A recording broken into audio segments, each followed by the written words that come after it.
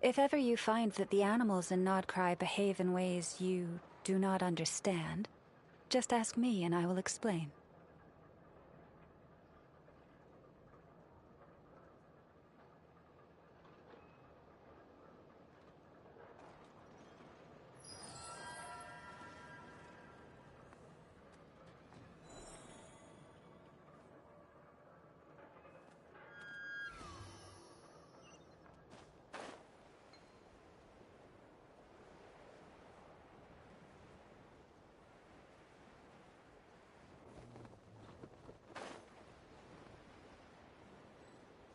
Wow!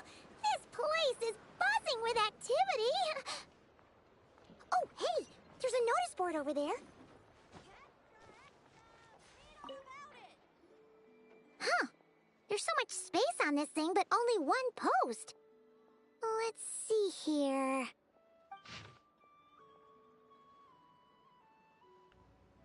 Someone's request for help. Dear friend, should you read this request for aid, please head to the Clink Clank Krumkake craft shop as soon as you can.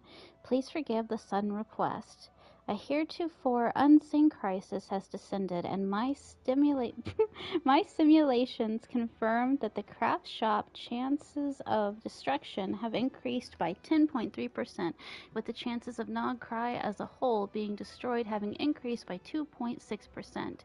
These developments are what have prompted the request. The situation is urgent, and I have decided to face this crisis down alone first. The chance that I will not return is 83%, which is why I have left this here. Once again, please head to the Clink Clank craft shop as soon as you can. Thank you very much, Inefa. Wait, Inefa needs help?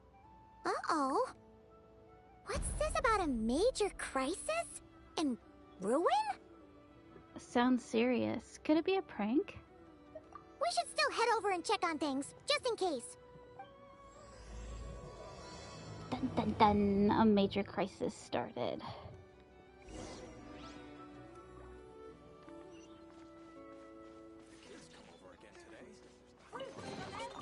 Perhaps this treasure has been waiting for you all along. You won't find anywhere else. Come, try some.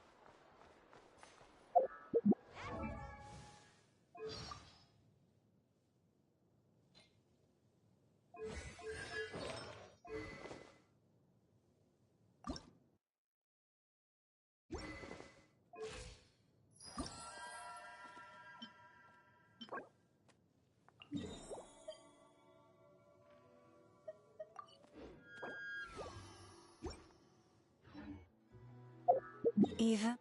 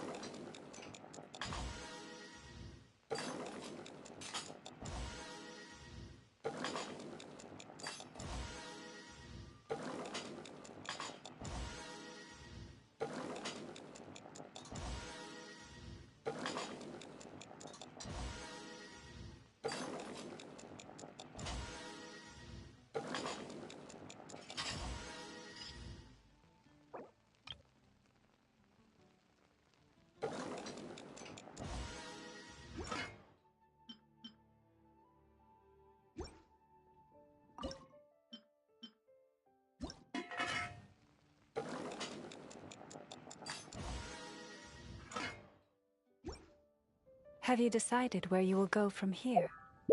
If not, why not find a patch of salt?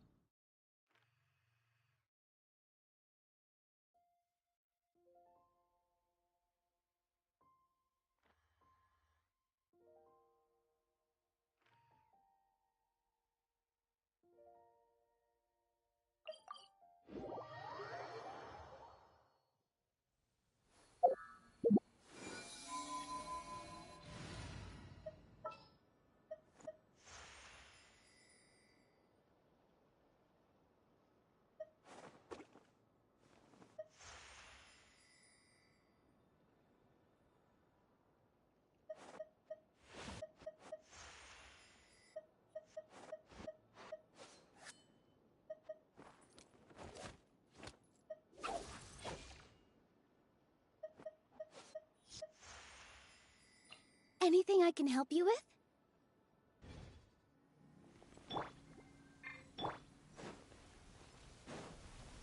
Not now.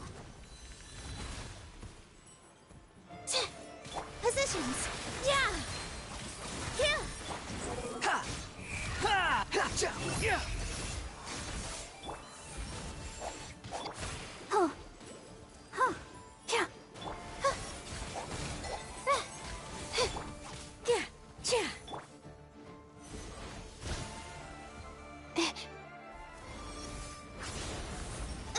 No, no, no. La, la, la, la, la. Let the show begin. Yeah, yeah. Ah! Don't be scared. Yeah. Yeah. The night is cold. Yeah. Yeah, yeah.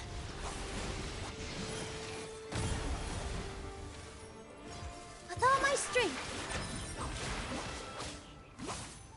Not now. The wind rises. Ka!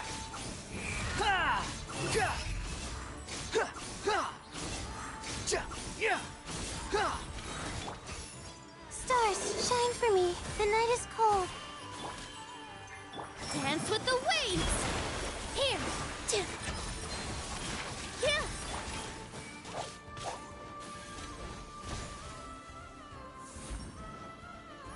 I'll protect us.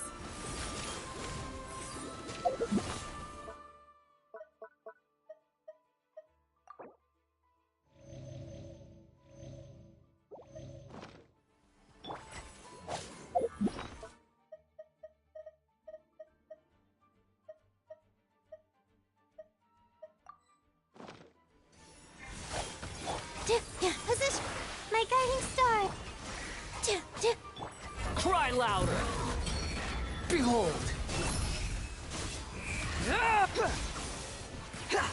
Nothing worth mentioning. Don't be scared. Huh. Huh.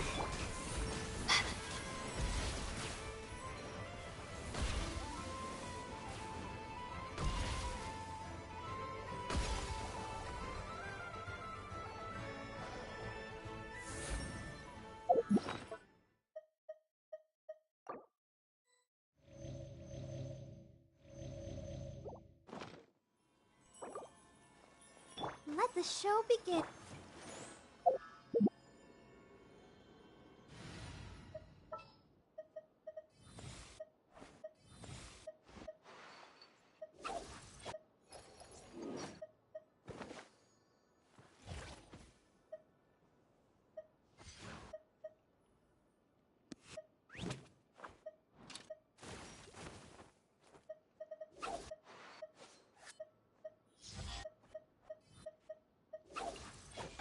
What'd they do this time?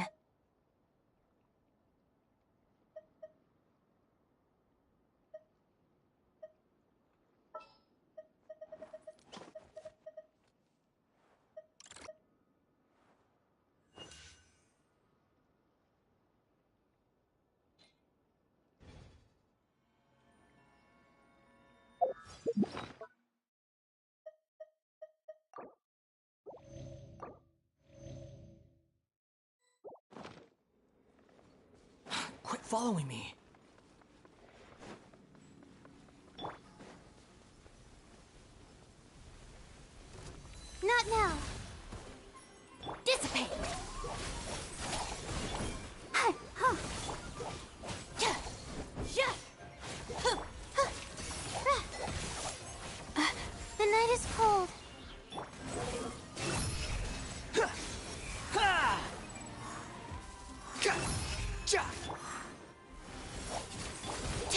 Stand with me. Stars, shine for me. Not now. Hi? Squall and Fury. Ha! Come on, we can do it. Let's dance.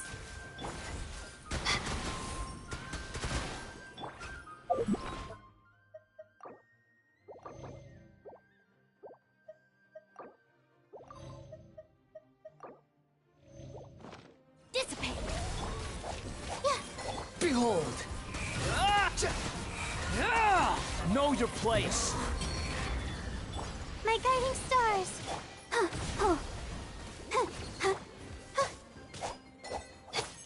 The wind rises. Don't be scared. Lightning, purify! Our bond. The night is cold. Behold!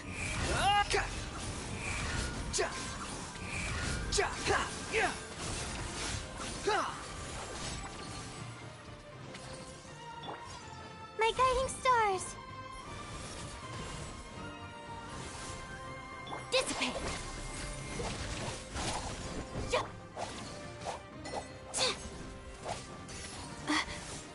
Not now.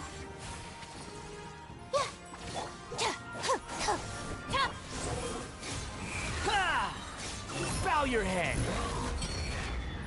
Cold. Mine to command. The night is cold. Top right there.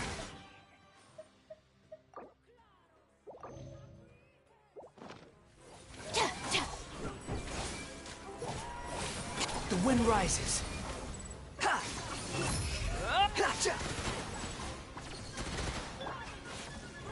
Not now.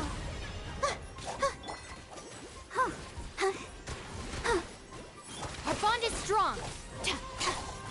Behold! The night is cold. Don't be scared.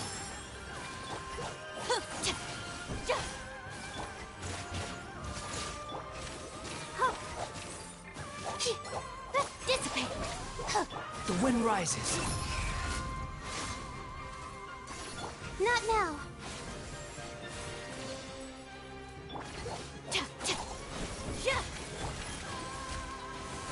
Out of my way. La la la la. My guiding stars. Squall and Fury. You dare to gaze upon me? Cold. Mine to command. Not now. Stand with me.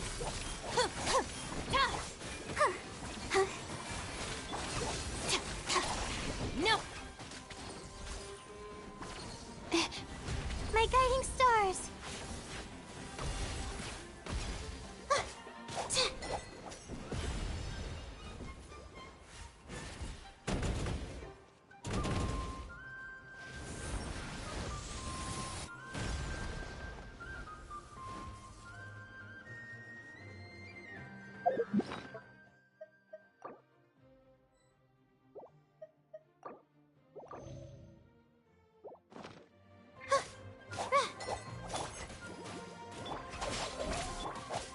Not now. Behold!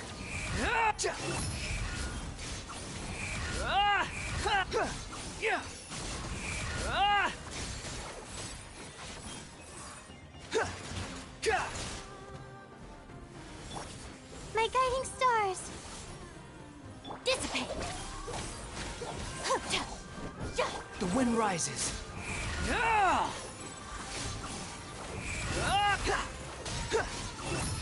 I'll protect us. Stars, shine for me.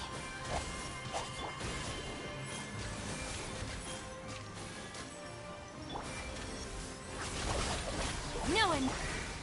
Hi?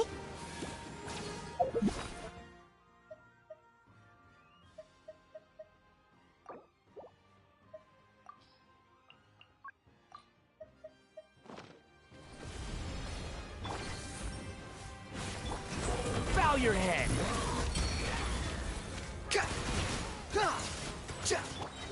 I'll settle this. Our bond is strong. Let's dance.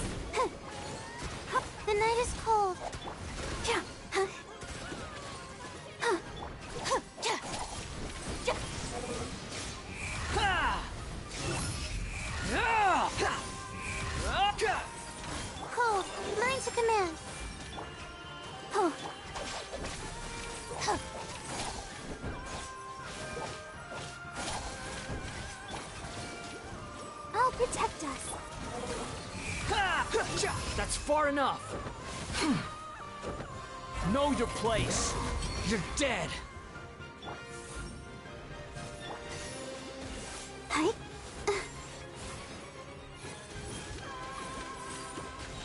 Ready, steady, go! Don't be scared. Not now. Dissipate! Squall and Fury! Ah! Ah!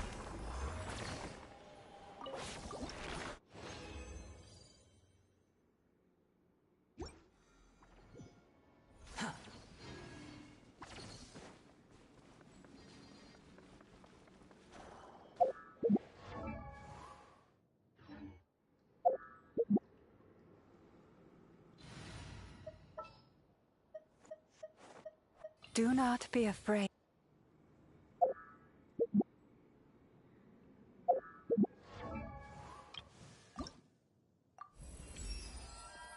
But if our goal in all of this is to find the truth,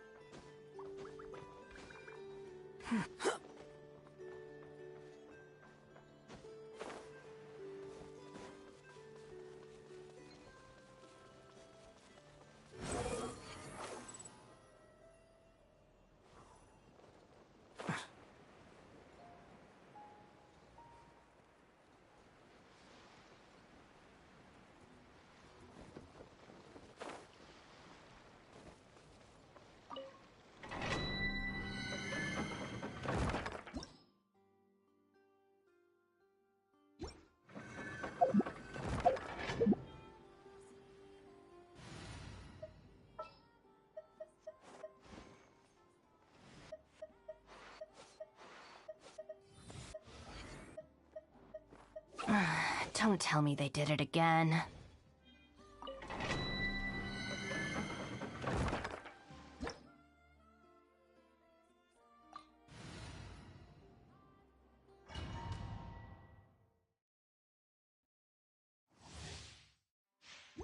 Quit following me. Let's dance. My guiding stars. Huh. Stand with me!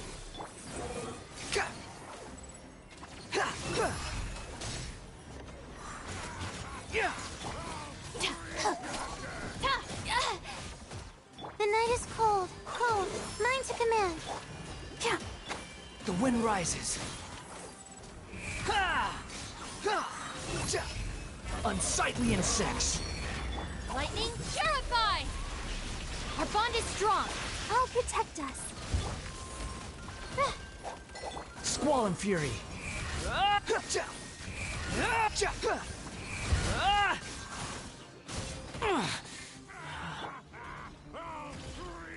Not now. Huh. Huh. Huh. Dissipate. Behold! Yeah! Stars, shine for me. Huh. Oh, hi. Huh. Hi. Let's dance. Our bond is strong. Huh. Wretched vermin!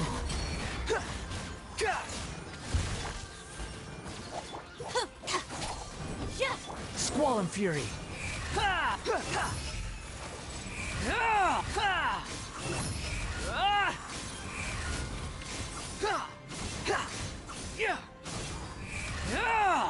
My guiding stars. Cold. Mine to command. Behold! Bow your head!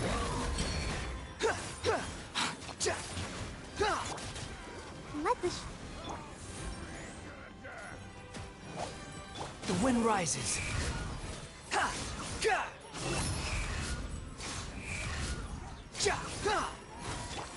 Don't be scared. Not now.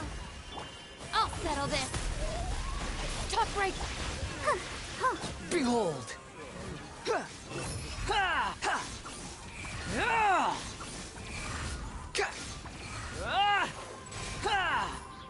My guiding stars.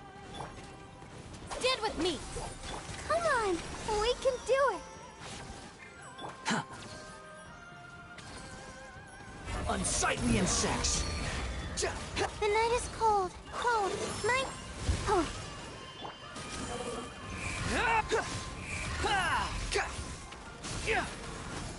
I'll protect us. Not now. Huh.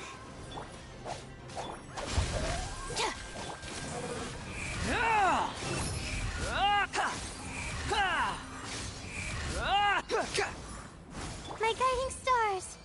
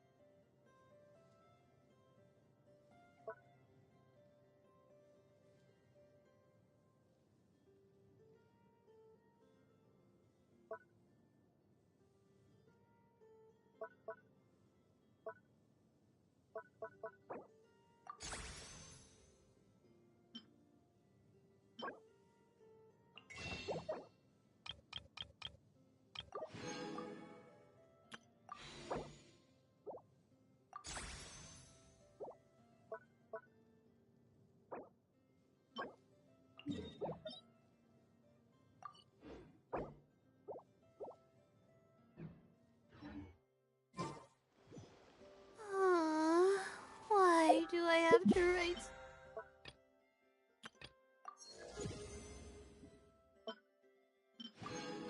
so many papers?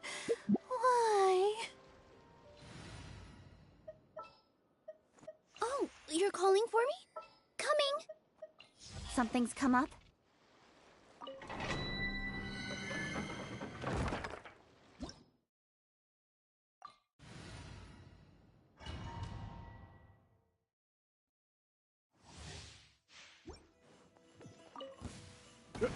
Not now. Huh. Yeah. Let the show begin. Yeah. Squall and fury! Ha!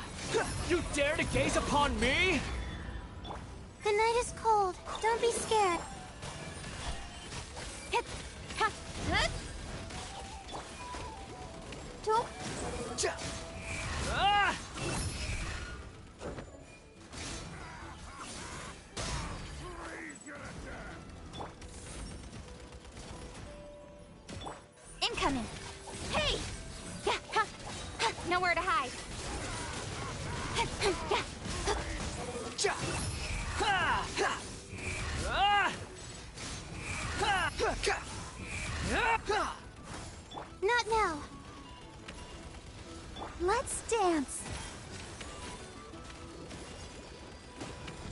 Has everyone stopped singing? That's against the rules. My guiding stars. Ha! Bow your head.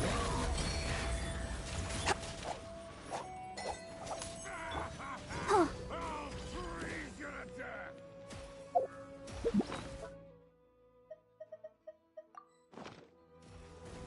I feel a little weak.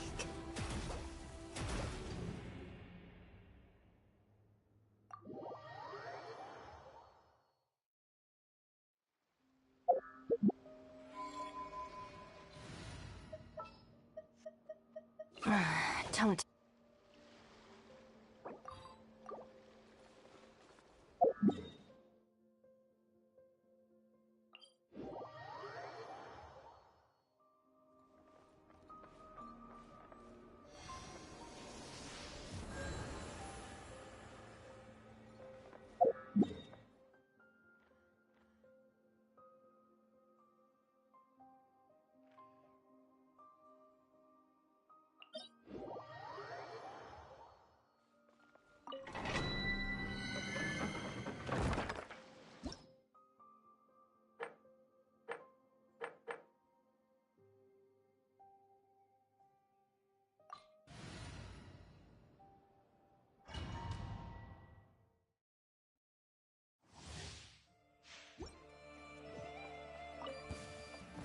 The wind rises.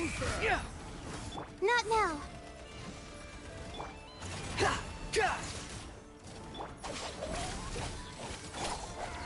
Don't be scared.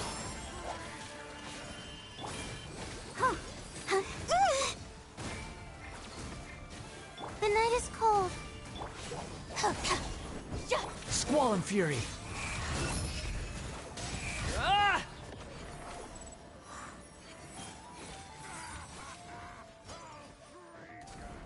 Not now. Our bond is strong. Behold.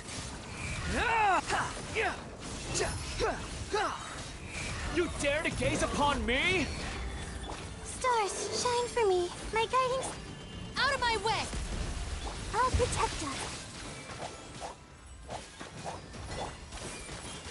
The wind rises.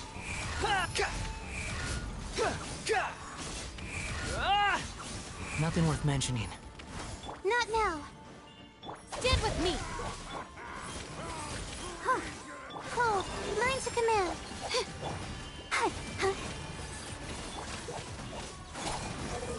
Everything was futile.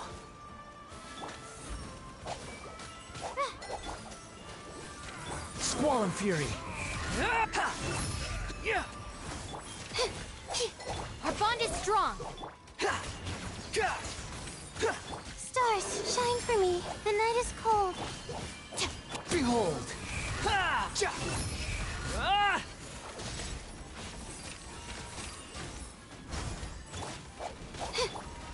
Hi. Dissipate. Squall and fury. Know your place. Cold. Lines to command. La la la la. Let's dip. Ink.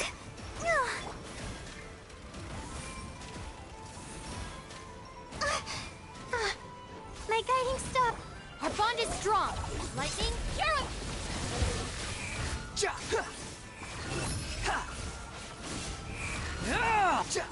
How amusing.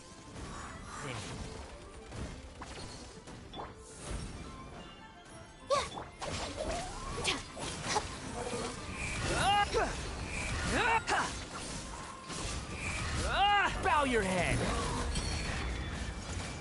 The night is cold. You're pretty sharp. I'll protect us.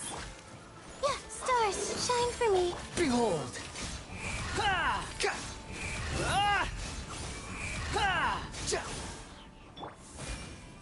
Stand with me.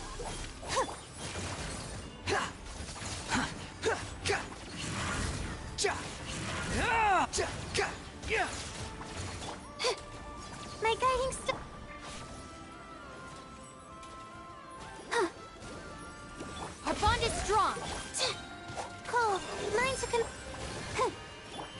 rises.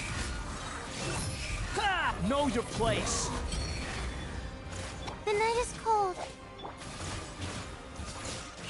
Ah! Ha! Ka!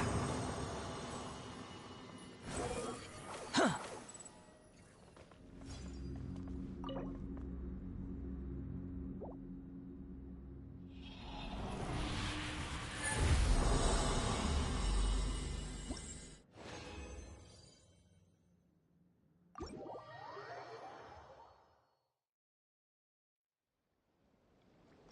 Stand with me! Out of my way!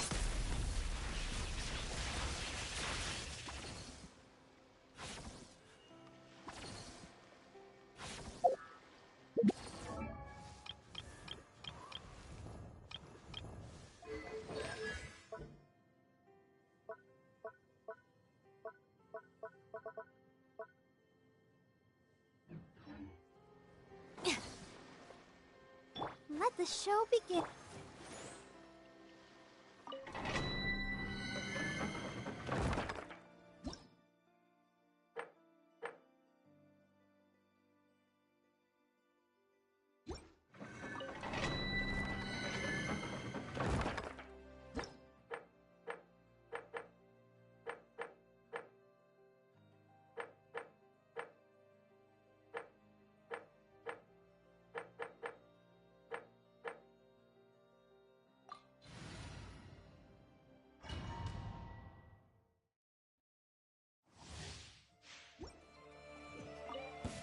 I'm gonna fix your skull! Behold!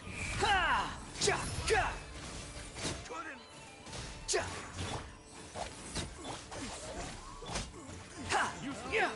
Here comes another one. Stars, shine for me. Yeah! Ka! Ah! Ha!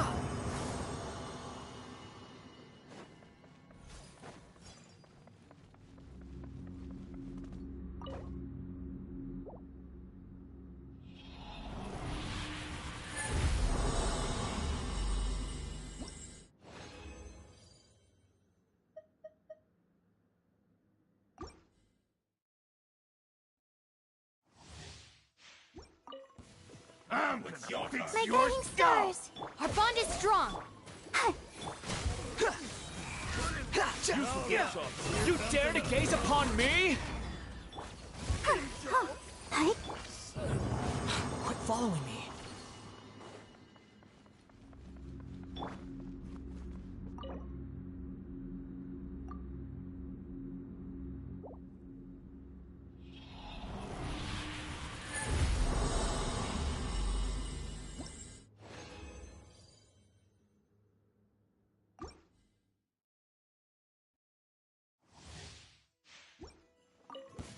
I'm gonna The fix night your is cold. skull! Cold.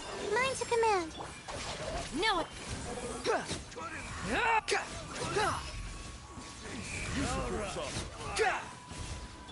I'll settle this! Ah!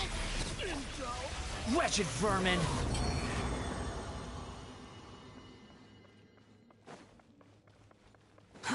Too slow.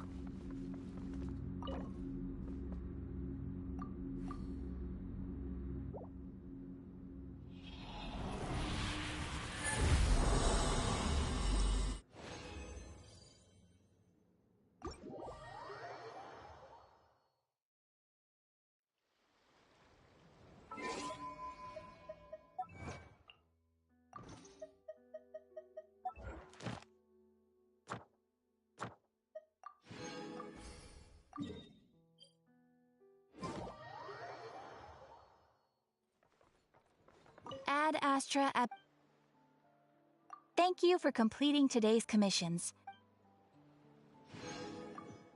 Ad Astra Abyssosk.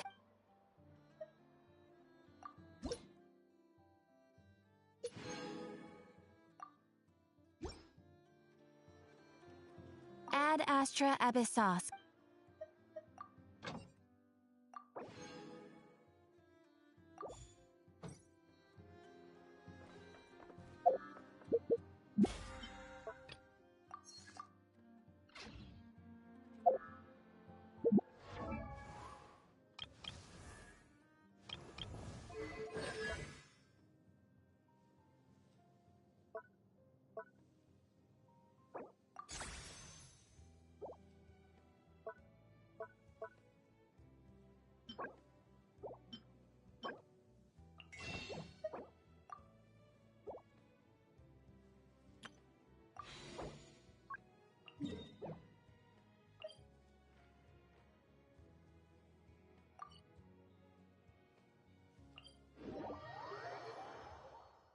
You want to use my hat as an umbrella?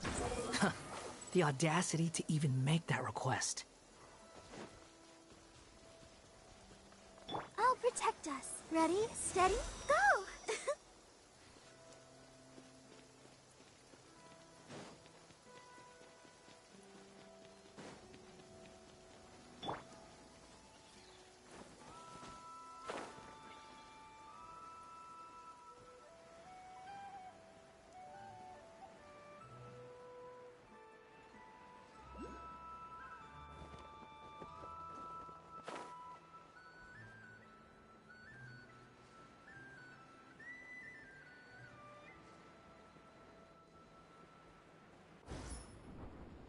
I'll make My short guiding work of you. stars!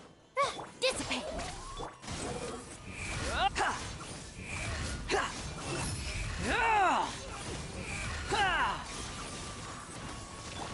The night is cold. Don't be scared.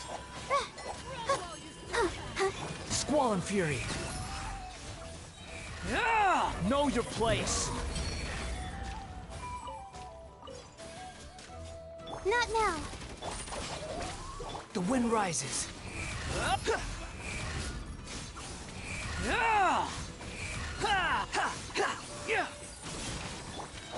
Cold.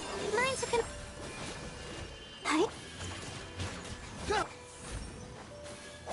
Squall and Fury! Lightning terrified! Behold!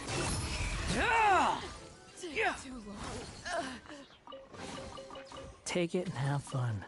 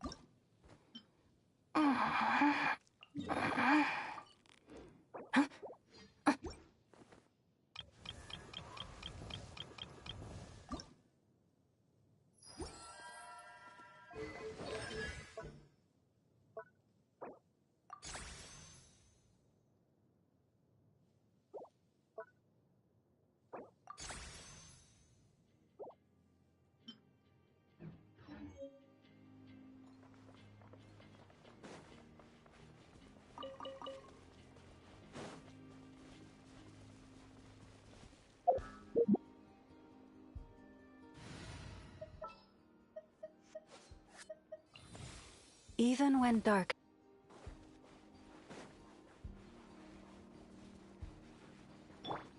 We got ourselves a straggler. Forest, protect us. Squall and Fury! Bow your head! Let the show begin. Branch into song. Behold! Ha! Ja! Ga! Don't be scared. Oh.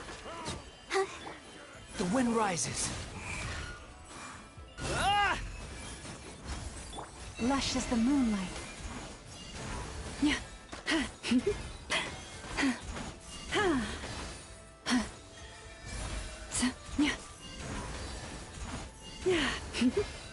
I'll protect us. My guiding stars. By the frost moon of old.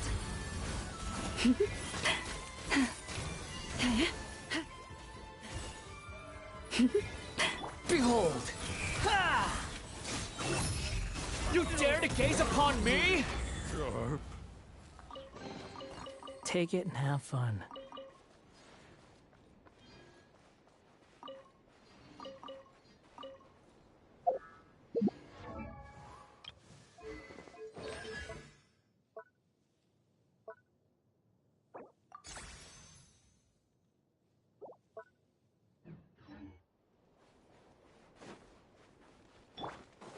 All right. The night is Here cold. comes another one.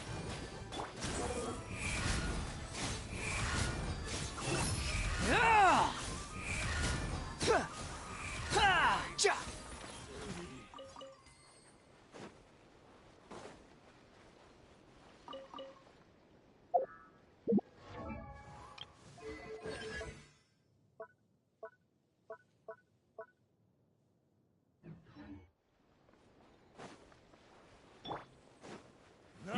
Cold, mine to command. Branch into song.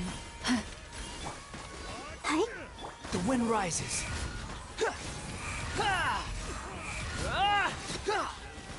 Cry louder. That's against the rule. The night is cold. Squall and fury.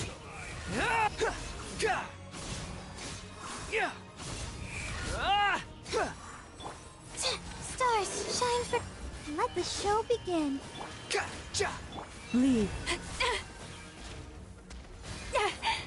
My guiding stars. La la la la la. With one heart, we pray.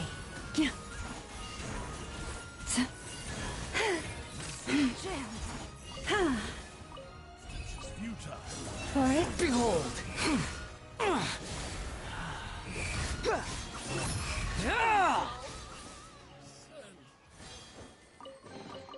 Take it and have fun. The wind rises.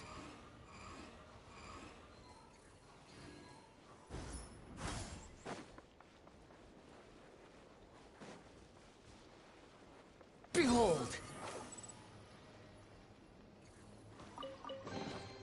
Take it and have fun. The light will never die! lush as the moonlight. Don't be scared. Wretched vermin! I stand against the long night and purge the darkness! A grave transgress. The wind rises.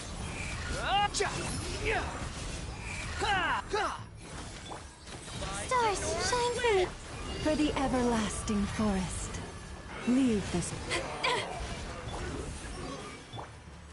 Hi. I'll protect Strike us. them down! I stand against the Cry long night louder! and purge the darkness! Squall and fury. Don't be scared. The North wins!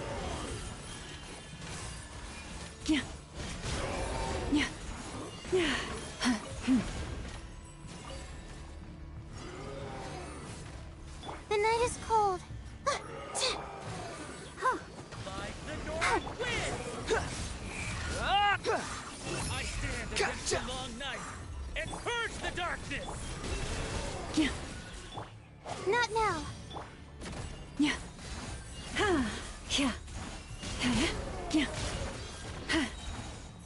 With one heart, we pray. The North wins! Behold!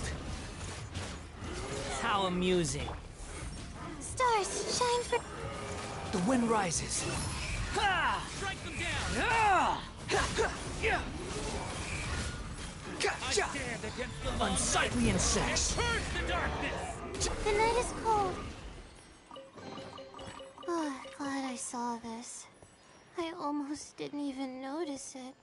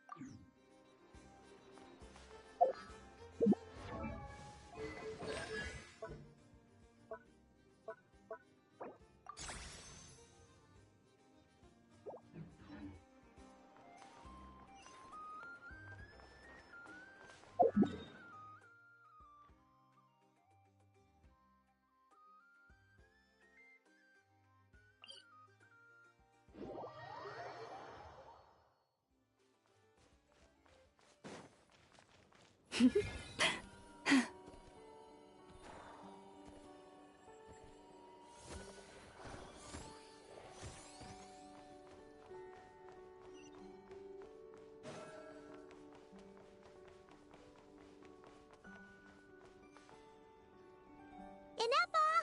We saw your notice and we're here to help! Hello? Anybody here? Huh. She's gone. Does that mean she really ran into trouble she couldn't handle? Ah, Paimon and the Traveler are the first to arrive. Sincere apologies. I am unable to come down and greet you at the present moment. I will have to converse from up here. Inepa! What the... Is this the major crisis? Is this a prank? Yeah, it does kind of seem like someone is having their fun. The logic of your conclusion is unsound. My calculations suggest trapping me here was a serious decision for Aino. Wait, so Aino's the one who did this? Before we hash this out, let's get an F down from there. Ah, good idea. Does this giant magnet have a switch or something? Request not feasible. Aino has locked down the control system. Analyzing further options. Conclusion. The priority level of certain rules must be lowered. This is just like the brave little toaster. Decision. I will temporarily override one of Aino's rules and inform you about the hidden control system. But first, I must be certain you will keep it a secret. Okay. Paimon didn't really understand any of that. But don't worry, you can trust us for sure. Sufficient grounds for override. Please proceed to the path to the side of the workshop and locate the robots scattered over there. Once you have located all the specific robots, you can unlock the control system. This is the back door Aino established for herself, as she often forgets the password. Okay, so we just need to collect all the bots. We've got this.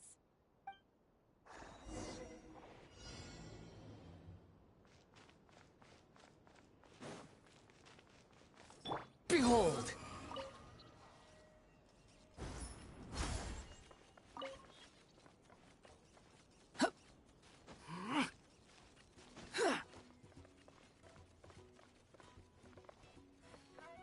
The wind rises.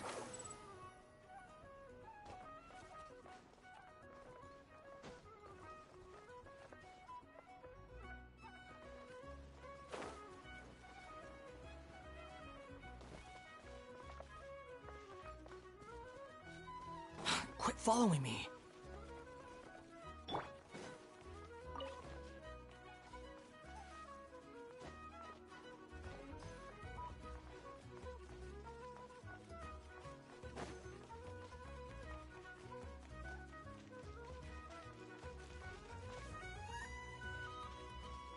Behold!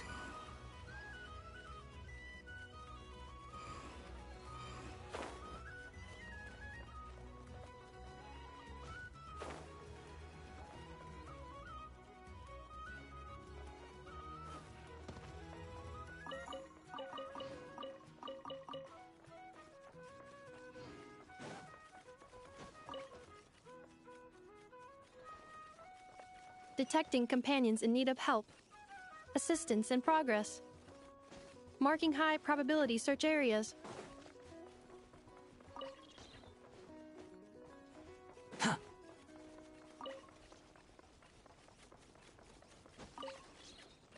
Quit following me.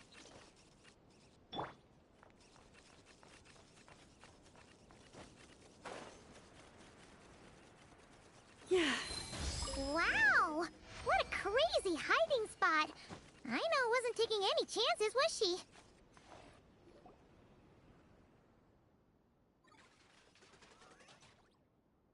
Zing Zap Mechanical Claw Backup Control System now online.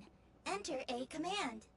Shut down the Zing Zap Mechanical Claw. Command confirmed. Shutting down Zing Zap Mechanical Claw number 1.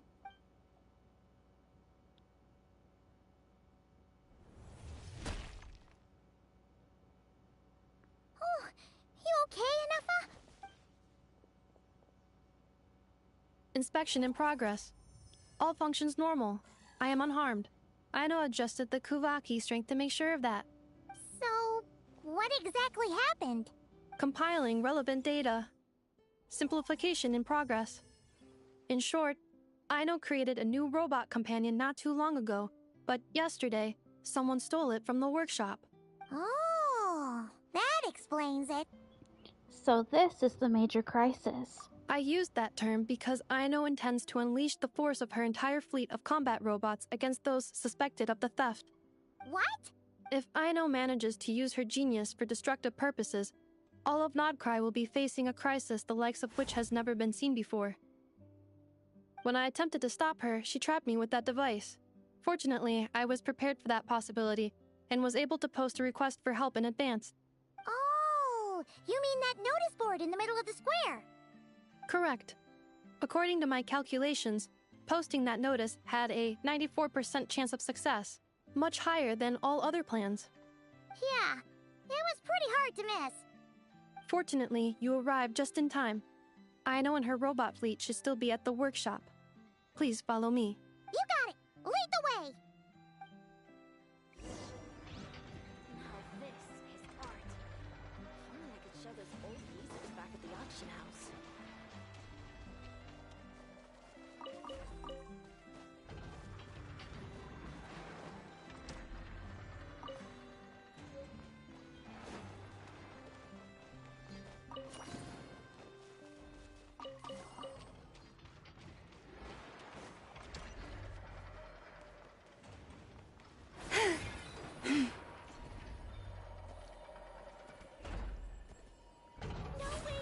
Surely that wouldn't be a human. If even your head's mechanical, then... Ready, steady, go!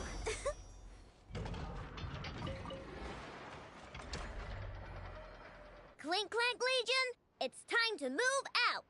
Move out. Our objective is simple. Track down the thief and save our comrade. Track down the thief. Save our comrade. Aino, you have to stop this. Enough, How did you get free? I thought the Kuvaki would be more than strong enough. You can't do this, Aino! Aha! So you had help.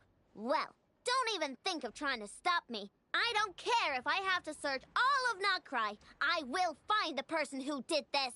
And I have to go now, or Clamclank's 70% suite will get dismantled and sold for parts. Clinklank Legion, move out! Move out. What do we do? It's not like we can resort to physical force. Aino's sugar intake has already exceeded normal levels this month, but given the present situation, are either of you carrying anything sweet with you? Why are we talking about dessert all of a sudden? Desserts are the only thing that can get Aino to calm down, and I have already used up the allotment I had prepared. Okay, what's with the staring? Paimon's not one to leave leftovers, you know.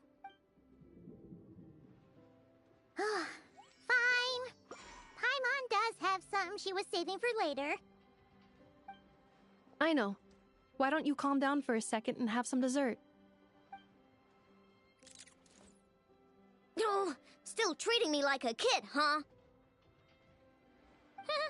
At least it worked.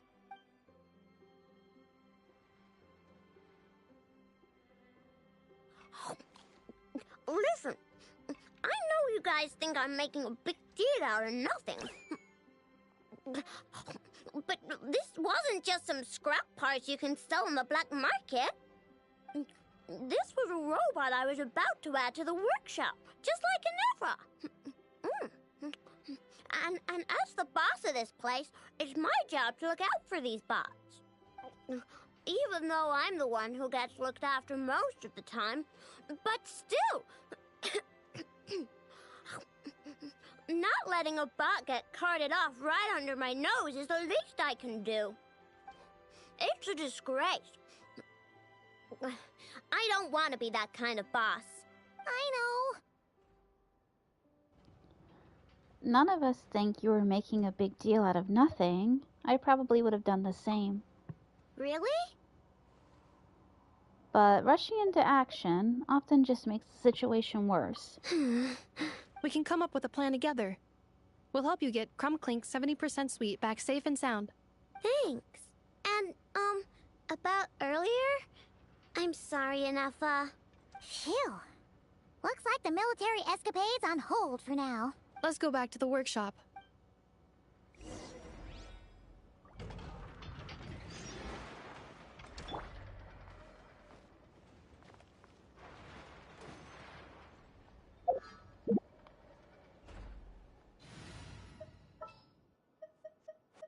Let's finish this, swiftly.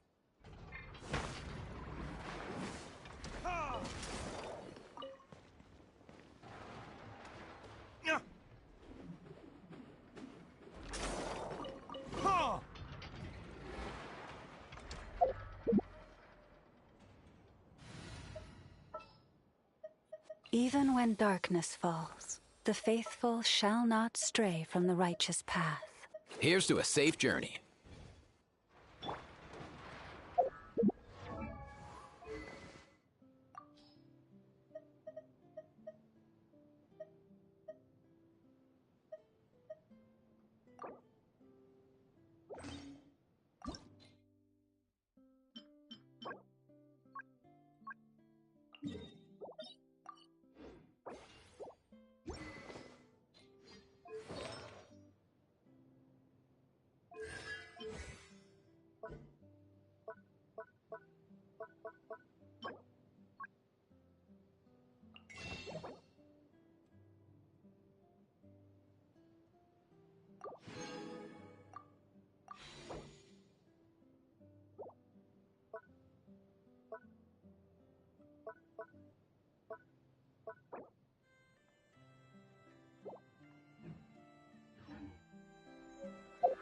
Huh?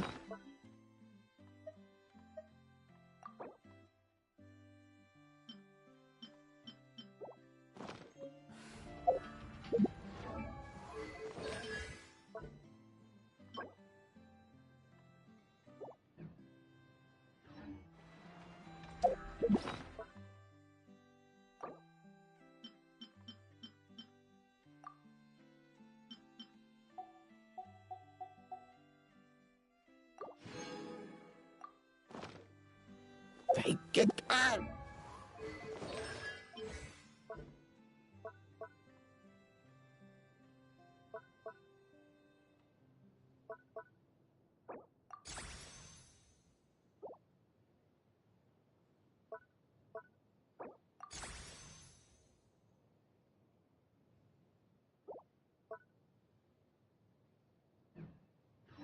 Cuckoo.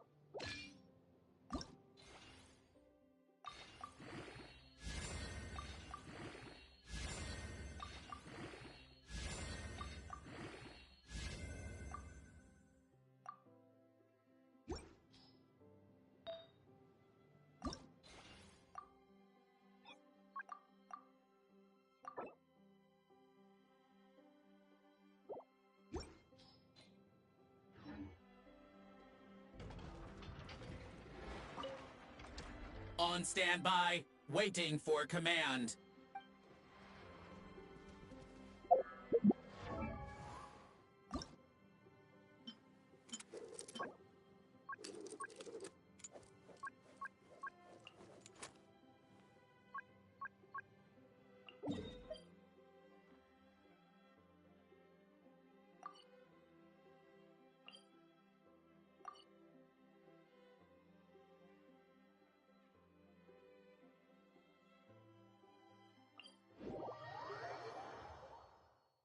Whenever I get to take a break, I always want a snack.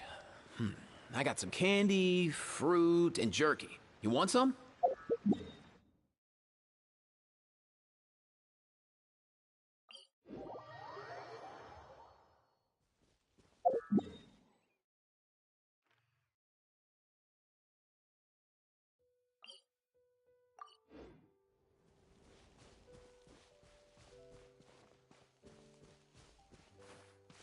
Let's go!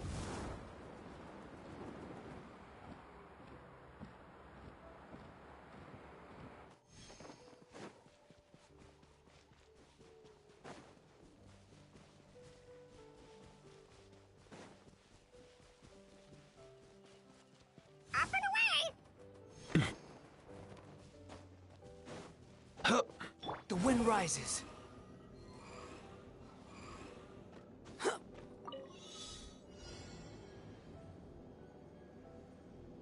Squall and fury. Surge forth.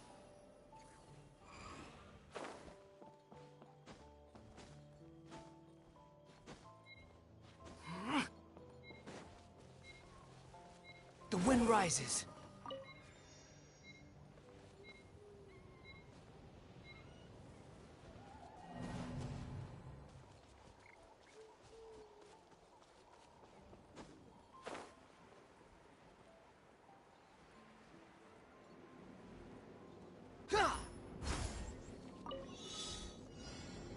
Behold!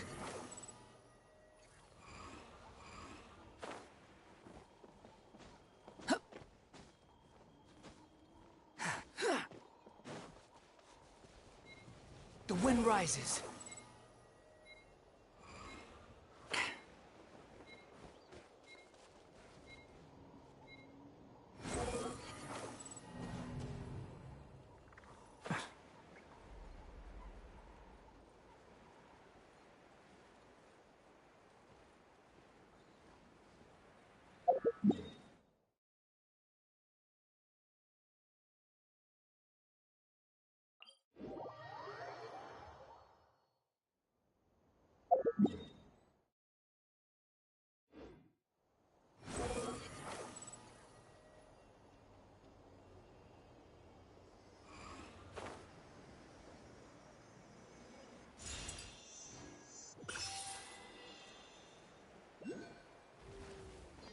Yeah. Mind the wind. Come on, show me your courage. Let the show begin. Branch into song. Stay your hand. Behold! Ha!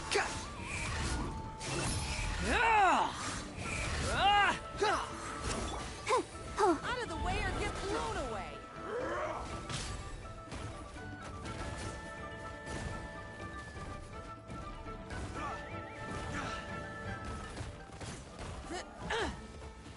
Out of the way or get blown away! You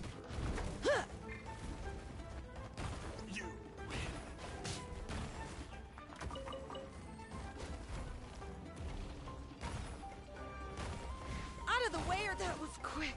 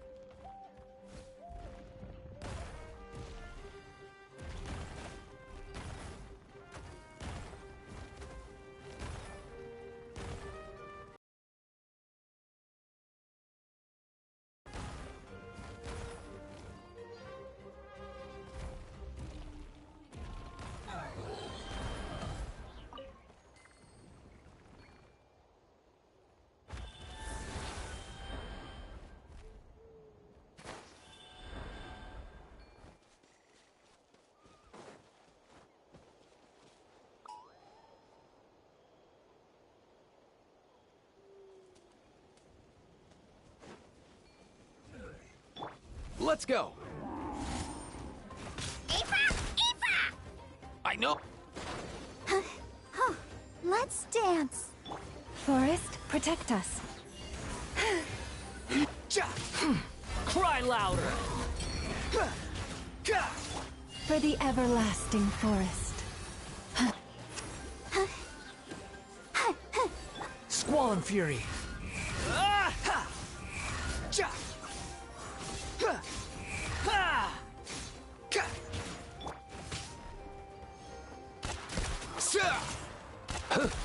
Here!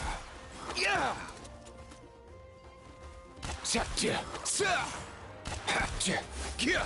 Come on, we can do it.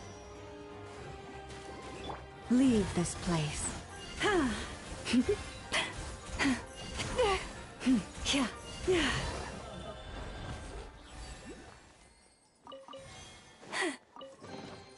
Perhaps this treasure has been waiting for you all along.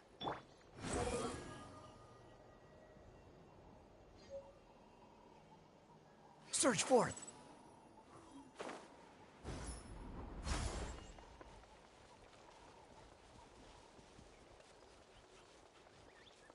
The wind rises.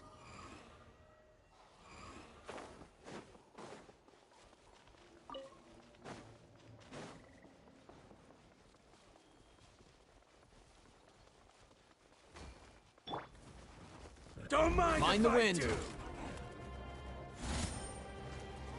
Oh dear! Oh dear! Come on, buddy. Oh no!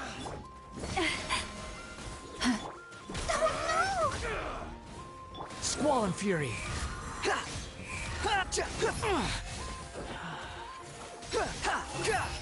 Upon the gale!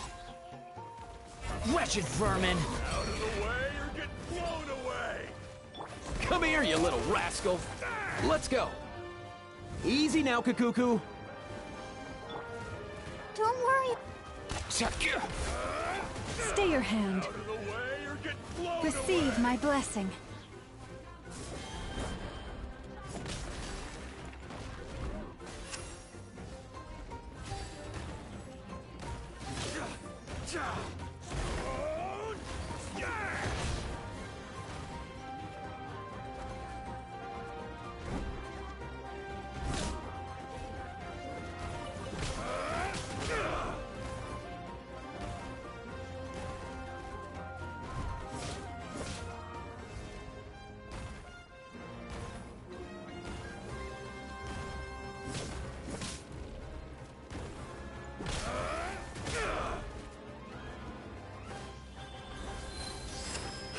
By the frost moon of old.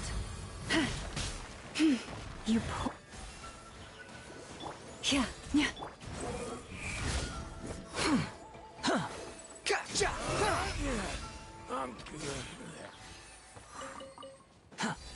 Leave. Don't mind it. Let's do this then. The wind rises, you're dead! Up and away!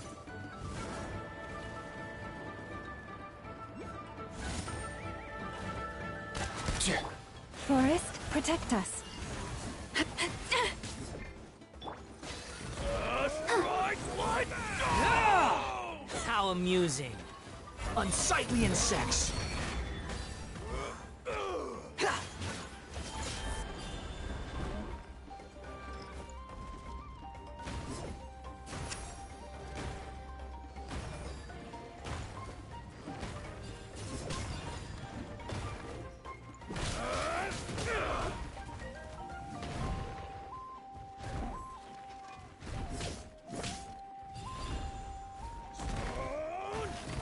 strike like stone!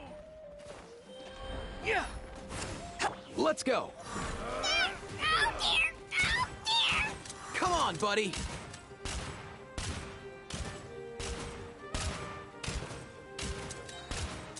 Mind your step.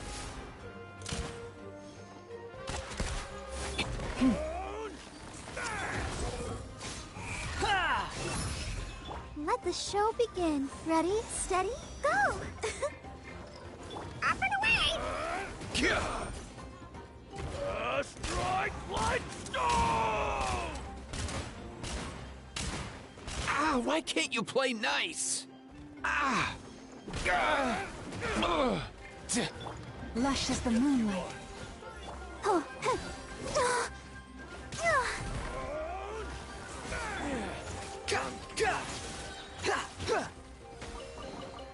Take it and have fun.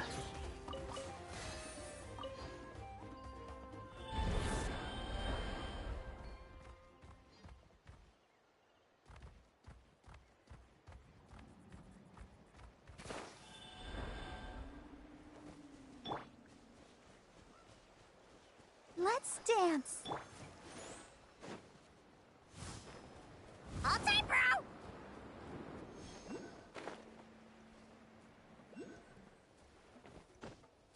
Yeah.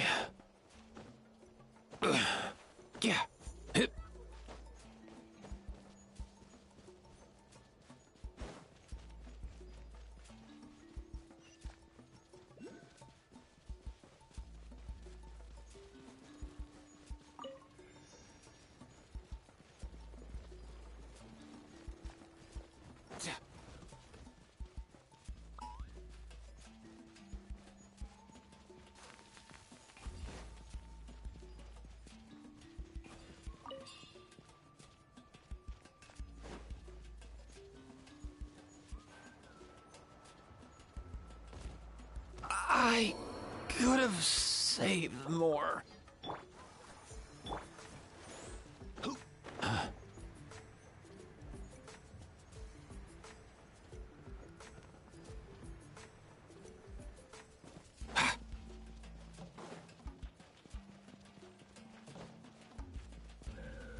Yeah. Behold!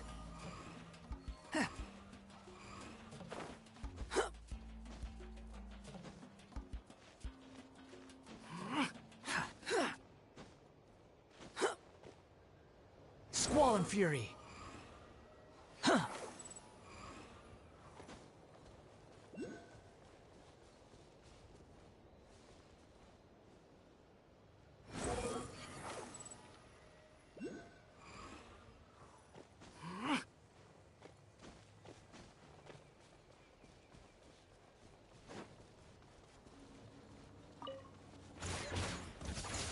Ja, ja.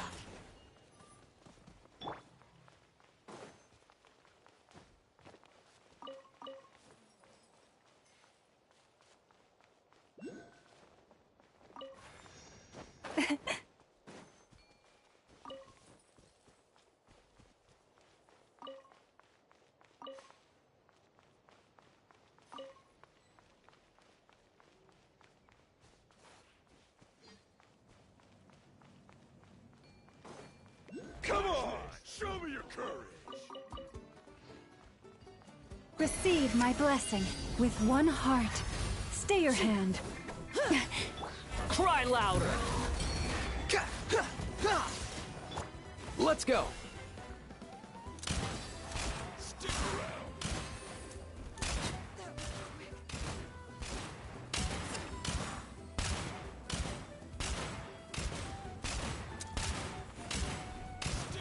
Ah, why can't you play nice?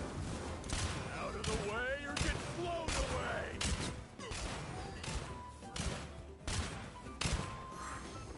One last try, come on! Let's dance. You poor Lush. The wind rises. Ja! Ja! Bow your head.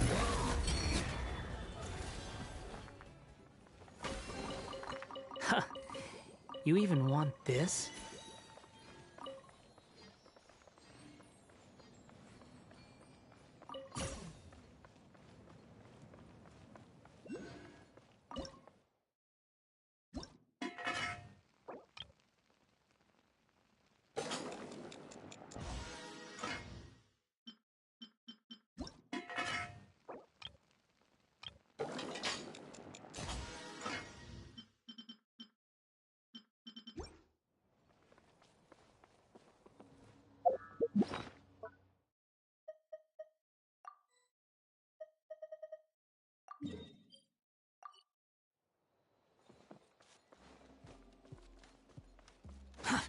too slow.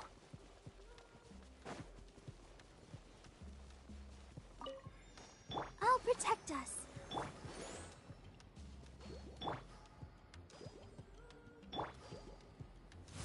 All time, bro!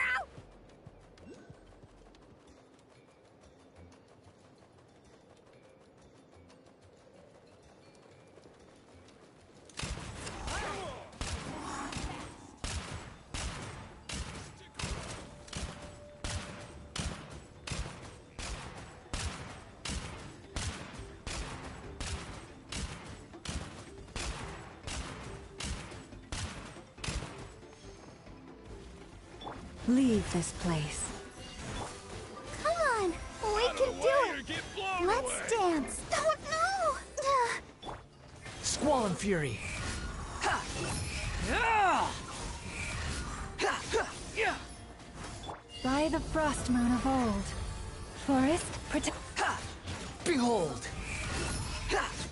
Ha! Yeah! Know your place. Ja! Ha! Huh. I'll protect us.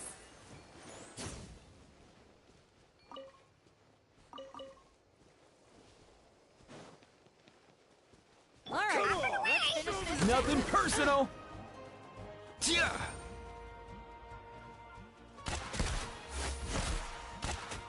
You poor lost lamb. Yeah. Squall and Fury. Ha!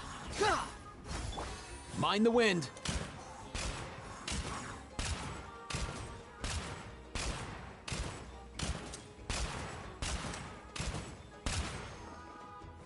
Huh, yeah. Out of the way or The get wind blown rises. away. Ah! Ah! Ah! Ha! You dare to gaze upon me? Leave this place. Ha! Yeah. Yeah. Yeah. Ha. Ha.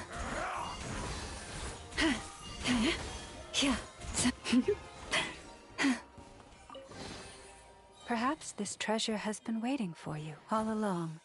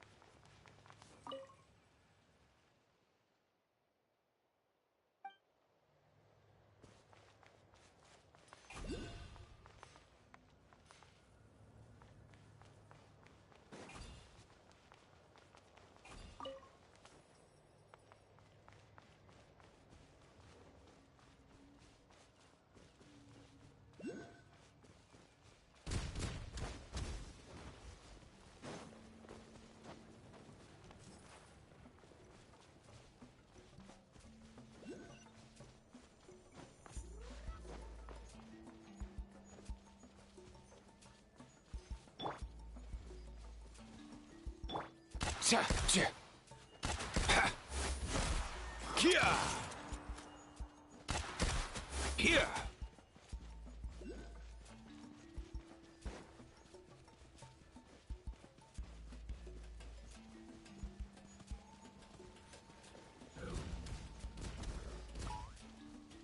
Let's go.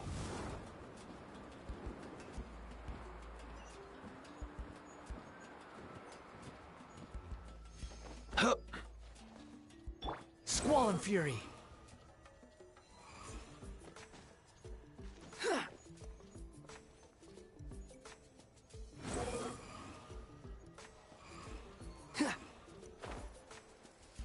Oh, come on! Show me your courage! The wind rises. How amusing. Yeah. With one heart, we pray. You poor... I can't stop mouthing. Squall and Fury. That's far enough. Ready, steady, go! Come here, you little rascal. Ah, no way, bro. Let's stick. Behold!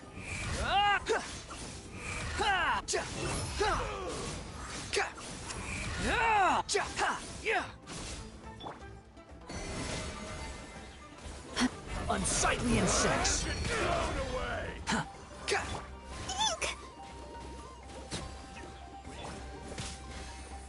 I could have saved more. Squall and Fury!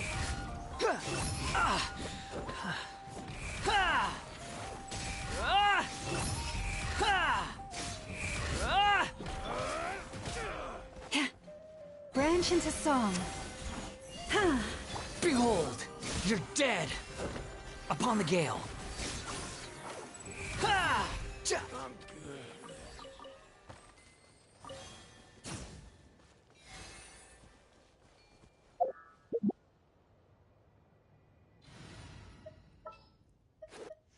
Where are we dancing today? Can't sleep? Let's go for a walk.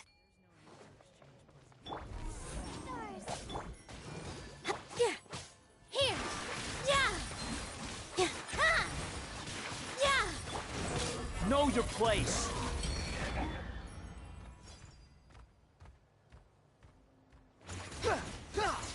How amusing. Squall and Fury. Not now. Cole, mine to command.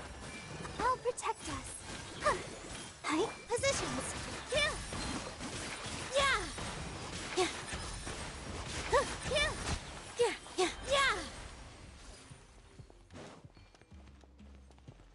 My guiding stars. All eyes on me. Yeah. The wind rises.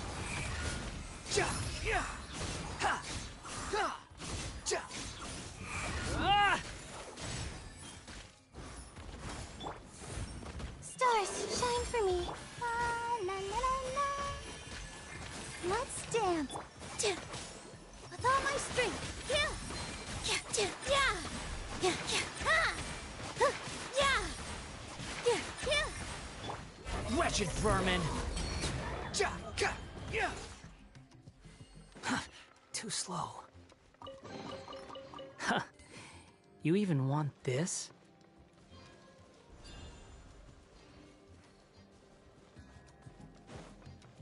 Quit following me.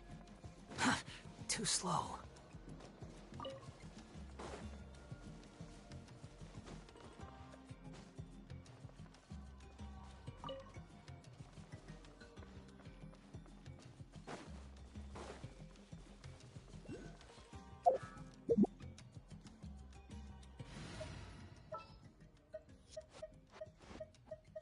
Follow me, and...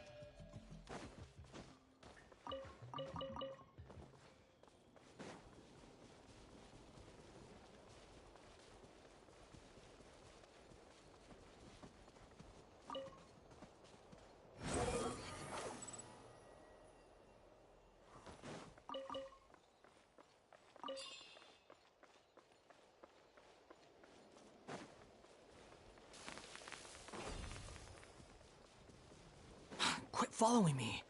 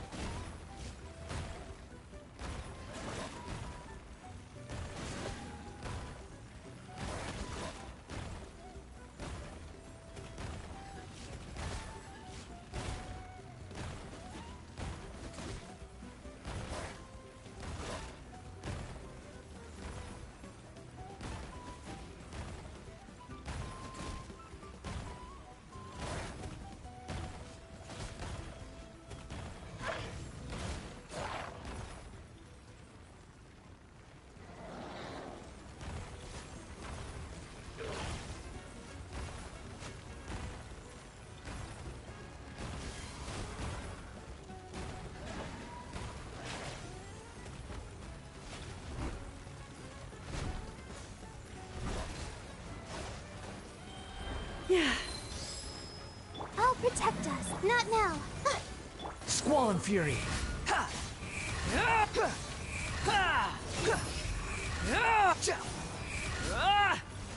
By the frost moon of old.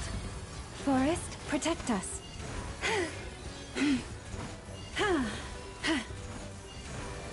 The night is cold. Don't be scared. Huh. Hike? The wind rises.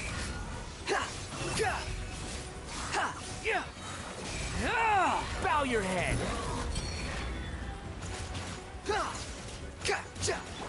Leave this place.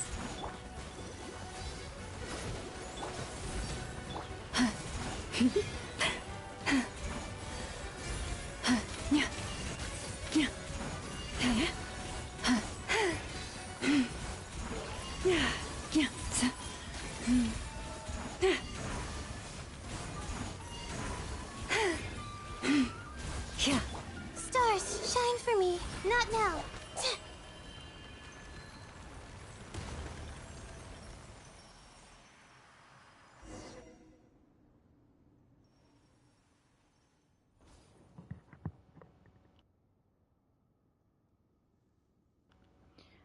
Wow, here I thought to come over and check on the frightening noises I'd heard. Telling myself, come on, T2, it's probably nothing, but this is quite something indeed. Rar! There's even a little tippy-tappy here. Was it you who brought these Outlanders here then? And was it you who brought this shadow pin down? Should we not have done that? Paimon did it. I was just walking over here.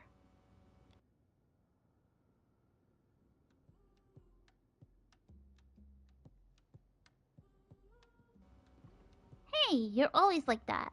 Paimon will get mad if you don't cut it out. Relax. If anything, this is a huge relief. So, your name's Paimon then. In that case, how about this good lady over here? Call me Traveler. Rar! And this is Tippy Tappy. And T2 is my name, a teller of tales for our tribe. I'm also responsible for caring for the stone pillars in this valley. And of course, the shadow pin you've plunged into the earth is one of 3 little pins, and its care is within our jurisdiction. Jurisdiction? Uh-oh, looks like we're gonna have to compensate the locals for dropping that stone pillar. Paimon wouldn't have used her real names if she'd known sooner. Compensate? T2 had a flash of inspiration. Perhaps he might use this to coerce these people into helping him achieve his goals. That's how I'd slot a bit like this into the plot anyway. Sorry, got a bit carried away thinking about stories there. Telling tales is my responsibility here in the tribe, and after so many years, it's time for me to come up with some originals. And of course, something just had to go wrong with the shadow pin, just as I was a few days into musing, because why would it ever rain when it could pour? Anyway, I'm not gonna blackmail you. I mean, I wouldn't have spoken my thoughts aloud if that was the case, right? Look, we exchanged names, but we haven't come to blows, so that makes us friends, yes? In that case, could you listen to a friend's request? Sure, as long as it doesn't involve compensation. No, surely not. How should I put this? When you passed through the valley, did you see some sort of giant block of solid phlogiston with golden patterns carved into it? It's in the center of this place. How can you miss it? That rings a bell. Nope, don't recall anything like that. This whole business I'm talking about has to do with that huge stone pillar. We call it the shadow pin, and we've had problems with it recently. To be honest, I'd all but given up before meeting you. I had the line already. The shadow pins could not be saved, dooming the tribe to calamitous destruction. It didn't sound too bad. Wait, it's just a stone pillar. How could it destroy the tribe? Also, what's so special about these shadow pins anyway? And the one we dropped? It was a lesser pin, but it seemed pretty big to Paimon, so why is it called that? Since you're both Outlanders, I suppose a more detailed explanation is in order. This is related to a legend handed down through our tribes. The story says that the Wyob hung the pins here to seal the shadow of the Volcano Lord. But that which is sealed beneath them is, in truth, the abyss. That's how most tales in Natlan are. They're embellished narratives held up as warnings, and all their rhetoric is a kind of metaphor. Wait, so you mean the abyss is actually sealed below here? That's right. And recently, 2 out of the 3 little shadow pins have floated upward. Perhaps if the third floats too, all the evil beneath the earth will come surging up like a tide. So to be honest, it's an unexpected boon that you've managed to push one back in, so no compensation required. If anything, I was hoping to ask if you'd mind pushing the other ones back in as well. What do you think? Where the abyss is involved, we can't stand idle. Perhaps I could lend a hand. Roar! Even you're up for it, Tippy Tappy. Well, alright then. Ah, like a flame that appears in the darkness, so too heroes rise up in times of great peril. Human possibility shines through the glory at moments such as this. You know what? This could make for a great story, too. Indeed, SlyKitsune, you've got some traits that even those story heroes don't have. I'm looking forward to this, I must say. Let's go then, dear heroes. Let's go and check on that floating pin.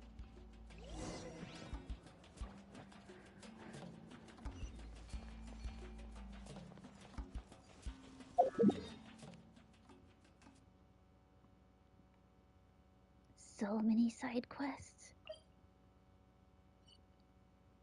Wait, where did it go?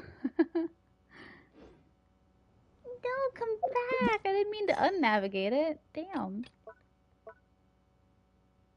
Oh my god, I'm on so many different things. Where are you? Yeah, I can't get over there. I'll just have to walk.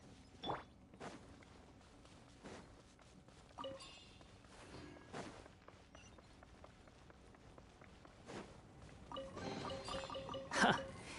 You even want this?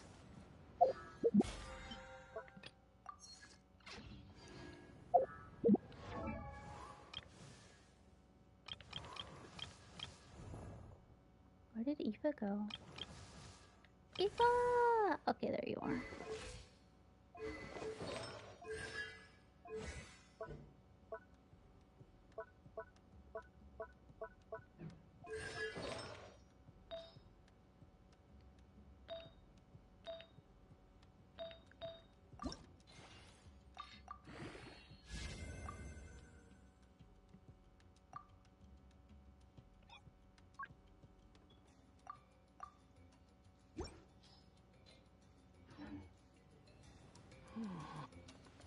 Come on, we can do it.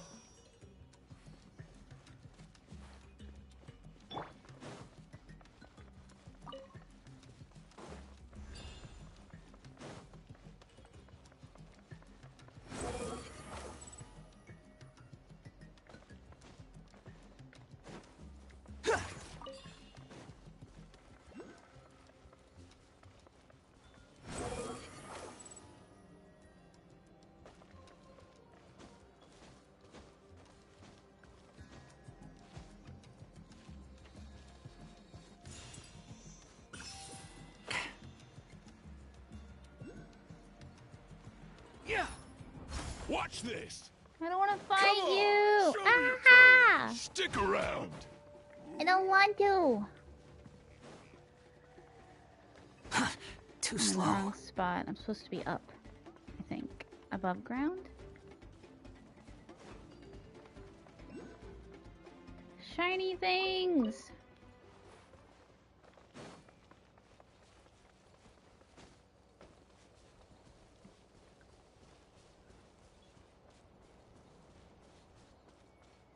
Squall and Fury.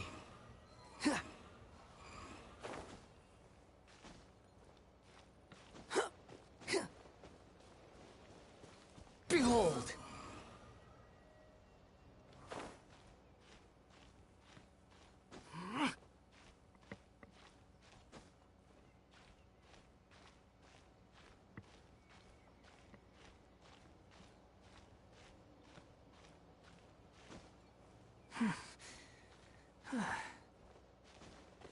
Squall and Fury.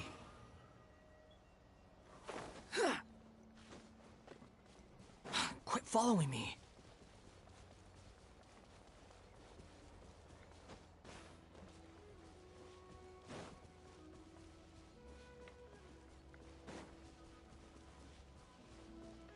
Behold!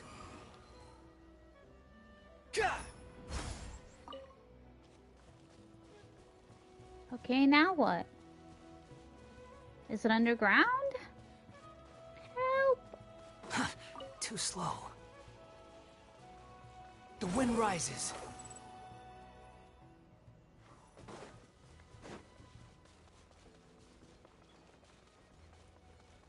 Squall and fury.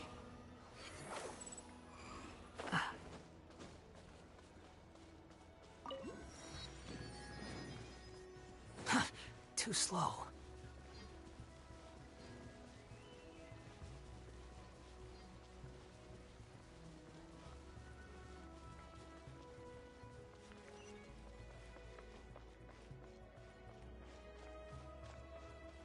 Surge forth.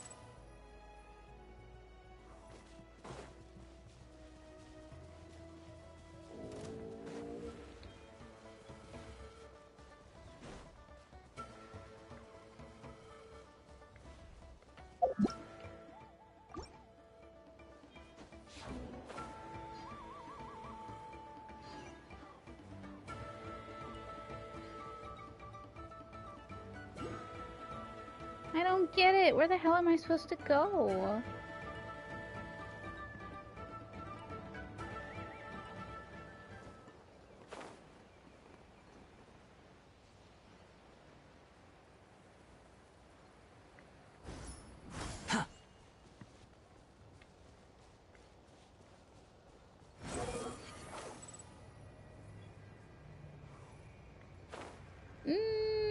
We're gonna go back to the main story quest, because, I'm confused.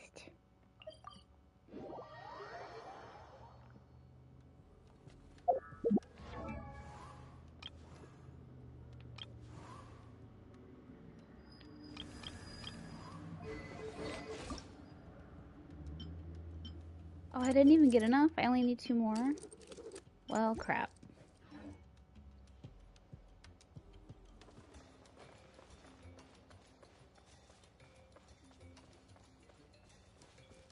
Oh, there it is.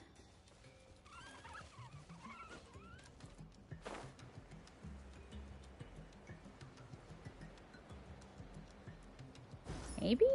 I don't know. Too slow. Quit following me.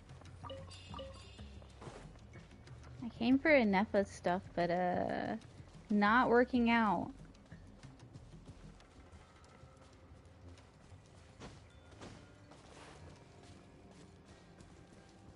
Behold!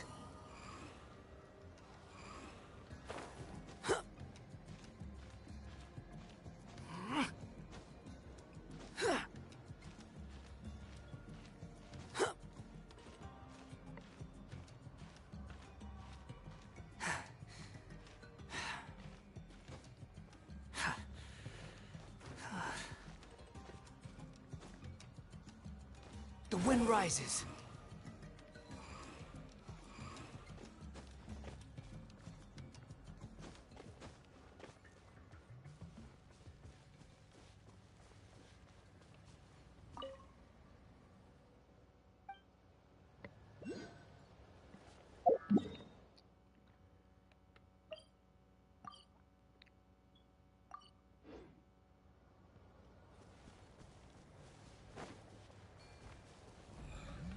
Leave me alone!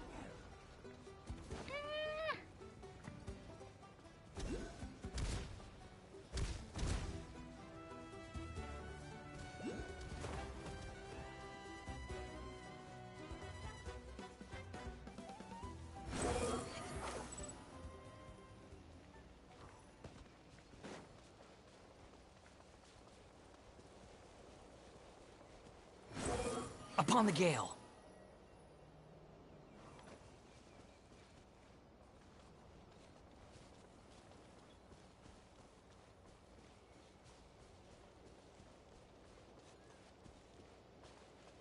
Squall and fury.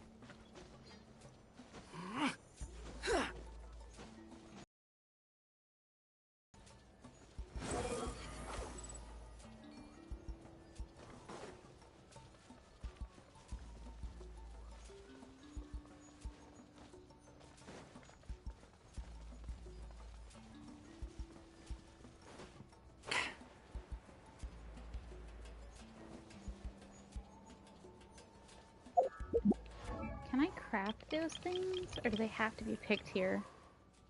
Because I would love to not have to do this. And Neva, where did you go?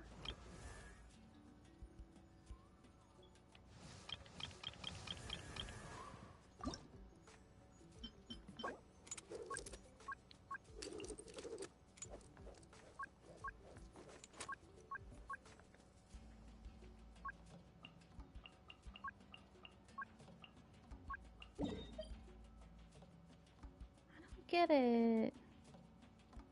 Level specially display character?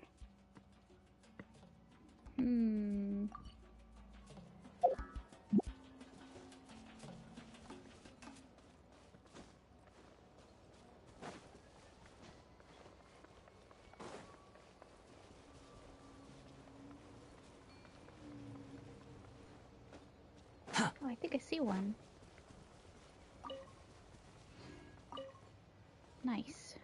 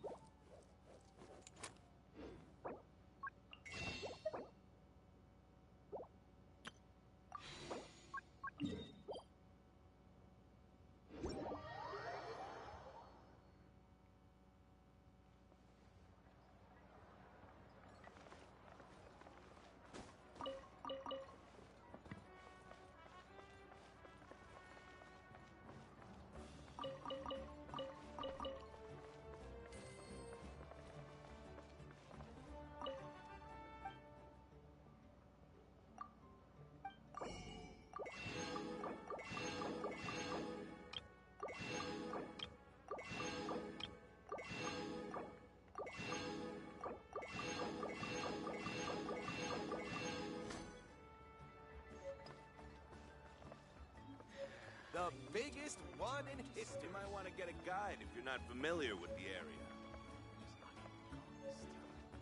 Shh! Don't interfere with the mixing process.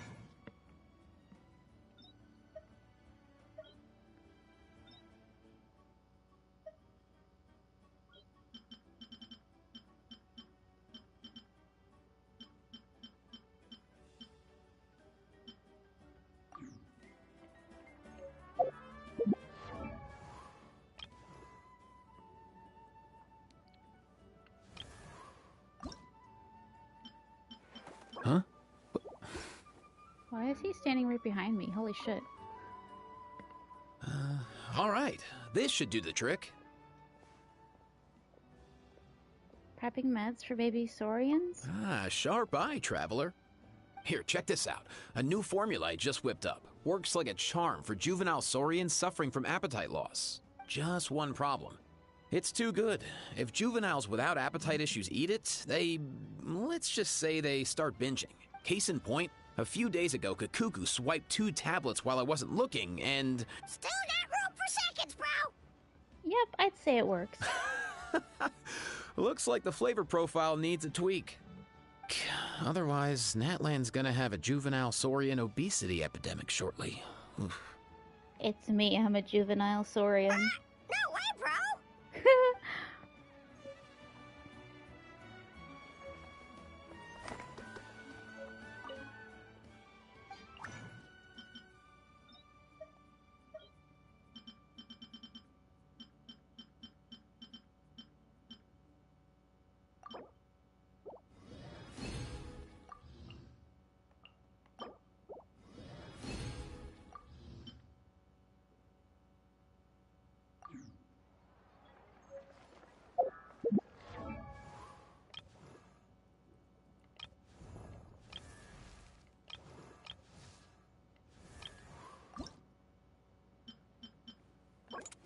Really?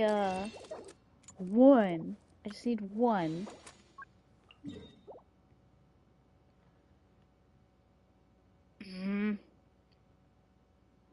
Why does it have to always be one that's blacked out? Alright, let's go over here.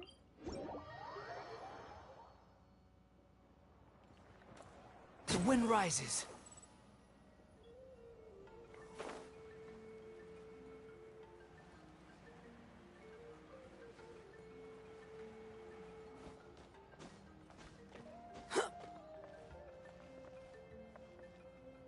Squall and fury.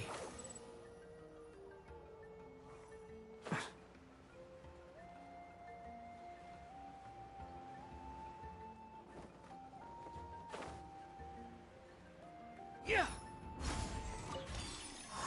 The wind rises.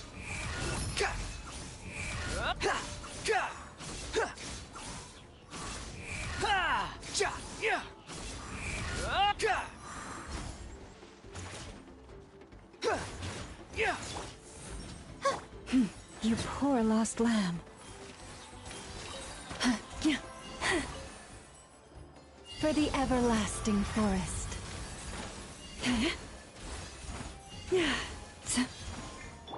Cry louder! Lush as the moonlight.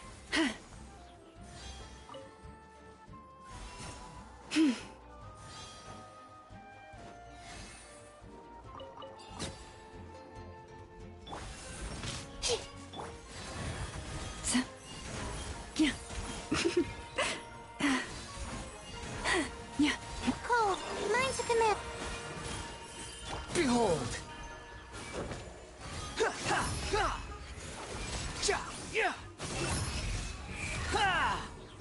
Forest, protect us. Let's dance, my guiding stars. The wind rises. You dare to gaze upon me? Leave this place. Don't be scared. Not now. By the frost moon of old.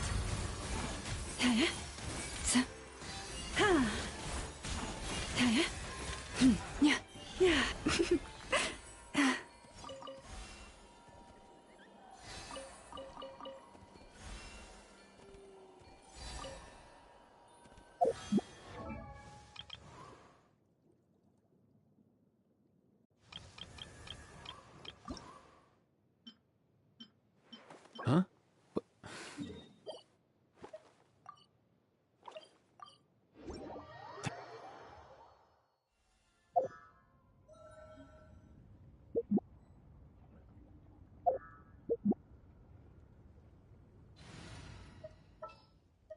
Where are we dancing today?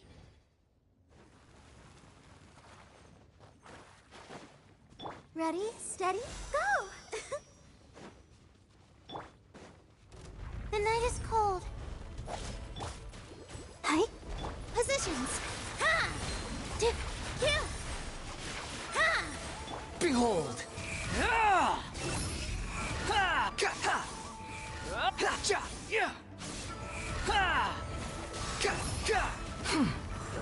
Search forth.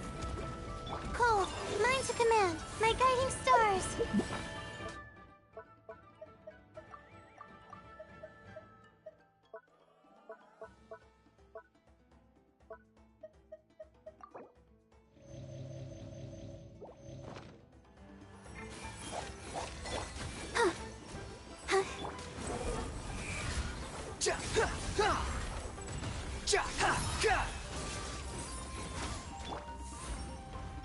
Unsightly insects.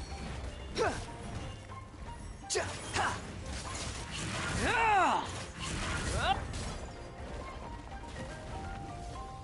night is cold.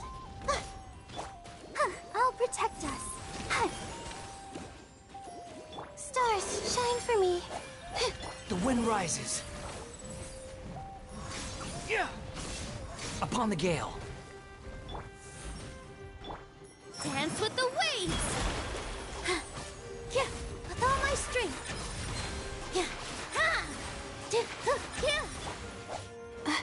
Squall and fury. Not now.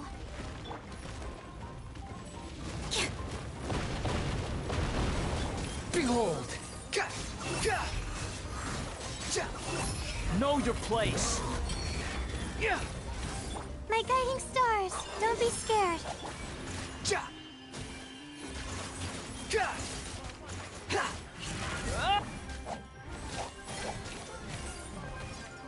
The night is cold. The wind rises.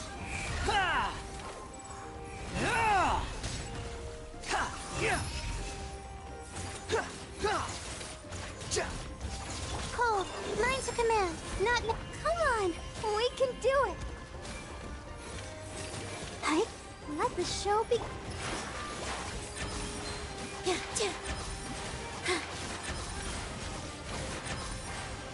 My guiding star. Squall and Fury.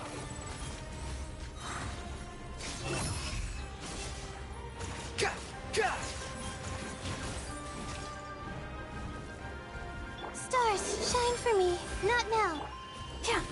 Here. Wretched vermin.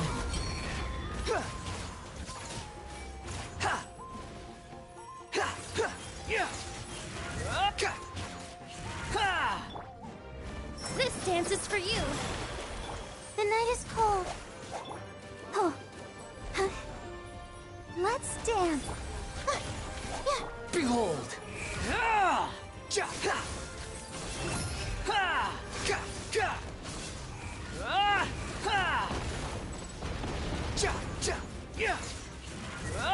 My guiding stars. Don't be scared. With all my strength. Squall and Fury. The night is cold. Unsightly insects.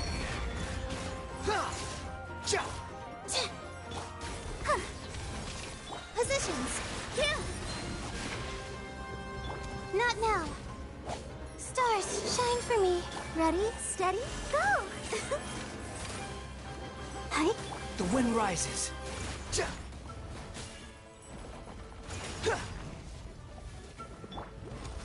My guiding stars. With all my strength. Behold.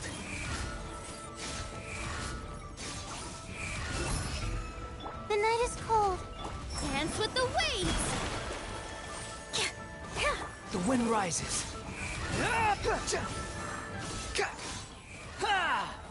You dare to gaze upon me? You're dead. Cold. Line to command. Huh.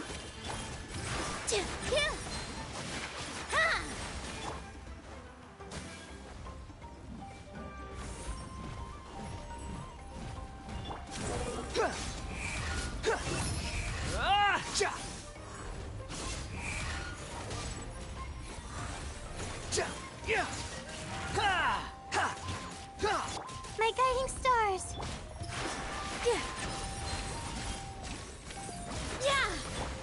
Don't be scared.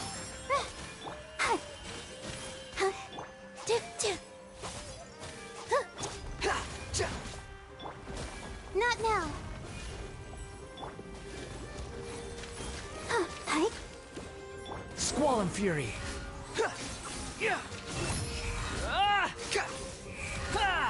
Bow your head.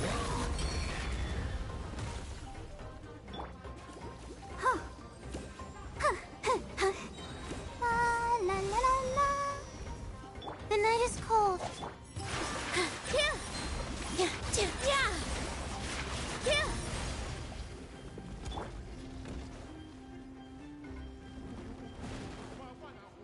My guiding stars. The wind rises.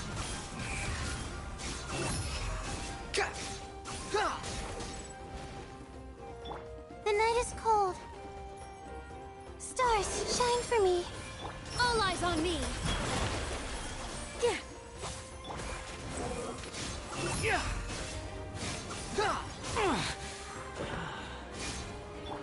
Not now. Here.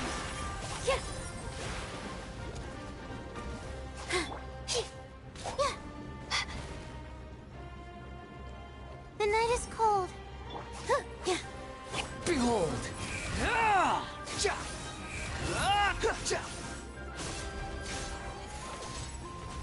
Know your place.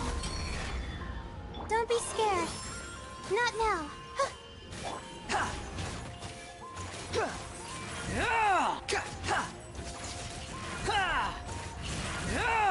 The wind rises.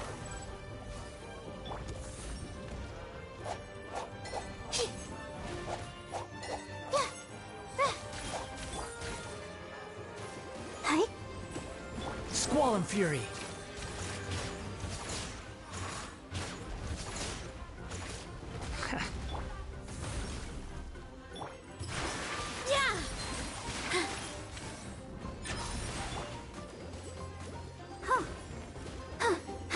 Cold.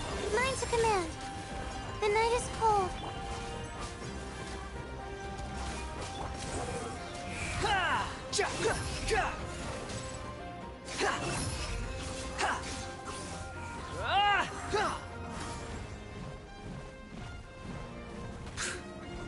Not now. Ready, steady, go!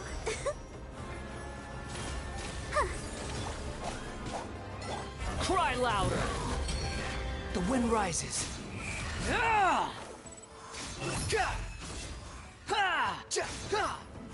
The night is cold. This dance is for you. Yeah, with all my strength. Yeah.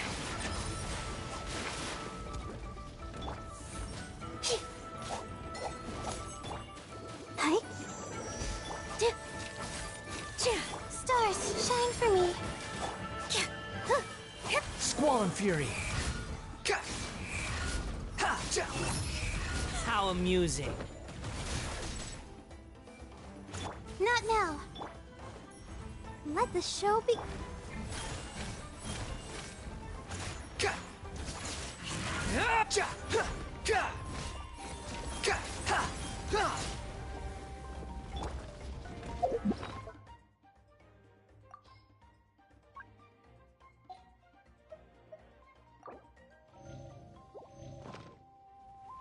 The night is cold.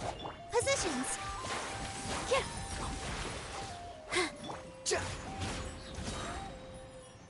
Wretched vermin! My guiding stars. Cold. Mine's a command. Huh. Here. Yeah.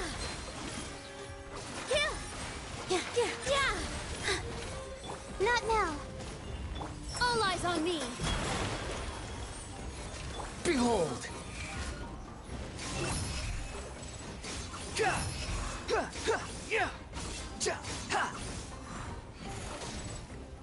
The night is cold. Stars, shine for me. Positions. Yeah.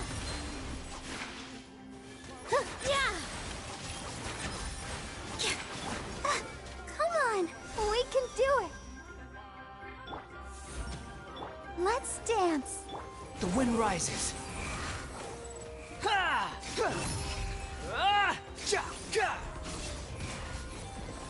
You dare to gaze upon me? Not now. Hi.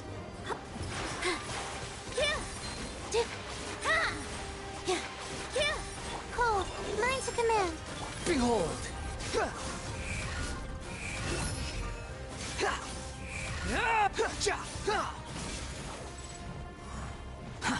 Too slow. I'll protect us. Squall and Fury.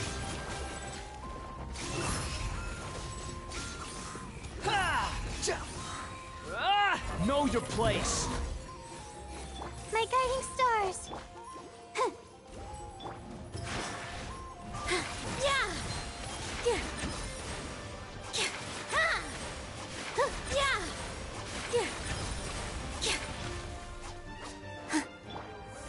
Stars, shine for me. Hi. The wind rises.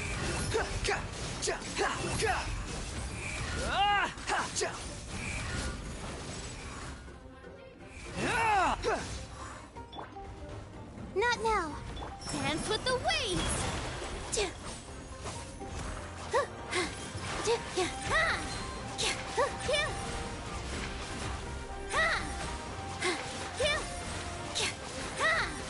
Don't be scared.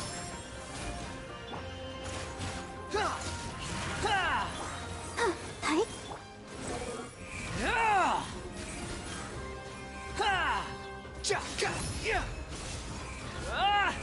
You dare to gaze upon me? The night is cold. Ready, steady, go! Let the show begin. Here! Yeah! Yeah! Ha! Stars, shine for me. Not now.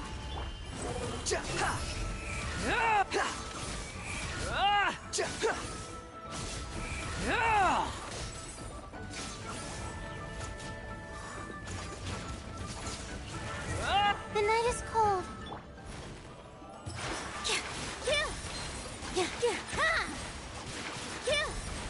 Behold! Upon the gale. Know your place. That's far enough. Let's dance. My guiding stars. Don't be scared. All eyes on me.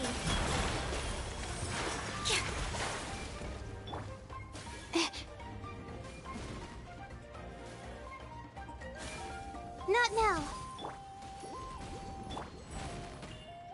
Squall and fury.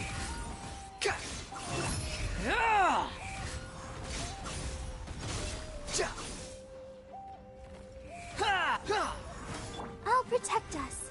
The night is cold.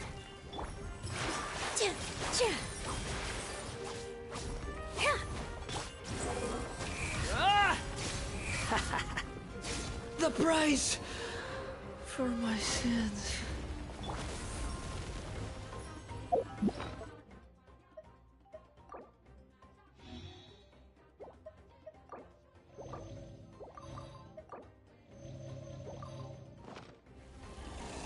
Stars, shine for me.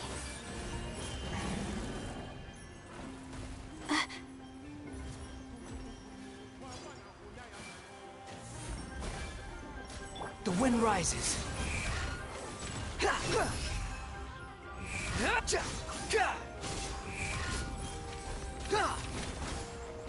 Quit follow. Come on, we can do it. My guiding stars. Let's dance. Yeah. Positions. Yeah. Ha. Yeah. Behold.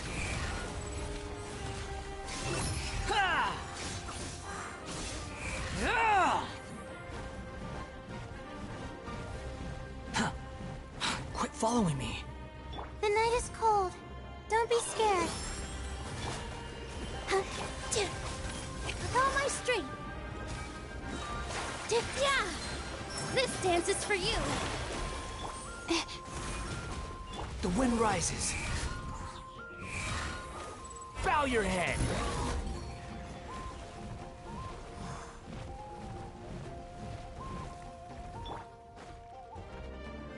My guiding star. Let the show begin. Positions.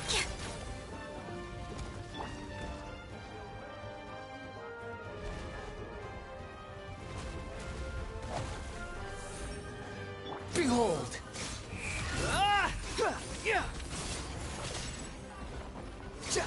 Surge forth.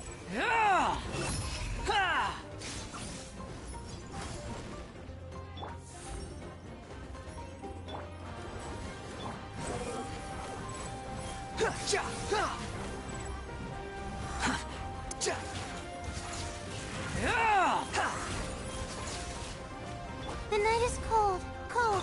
Mine to command. Unsightly insects. Hi.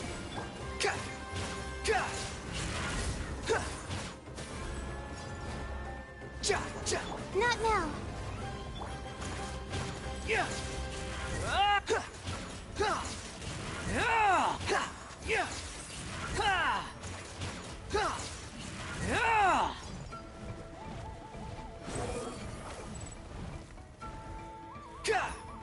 The night is cold. Yeah. Don't be scared. Squall and fury.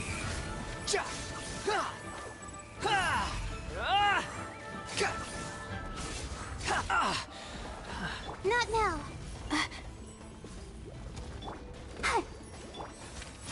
The wind rises. You dare to gaze upon me?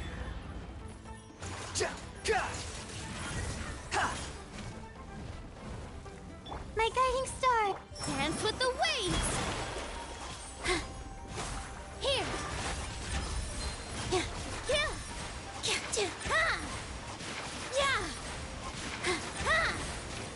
Not now. Cold. Mine to command.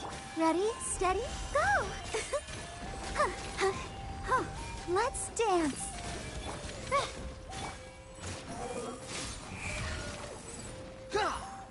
The night is cold.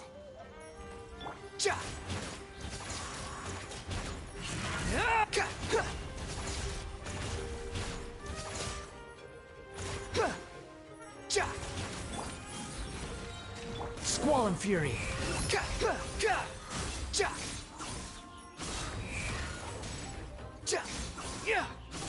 Bow your head. My guiding stars. Don't be scared. The wind rises.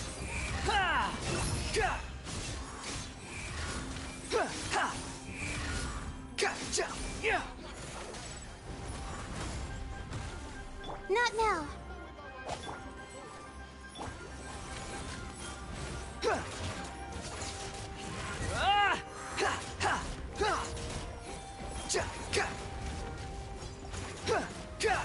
My guiding stars. Stars, shine for me with all my strength.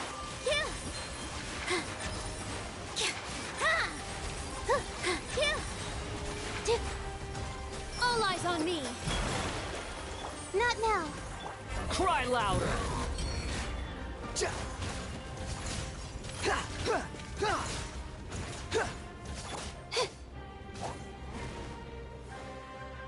The night is cold.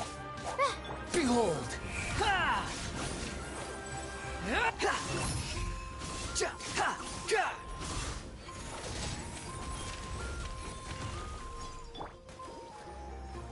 My guiding stars. Don't be scared.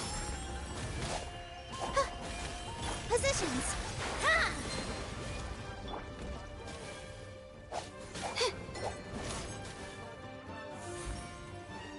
La, la, la, la. Squall and Fury. Know your place. Not now. Behold.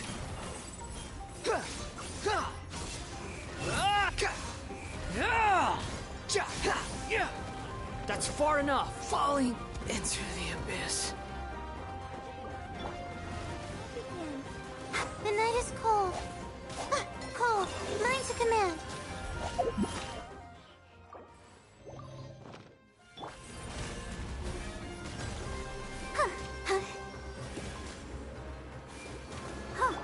Not now.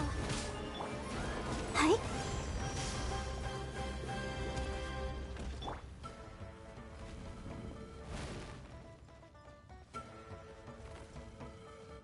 The night is cold. Let's dance. Hi.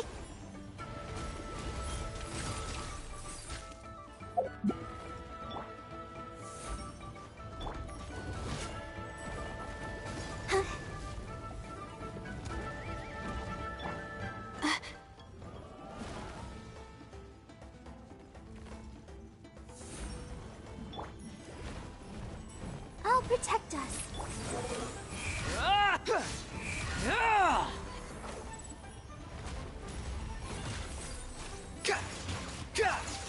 Don't be scared.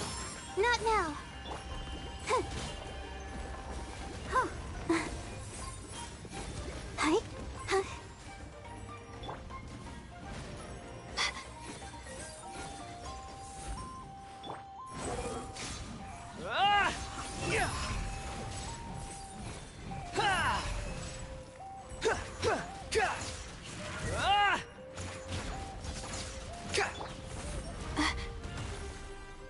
Squall and Fury.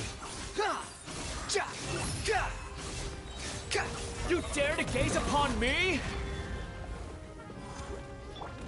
My guiding stars. Cold. Mine to Hi. Oh, let's dance. Behold.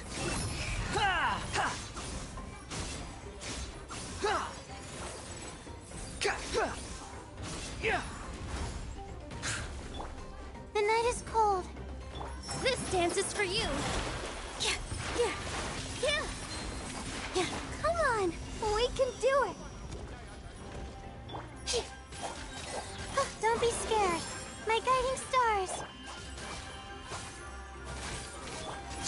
Fury. Surge forth. Know your place. Quit following. I'll protect us. Huh.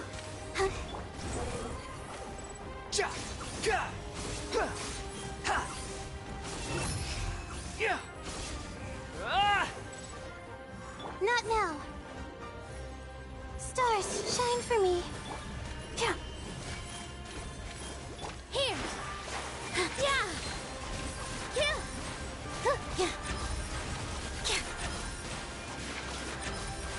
The wind rises. The night is cold.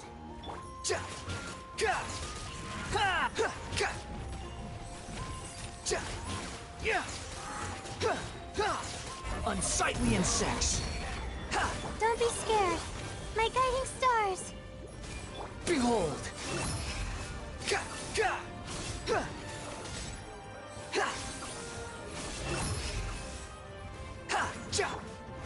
Not now. With all my strength. Ha!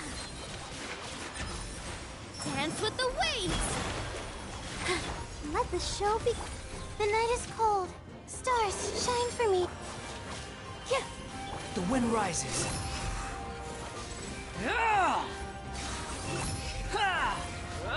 You dare to gaze upon me? You're dead. My guiding stars. La la la la la. Squall and Fury. Upon the gale. Too slow. Not now. The wind rises.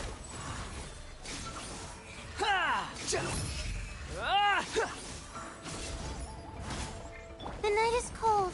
Don't be scared. Squall and Fury. Know your place. Positions. My guiding star. The wind rises.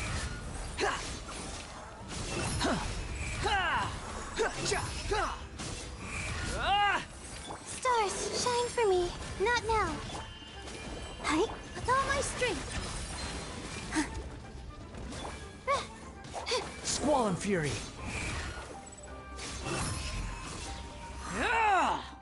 My guiding stars. Let's dance. Wretched vermin.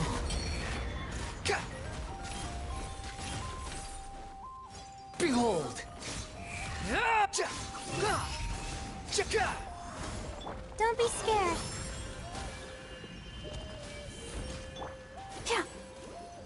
The wind rises.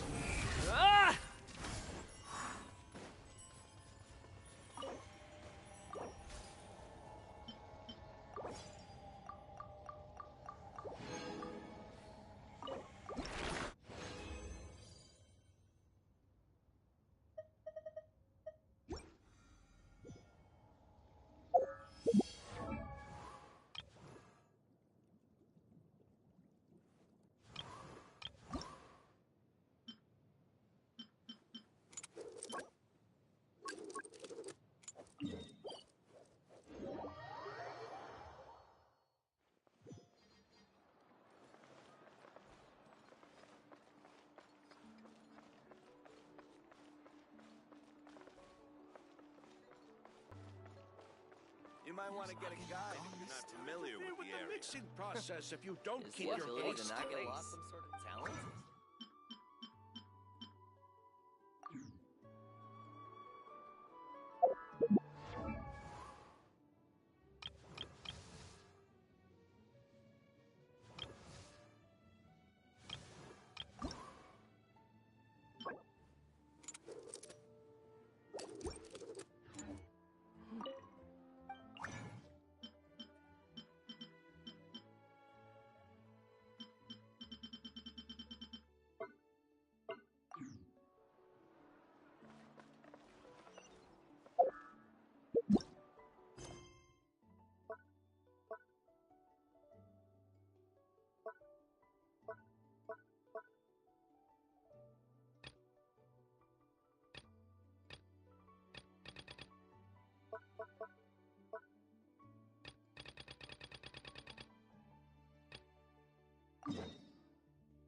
You think I've got a sharp tongue? I just tell it like it is.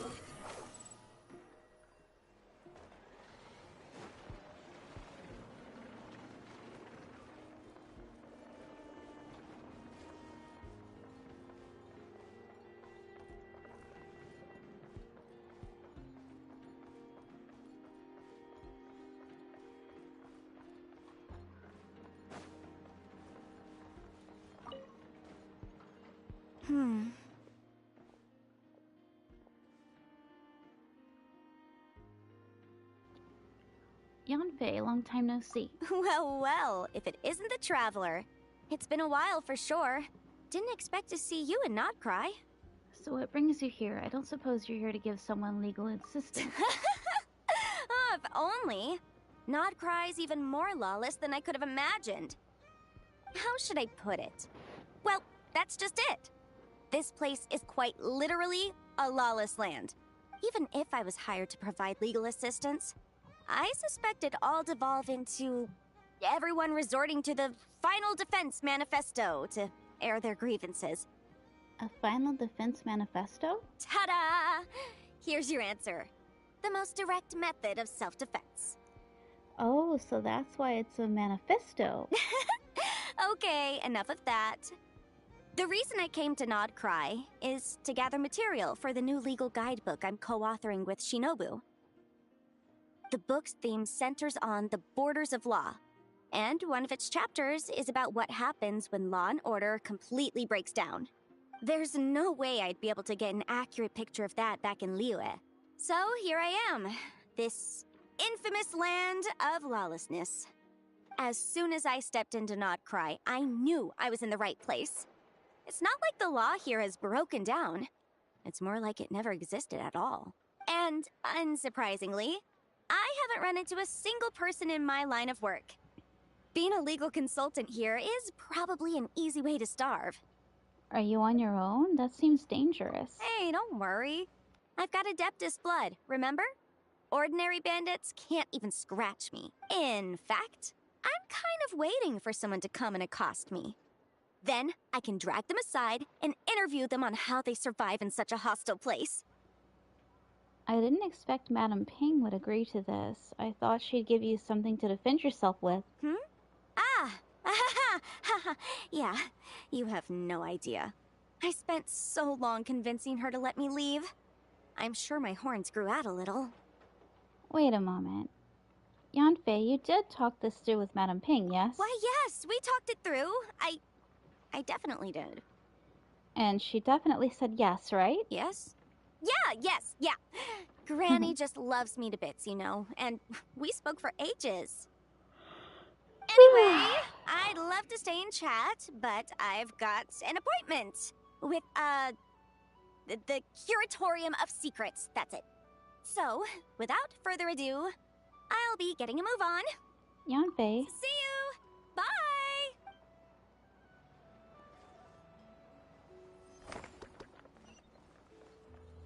Squall and Fury!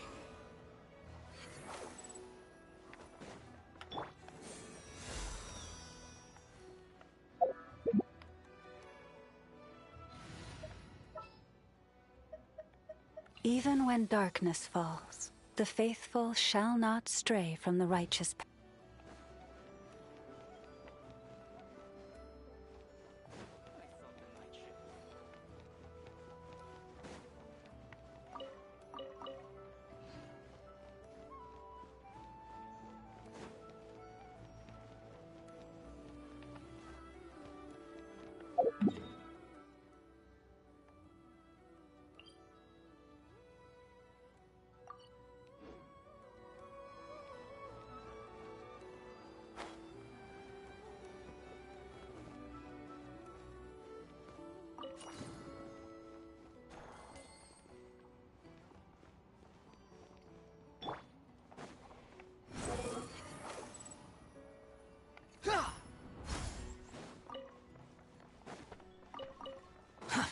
too slow.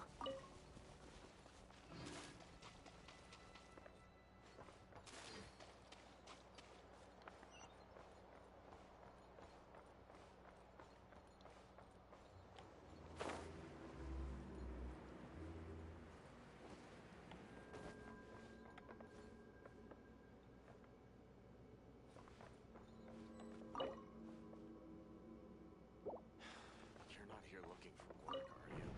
Keep my words? Get out. I still can.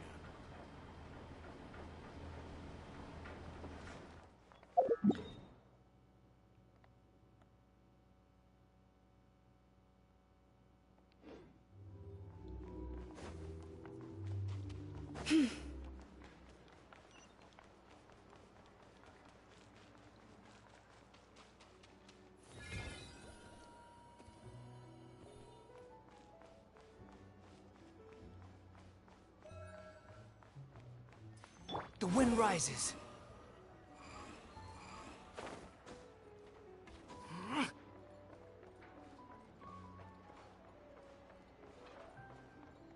Squall and fury.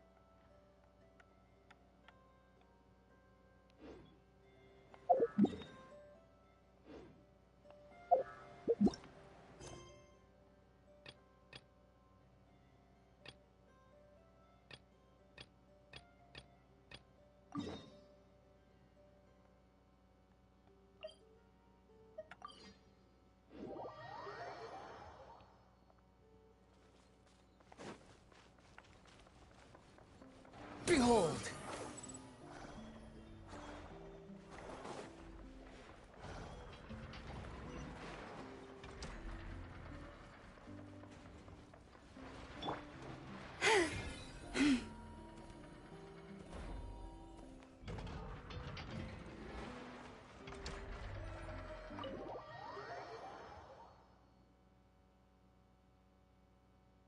Job well done, everyone. Please enjoy some tea and dessert while we devise a plan of action.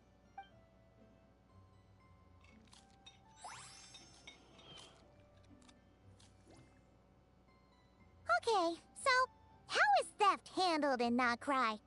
Do we call the police or something? Unfortunately, Notcry is a largely autonomous region. There is no unified law enforcement organization. Which means calling the police is theoretically impossible. See? That's why we have to take it into our own hands. Still, turning all of Not Cry upside down seems a bit... What choice do I have? The thief somehow dodged my whole security system. I don't even know where to start searching. Analyzing options. If their goal is Mora, the thief will likely head to Nasha Town to search for a buyer. I believe there will be useful clues there. Nasha Town, huh? But there are so many shady people there. Not the kind of people that like answering questions. It is not the best idea for you to interact with adults like that, I know. I will handle the investigation instead. Perhaps you can get started on the workshop's order backlog in the meantime. Keeping customers waiting too long could have a negative impact on our reputation. About that, Crumclank's core was built using a special kind of power, one that incorporates Kuvaki. I wanted to test it out, so I took orders that I knew would require Crumclank's help to complete. But with Crumclank missing, there's no way I can get them done. Curse that rotten thief! Analyzing other solutions. All foreseeable results are anticipated to have a negative effect on the workshop. Kuvaki? Wait, the Traveler can use that too! What? How is that possible? Calculations complete. Adequate solution identified. Traveler, I would like to enlist your services to help Aino clear the workshop's backlog. You will, of course, be generously compensated for your labor. Come on, no need for that. We're all friends here, right? We'd be more than happy to help. Besides, it might give us a chance to learn more about Noctri. Much appreciated. Then, in the meantime, I will take care of the investigation in Nasha Town. Nope, I'm gonna do that too.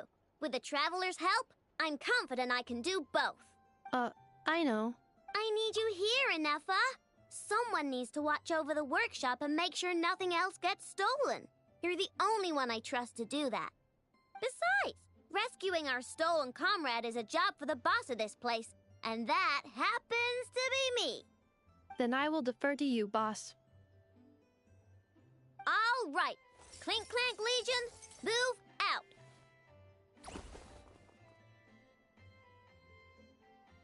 Aino sure is determined, huh? Well, she is the boss of the workshop, and a capable one at that. Please have faith in her abilities and look out for her if she needs help. No problem. Just leave it to us.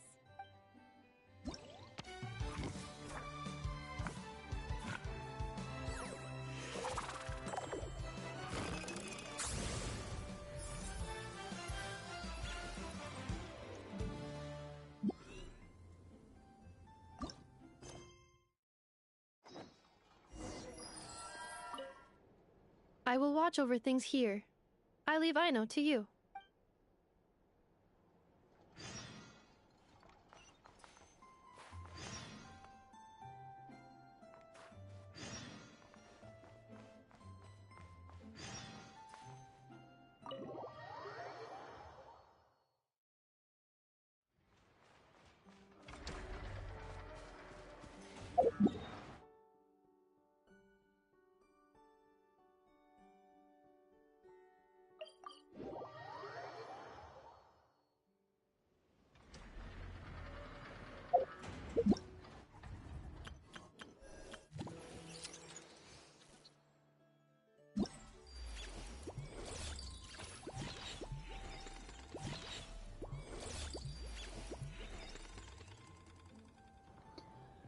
I'll be right back. I need coffee. I'm falling asleep.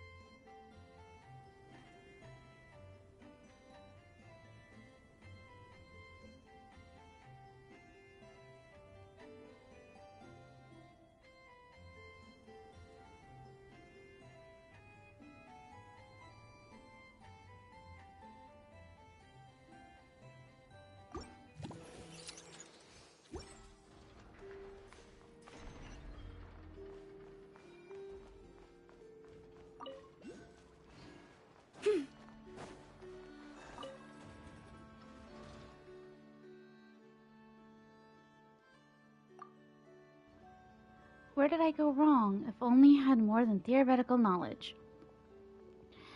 Okay, no need to confirm this order. This is Jeanette, a Fontanian engineer. Of all the orders I got, this one was the most interesting. You're finally here, so there's still hope. Hi there, we're Aino's assistants, or, well, Paimon thinks you can call us that. What do you need help with? Why are there no voices? Where are my voices at? She's made a type of robot that can use Kavaki to achieve long-distance communication, which sounds super fun, but she's run into a whole bunch of malfunctions, so she wants me to help her troubleshoot her stuff. I'm ashamed to admit that trial and error curiosity won't yield any results. In the end, it still boils down to practice. Doesn't sound that hard, just leave it to us. This is a bit embarrassing, but I'd like to modify my order. While waiting for your reply, I ended up making another mess of things. I was suddenly curious if a change of environment could solve the issue. So I conducted more tests in areas with different Kavaki concentrations. But the malfunction still happened, and I ended up losing those robots. So, apart from the agreed-upon debugging, could you help me retrieve the robots as well? You lost the robots, all of them? If you need me to compensate with extra pay, I think I'll think of something, I promise. But there should be many ways to track them down. Since the robots are all powered by Kavaki, they should leave behind Kavaki remnants wherever they go. I'll prep a special device for you. Once you use it to collect enough Kavaki remnants, you'll be able to track down whichever robot left them behind. Well, this sounds fun, and since it does, I won't ask for extra pay. Really? Thank you. But where's my voiceover at? Urgh. Okay, during the challenge, there will be Kavaki remnants on the field. Follow these remnants to find malfunctioning robots. After collecting a certain amount, the locations of all malfunctioning robots on the field will be revealed.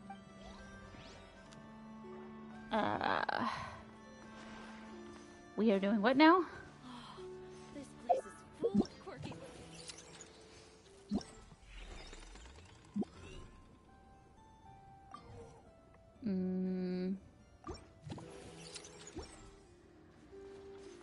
Where am I looking?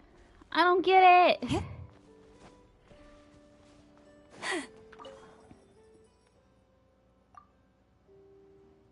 My robots were actually modified with devices that Aino invented, and the idea to use Kavaki was based on one of her latest works. She's a total genius. I tried to do it myself, only to realize how difficult it actually was. I really have to learn from my seniors, don't I? Haha. But how do I get started? I don't understand. Meh.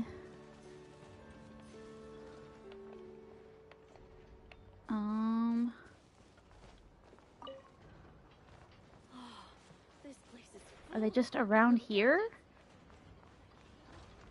Is this one of them?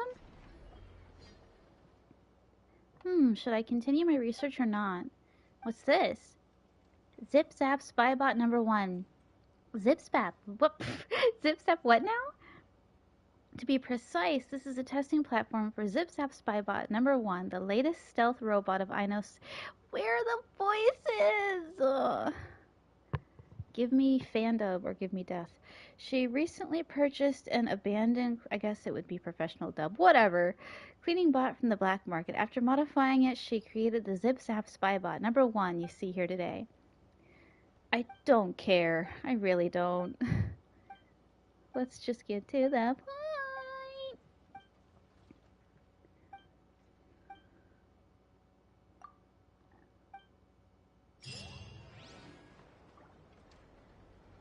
Alright, we're zipping, we're zapping. Wait, is that it? Or is this a different quest altogether?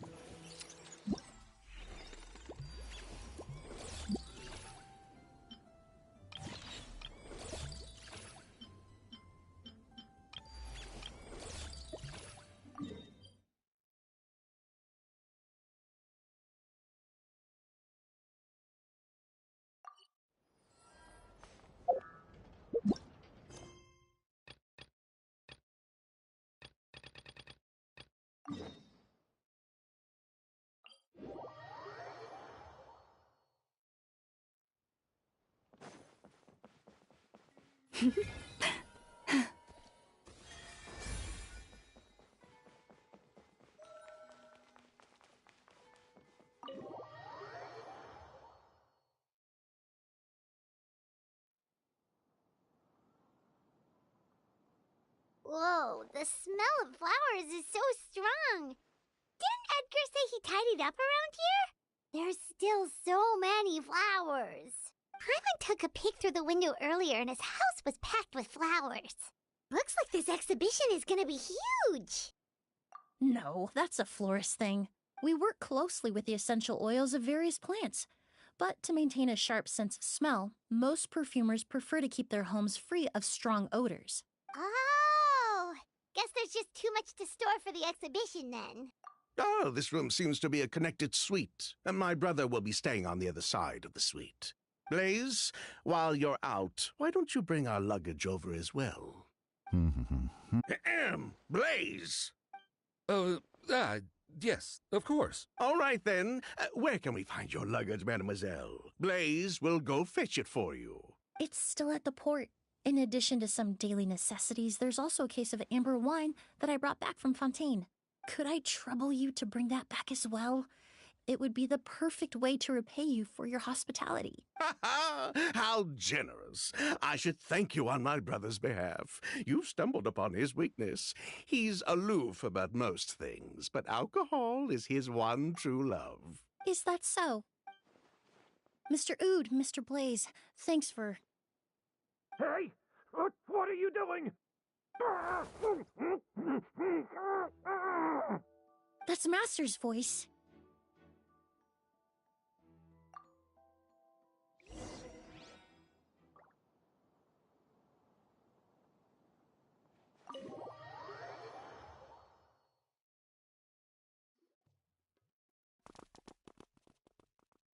Edgar! Master! Hey, Edgar. Are you all right? Can you hear me? Who did this? Kyria. August. Kyria. Hey, Edgar? Edgar! No, don't shake him. He's injured. Just leave him to me. You two can... Oh, thank you.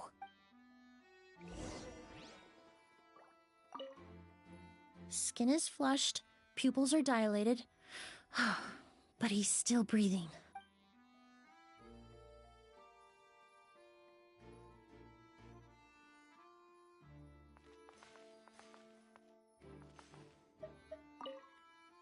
That strange smell around here. Is it coming from this bottle? Oh, really? You think so?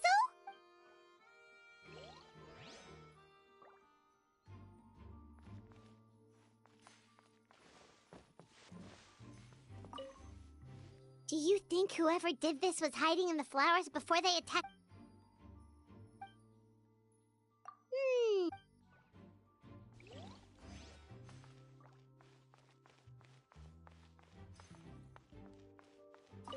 I checked. It doesn't look like anyone passed through here. Oh, but that's impossible. It's not like that kid can just grow some wings and fly away. Oh, the culprit, I mean. It's not like the culprit could have just disappeared into thin air.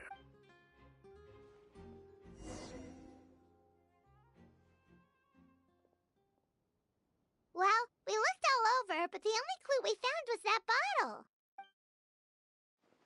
The most important thing we can do now is focus our efforts on treating Master. Can you help me move him inside?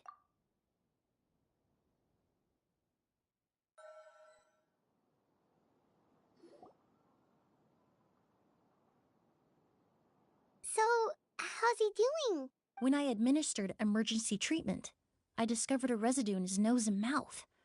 Master was most likely forced to ingest a certain liquid. He's still unconscious, and inducing vomiting could obstruct his airways. We'll have to look into other clues for now. Ah, yes.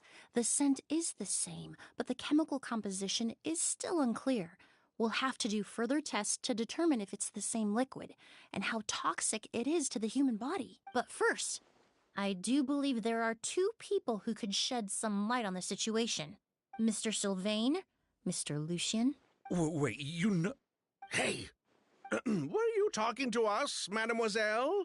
I'm afraid we've never heard of those names before. Before arriving in Sumeru, I asked a friend from the Special Patrol to look into the creators of Auguste. There were 4 people in total. The perfumer, Edgar, the one thrust into the limelight, and 3 others. A researcher from Sumeru responsible for cultivating the Auguste flower, and 2 merchant brothers responsible for promoting the product on the market. The 2 brothers capitalized on the mythos surrounding Auguste. Their actions lured in numerous speculators and profiteers, inflating the price of Auguste even further. In the end, they were sent to the Fortress of Meripede for falsifying their accounts and destabilizing the market. If you do the math, they should be out of prison by now. Huh. And what does that have to do with us? There are countless merchant families in Fontaine. You gonna accuse them of being criminals too? Every time your brother called you Blaze, it took you several seconds to respond. But when I called you Lucien just now, the name registered immediately. Ah, Miss Emily, out of respect for your position as a famous perfumer in Fontaine, I'm inclined to believe that was simply a poor attempt at humor. You have a bright future ahead of you. You wouldn't want to develop a reputation as someone who throws around false accusations, especially among merchant circles. You claim to be regular perfume merchants, and yet, when I brought up amber wine, you took it to be alcohol. What? Amber wine is a perfume I created several years ago. It wasn't particularly renowned, but I'm certain any respectable perfume merchant in Fontaine would know of it. Unless, until recently, they were living somewhere completely cut off from the perfume world. Somewhere like the Fortress of Meripede, perhaps? Emily, you little...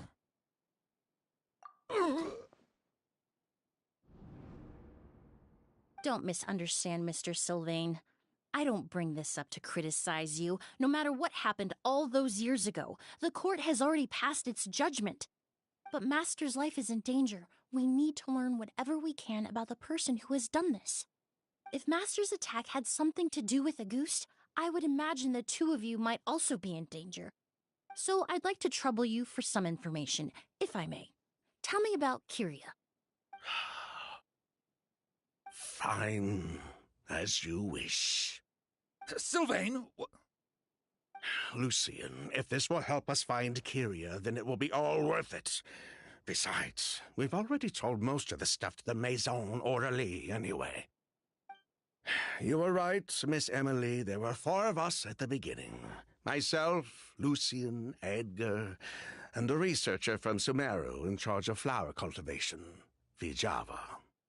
Sometime down the road, the Marechaussee Phantom came knocking, saddled us with a list of accusations, and started looking into our books. They did their meddling, and my brother Edgar and I were forced to serve time in the fortress as a result. Sounds like he's still upset about that. Wait, then how did Edgar end up in Sumeru? Master was convicted as an accomplice, so he only had to serve a few years. He decided to move to Sumeru so that he could put those events behind him. Still, Master was depressed for a long time after that. He stopped making new perfumes and focused on introducing students to the craft instead. That's how I met him. My parents had to relocate to Sumeru for work when I was a child, so I had the chance to study under him for a little while. But we can talk about that some other time. I want to hear more about this researcher, Vijava. Like us, Vijava was also staring down an investigation from the Marechaussee Phantom. But before the Phantom showed up at her door, she set all the flower beds on fire, along with much of the mora we managed to earn. All the Auguste flowers, everything we worked to create, was reduced to nothing but a pile of ash. But destroying all that evidence, wouldn't that make things worse for her?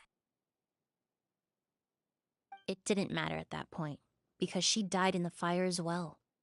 What? Sounds like you did an investigation of your own. Why even ask us if you knew all of this already? The name wasn't mentioned in any of the files I reviewed either, but you two seem quite familiar with him.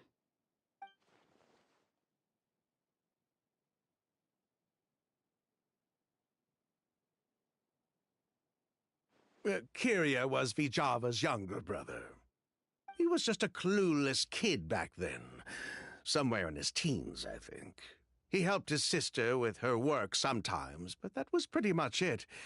He didn't have any idea what we were doing. Vijava kept him close most of the time.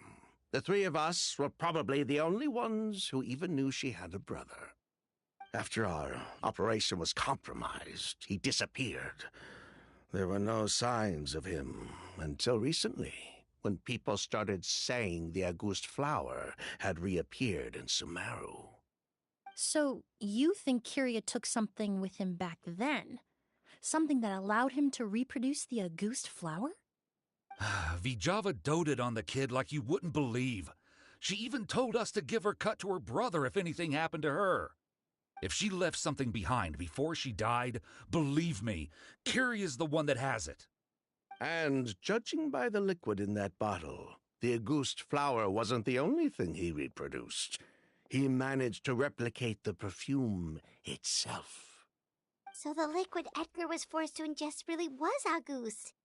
Wait, does that mean Auguste is poison? Poison? No. Of course not. No perfume is meant to be ingested. Even small amounts can be dangerous, let alone ingesting a whole bottle at once. If Auguste could be considered a poison, we wouldn't have even sold half a bottle back then. Edgar fell unconscious because Kiria forced him to drink perfume. It just happened to be Auguste.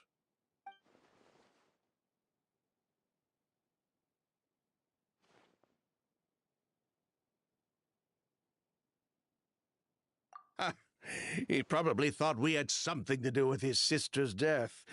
But to tell you the truth, I have no idea why she did all that. We're not looking for Kiria because we have it out for him. We just wanted to see how he was doing. And, if possible, work together to bring back Auguste. We only went to prison for a bit of fraud and market manipulation. It had nothing to do with the product itself. As long as we keep things honest this time around, bringing the product back to market would almost be like honoring his sister's memory. So that's why you never mentioned Kiria during your interrogation? Yes, exactly. We were just looking out for the kid. Anyway, that's all we know. If you're looking for information on what's in Auguste, or what to do if you ingest it, there are only two people to ask. Edgar or Kiria himself. Well, at least we're able to say for certain that the substance Edgar ingested was in fact Auguste. That gives us a direction for further testing. Well then, I'd say that was a very enlightening discussion. Well, glad to hear it. Lucian, let's head back to the room and rest a bit. With everything that's happened, there are things that need reconsidering. Yes, of course.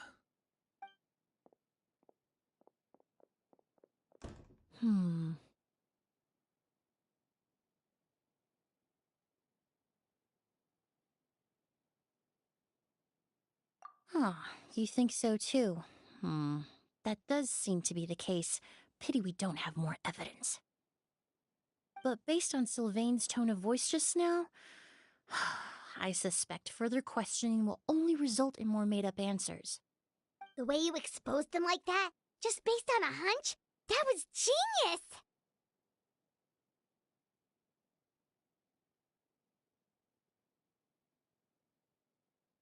Oh, right! Earlier you said you were only sort of a doctor, and that your patients were unusual. Oh yes, that's because most of the patients I encounter are already dead. So you're a forensic doctor? Close. I'm actually a forensic cleaner. Once the forensic team and the Marachese Phantom are done collecting evidence from the scene, I'm in charge of clearing away the final traces my patients leave on the world. In fact, with just a small alteration to the formula, the same tincture used as the base of perfume can also be made into a cleaning agent.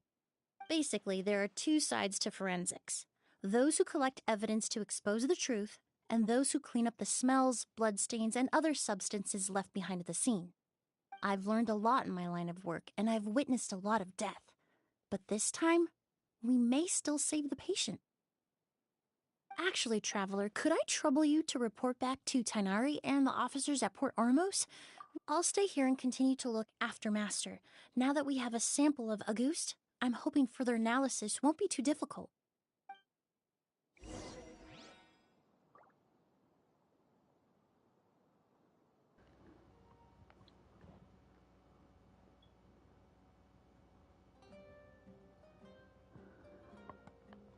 Master looks a lot older than when I last saw him. I just hope he can hold on.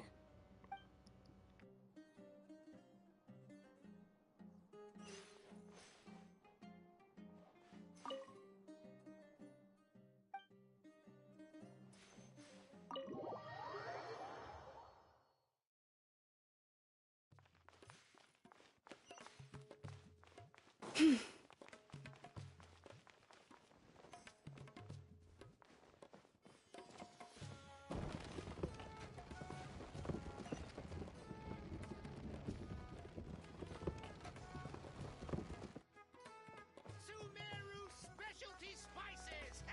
You won't find them. Looking to buy some imported goods?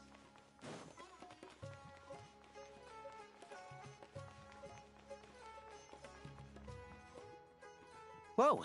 Why the rush? Did something happen? What? Edgar was attacked? He's the most famous perfumer in the region. Someone who's helped countless people around Port Ormos. How could this happen? Sheriff, have you received any reports of a suspicious individual fleeing through the bazaar? No, but we've got eyes all over the area. I'll start gathering my forces. We won't let him get away. What about you, Tainari? Do you have a plan? I'm sure the sheriff can handle things over at the scene, and I doubt Emily needs my help looking after Mr. Edgar. But she said she's not a real doctor. Then she was far too modest. Not to mention the fact that Mr. Edgar's condition is related to perfume. As for me, I'll head to the academia. Oh, that's right! Vijava was supposed to be a scholar from Sumeru. From Emily's letter, certainly, but I didn't have time to look into it earlier. I have friends in Sumeru City that can help me investigate. I'll leave you and Emily to watch over things here in Port Ormos.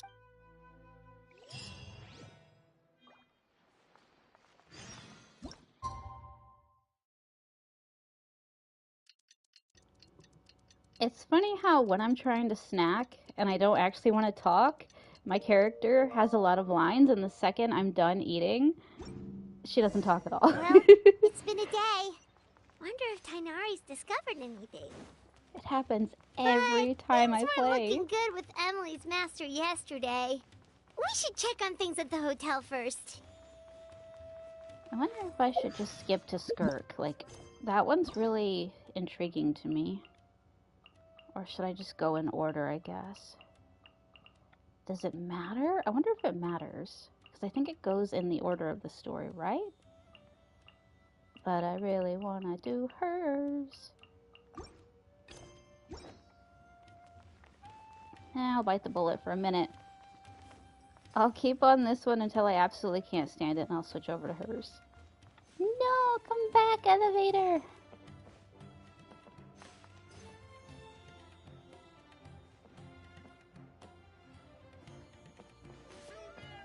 Specialty spices. You won't find them anywhere else.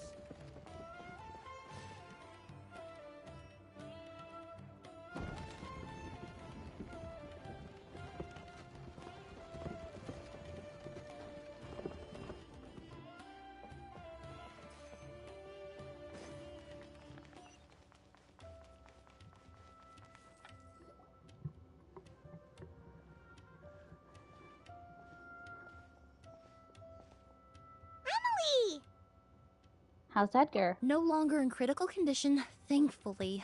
He's still very weak, but with a bit more rest, he should regain consciousness soon. My chemical analysis of a goose also went smoothly, although it certainly raised some questions. Questions? I was able to identify the components that give the substance its fragrance, but I also noticed an abnormal trace of elemental energy in the sample. Elemental energy? Would that have an effect on the body? Hard to say. I had to use one of the newest tests developed in recent years. Unless you were abnormally sensitive to elemental energy, I doubt it would have any effect. As for whether Master's condition was caused by the elemental energy present in the sample or some other component of the perfume... Oh, that reminds Paimon. Did Tainari come and find you? Maybe we could ask him to take a look. I received a message from him last night, but Oh, Paimon thought he might have stopped by to see you. Excuse me? Is Miss Emily here? Oh, perfect! Kale? Familiar faces! Traveler, Paimon, you're here too! Kale. Ah, of course. Tainari's apprentice. He's mentioned you many times. It's a pleasure to finally meet you. And please, no need for formalities. Emily is just fine. Oh, okay. Did Tainari send you here, Kale? Yep.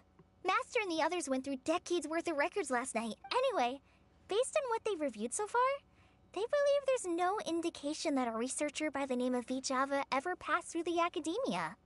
Could it have been an alias? Master considered that possibility as well, but the name wasn't the only dead end. How is that possible? Maybe her identity as a researcher from Sumeru was a ruse all along. It's starting to seem very likely. If... Hey! Lucian! That It's voice, Sylvain! it's... Wait, you don't think Curio came back, do you? That seems impossible. If someone came in or out of the hotel just... Let's go check it out.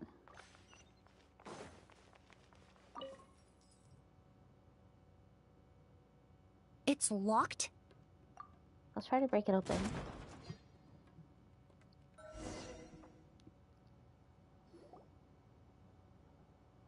Lucian! Lucian! Come on! Wake up! He's really earning his paycheck. Very dramatic. Is he gonna be okay? Emily, my brother, he's gonna be okay, right? He's just unconscious. Like what happened to Edgar. Oh no. I'm sorry, Mr. Sylvain, but we were too late this time. No! No, that's not possible. Traveler, really dark. Kale, Mr. Sylvain has gone through a huge shock. He needs some space to calm down. Could one of you take him next door? It's not good for him to look at his brother's body like this. Of course. Leave it to me. I'll notify the sheriff. Thank you both. I thought this was gonna be cute and perfumey. Mr. Sylvain, let's get you up. Here, take my hand. Nice and slow. It's just dark and sad. We'll take things from here. Just focus on getting some rest. Here, this way.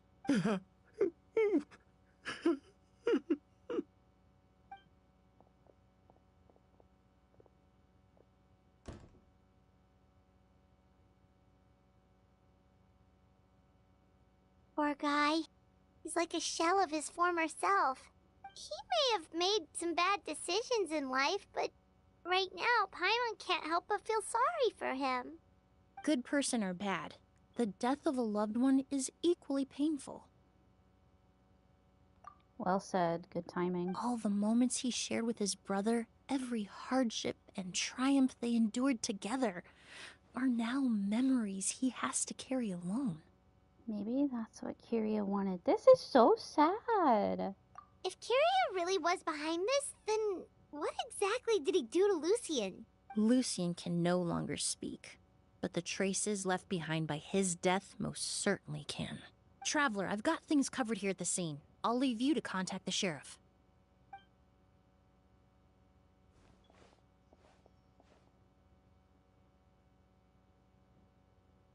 Who would have thought? Yesterday's case is still up in the air, and now this happens.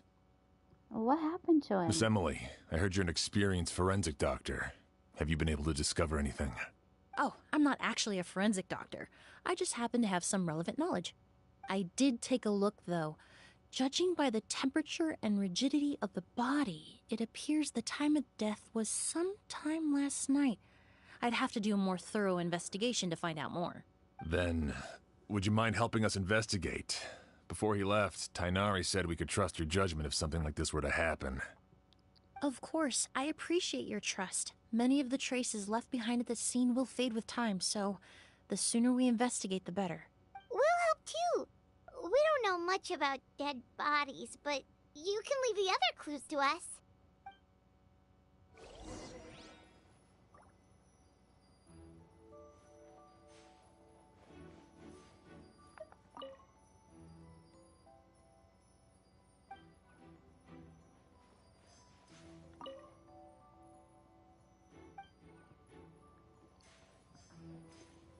I did not like this quest.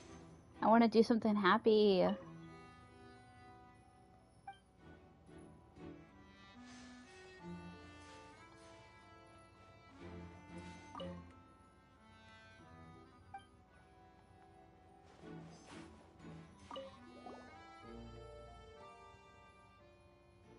And the windows are shut tight too. Seems like the only way to get in would have been through Sylvain's room. Well, looks like we've investigated as much as we can. Let's go report back to Emily and Shiam.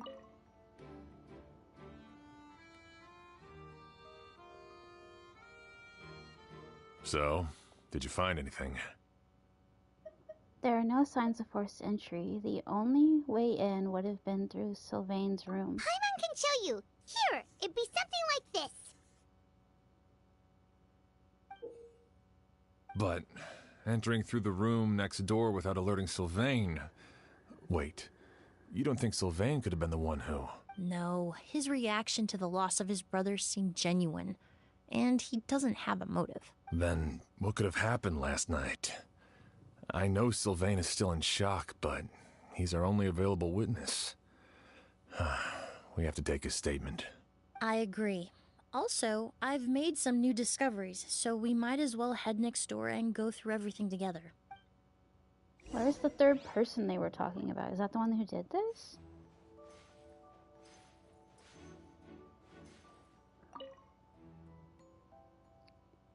The body's been cold for some time already, and there are no signs of a struggle. No further clues have been found out. It's definitely somebody he knows.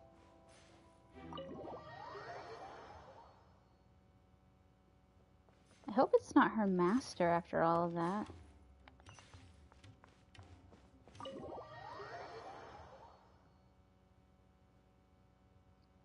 Enter the room. He looks much calmer. Mr. Sylvain, I need you to tell me everything you and your brother did since yesterday afternoon. After Kyria attacked Edgar, my brother and I were incredibly careful. We returned to our rooms and decided to lock all the doors leading to the hallway. The only door we kept unlocked was the one connecting our rooms. They should have stayed together. That way, if we heard any commotion coming from the other room, we could help each other. But I didn't hear any sort of commotion last night. Not a single noise. I woke up this morning, opened the door, and Lucian was... Maybe someone's sending them perfume and they're smelling it and it's killing them? This feels like a Sherlock Holmes episode. So, no movement from the room next door. No forced entry via Sylvain's room. No signs of a struggle at the scene. And no external injury on Lucian's body. What kind of cause of death are we dealing with here?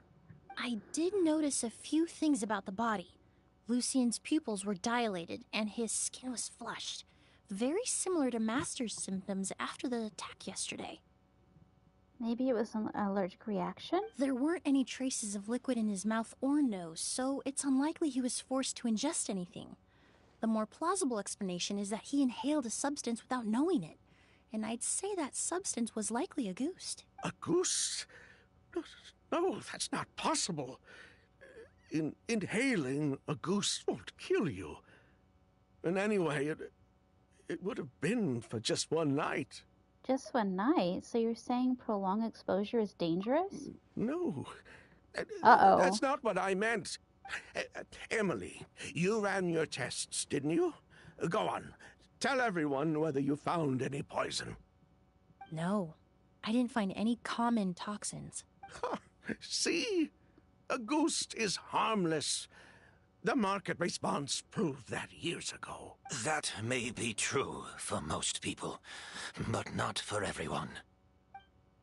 It's gotta be an allergic reaction. Master! Edgar? You're up and about already? Thanks to Emily. Sylvain, no matter how hard you may try to hide it, the truth will always come to light. Edgar! Even if we could keep it a secret for another 10 or 20 years, do you think Kyria would just let us be? No. He would never give up. Not if he's doing all of this for Yelena. Yelena? That's Vijava's real name. Yelena wasn't a scholar from Sumeru. She was an exiled Fatus from Snezhnaya. A Fatus? The Fatui. Well, that means the elemental energy present in Auguste was... Ah, so you've already detected it. Well, Sylvain, looks like there's truly no reason to hide things now. Oh. The Auguste flower was created with the mutative and distorting power of a delusion. A delusion? The Fatui, delusions...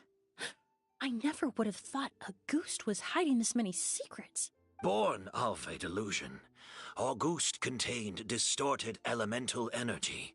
A prolonged exposure over many years could have a harmful effect on the body. That's enough, Edgar. I'll take it from here. At first, Yelena wanted to keep refining the perfume and the flower. But no one knew how long the perfume mania was going to last back then. It didn't have any effect on ordinary people anyway.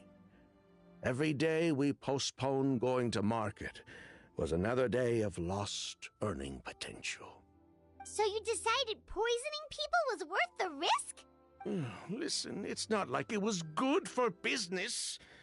But all that talk about Auguste being harmful over time... Yelena was just speculating.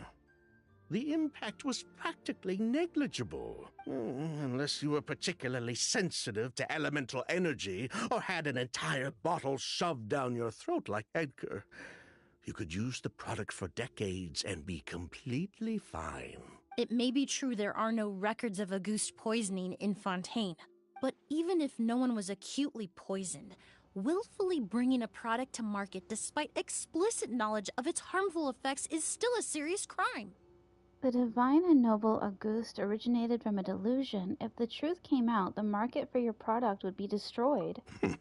That explains why you were so intent on keeping Yelena and Kyria's involvement a secret all this time, despite readily confessing to all your financial crimes. This is so sad. The Fatui, delusions, Auguste... If the Marechaussee Phantom discovered the connection between the three, there would have been enough evidence to send you to the Fortress of Meripede for life. Ha! If I'd known coming to Sumeru would put a target on my back, I would have been more than happy to stay there. At least that way, Lucien would still be alive. He needs a hug. All these years without any sign of Kyria, and he pops up out of nowhere the minute my brother and I get out of prison? It couldn't be any clearer who the kid's after. Auguste was harmless before. The fact that it's killing people all of a sudden must be his doing as well. So there's bad blood between you. What about Yelena's death? Was that a cover-up too? A way to destroy evidence? Was Yelena Kyria's mother? I'm so confused. I'll admit, we thought about it at one point. We took care to disguise the product circulating on the market, and no one was questioning Yelena's fake identity. But if the Mara Chaussee Phantom decided to look into the flower beds, it would have been the end. Yelena's ties to the Fatui, the role of the delusion, everything would have been exposed. Before we could even put our plan in motion, Yelena beat us to it. She burned all her flower beds and threw herself into the fire as well. But if her goal was to destroy evidence, there would have been no reason to do that to herself. Yeah, she could have just burned the flower beds and fled with her brother. I thought about it for a long time, but it wasn't until just now that I finally understood her reasoning. Everything she did, it was for her brother, Kiria. Oh, it's her brother. Okay. One of the reasons they defected from the Fatui was the deterioration of Yelena's body due to her excessive use of a delusion. She didn't want her brother to follow in her footsteps after her death. After arriving in Fontaine, Yelena continued using the delusion to cultivate the Auguste flower, weakening her body even further. There were times when she couldn't even walk. So, she couldn't flee with her brother because she was afraid of holding him back. If her true identity was exposed, she and her brother would face pressure from both Snezhnaya and Fontaine. So Kiria thinks they did it to her? The Auguste flower and Yelena's own corroded body both bore the mark of a delusion. There would have been no way to avoid suspicion. So, in the end, she burnt it all to ash, including herself. With all the evidence erased, Kiria was free to take the Mora and run. So the wealth you earned from Auguste, it wasn't destroyed in the fire. Yelena gave it to her brother? Most likely. Before Yelena died, she said if anything happened to her, she was going to leave everything to her brother. We just didn't realize she meant our cut as well. That's why Lucien and I were searching for Kiria, to take back our Mora and the Auguste flower. We just didn't realize Kiria was baiting us the whole time. It was all a trap. But why is Kiria out for revenge anyway? Doesn't he know about Yelena's decision to sacrifice herself? I don't think he knew his sister was nearing death. Yelena always wore heavy makeup around him to conceal her deteriorating appearance. She kept herself busy with work to keep out of sight. That way her brother wouldn't notice how she could barely walk. Then all we'll need to do is tell Kiria what really happened, and then he'll give up on his revenge. I'm not so sure. Even if he knew the truth, he'd still find someone to blame. He might think Yelena was forced into using a delusion to cultivate Auguste, or something like that. It's hard to pull yourself out of that kind of hatred, especially when you've been living in that headspace for so many years. Very true. Even if Yelena's death was her own choice, I wouldn't call myself innocent either. Edgar, what are you talking about? Think about it, Sylvain. If we hadn't been in such a hurry to capitalize on the perfume mania all those years ago, do you think Yelena would have elected to take those risks? If we hadn't been so blinded by greed, so insistent on increasing the scale of the flower cultivation, do you think Yelena's health would have deteriorated as fast as it did? If we hadn't invited the Mara Chaussee Phantom to our doorstep by breaking the law at every turn, Yelena could have survived. She knew her limits. She knew her days were numbered. Maybe it was for her brother, but she was in it for the Mora just as much as us. We were just trying to earn a bit of Mora. And what, we deserve to die for that? Target me for being the mastermind, sure. But what about Lucien? He was just following my orders. Lucien's crime, was it really so extreme that he had to pay for it with his life?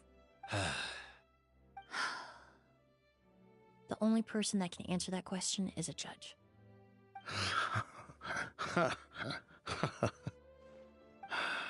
Fine. I've said my piece anyway. Drag me back to Fontaine to stand trial. I don't care. 3 people from Fontaine, 1 from Snezhnaya, and a crime committed in Port Ormos. What a headache. What's gonna happen now? Well, we can only wait until the Academia sends someone to deal with it. I'm guessing we'll have to contact Fontaine as well. In any case, we won't really know anything until tomorrow. With the exhibition, we don't even have space in Port Ormos to detain anyone. Such a headache. The hotel could suffice. You could station a few officers to keep an eye on Sylvain and myself. Although with Sylvain's mental state and my physical one, I don't think you need to worry about a jailbreak. Mr. Edgar, are you saying... If Sylvain is to stand trial, then I deserve the same fate. A crime is a crime, accomplice or not. I'd just like to take care of a few things before I go. Say goodbye to my plants and all that. As for Sylvain, I'm sure he also has some goodbyes of his own. Would you be willing to grant that request, Sheriff? Well, all right. I'll talk to the Academia. No matter who you were in Fontaine or what crimes you committed, the man we grew to know in Sumeru proved himself to be a good person. Your request is granted. You have my thanks, Sheriff. But if we wait until tomorrow, doesn't that mean something could still happen tonight? Happen tonight? Oh, you mean the possibility that Kiria might try to finish what he started? Yeah, all we know is that he uses a goose to poison people, but we still have no idea how to catch him in the act. If he targets Sylvain or Edgar again, we might not be able to stab him. That may be true, but what if we can take advantage of his desperation? Desperation? If we take advantage of this situation and lure him in on purpose, we might finally have the chance to talk to him. Master, no. That's too dangerous. So, that's your plan. If Kiria learns we're being taken away tomorrow, his last chance to enact his revenge would be tonight. In other words, you want to use us as bait to capture him. Capture? Not necessarily. I just want to talk. What? Are you afraid of him? Afraid? This is my only chance to make him pay for what he did. I'm spending the rest of my life in prison anyway. I can't just sit back and let him ride off into the sunset with our fortune.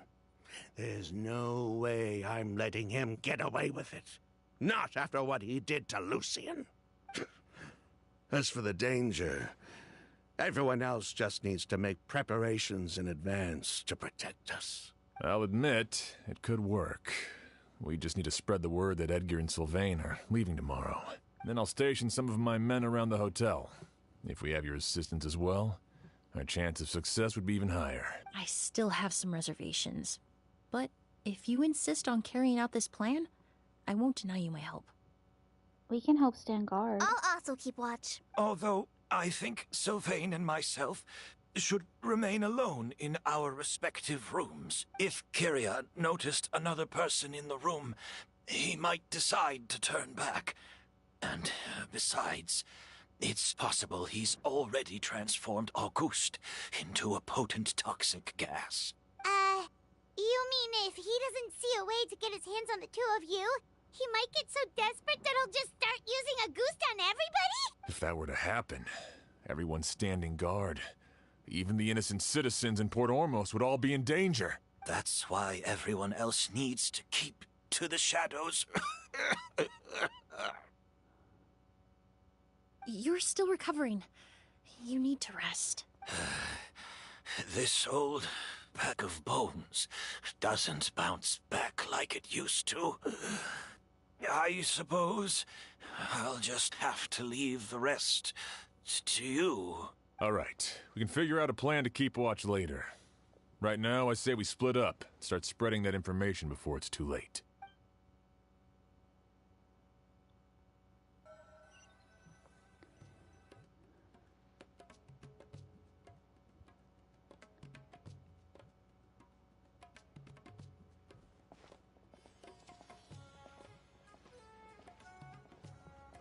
Have you heard?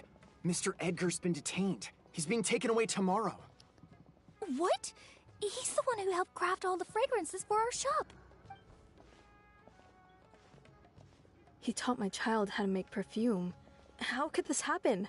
He hasn't been convicted yet. Let's just wait and see what the court has to say. Oh, everyone on the street is talking about the rumors. No matter where Kiri is hiding, he must have heard them by now. Let's head back to the hotel and take a break. We can see how the other preparations are going while we're at it.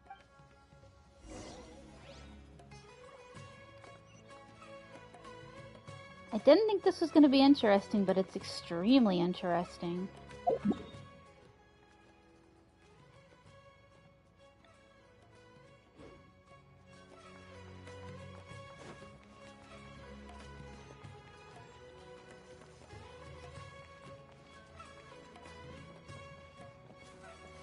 Squall and Fury. Huh.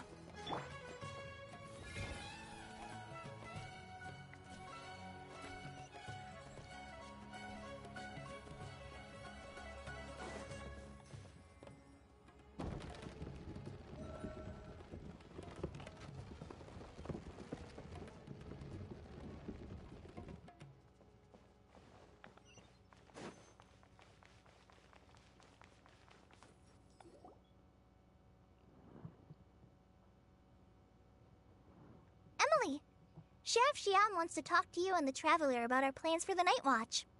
Thank you, Kale. But first, here. I prepared a kind of herbal tea that helps calm the spirit. Why don't you have some? Oh, that's very kind of you, but I'm okay. Oh, it's not good to be so tense, especially when we've got a long night ahead of us. I don't mean to put you on the spot, but I couldn't help but notice that something seems to be on your mind. Was it that obvious? You seem very preoccupied with Kiria's revenge. If there's anything you want to talk about, I'm happy to listen. Oh, Hey, Emily, Kale. Oh, are we interrupting something? No, not at all. This will be easier to talk through with you here anyway. I've just been thinking. If Kiria has the capacity to commit murder while remaining completely undetected, why didn't he target Sylvain along with Lucien last night? There was just a single door separating them. If his intention was to target both brothers, then there was barely anything standing in his way. Don't you think? My theory is he wanted him to hurt the way that he hurt over his sister. When I accompanied Sylvain to his room after Lucien died, and saw how distraught he was, I suddenly realized, maybe Kiria did that on purpose. Maybe he wanted Sylvain to experience the pain of losing a loved one before he completed his ultimate revenge. Which is extremely mean and awful. So did he attack Edgar as a warning then? To scare Sylvain and Lucien? Based on what we've heard about Kiria, that may very well be the case. Losing his sister all those years ago. What has been going through his head? What has he been forced to endure? Whenever I get to thinking like that, I just can't help but wonder. If I were in his place, would I be able to let go of that hatred? Kale. I'm sorry. I know I shouldn't think like that. Not after everything he's done. But I just can't help it. There's nothing wrong with the way you're feeling. Empathy is a part of human nature. In all my years of cleaning up crime scenes, I've witnessed countless families mourn their loved ones. Their cries of devastation and anger still echo through my mind. Even now, some of them even try to stop me, begging me not to erase the last remnants of their loved ones. But getting swept up in those emotions will corrupt your judgment. Surround yourself with fragrance for too long, and your sense of smell will become dull. Allow yourself to be consumed by your emotions, and you lose the ability to think rationally. So while you hold on to that sense of empathy, you also need to ask yourself, do Sylvain and Lucien really deserve to die? How much did they truly know about the Fatui and the delusion? Did they force Yelena to make those decisions? Answering those questions requires a lot of time and evidence, while a single act of vengeance can put those answers forever out of our reach. I've witnessed a lot of deaths in Fontaine. When someone dies, a certain amount of information can be inferred from the traces left behind at the scene. But generally speaking, death will just leave most questions unanswered, and the whole picture ever incomplete. Once you're consumed by hatred, it will become next to impossible to think about things that way. For someone like Kyria, I'm sure right and wrong lost all meaning a long time ago. You're right. The fact that we can approach these questions from this perspective isn't because we're more rational than them. It's because we're fortunate enough not to have suffered that kind of loss. But that also makes us perfectly positioned to stand on the outside and try to pull them back from the brink before it's too late. I understand Kyria's decision, but I still want to stop him. Master, Sylvain, and Kyria. They all deserve to survive. Huh. The fortunate and the unfortunate.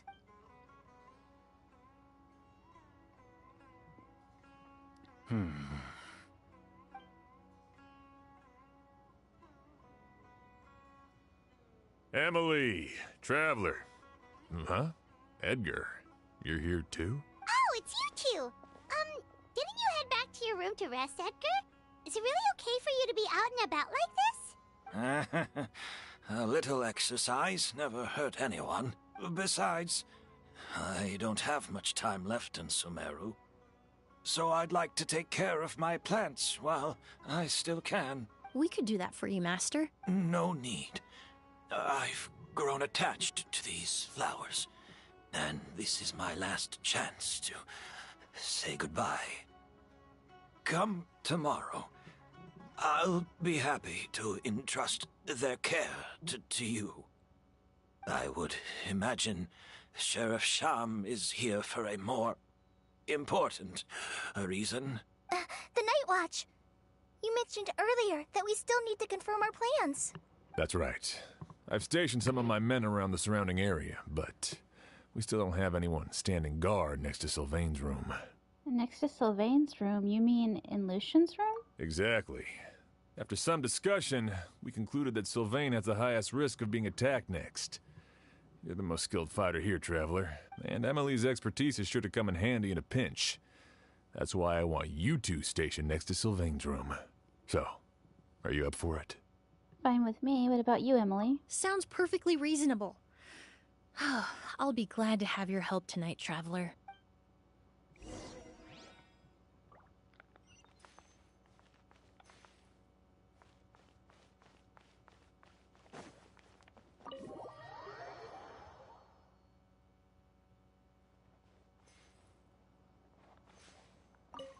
Shouldn't you be standing guard in the room next door? I would hate for Kyria to notice you here, an abandoned ship.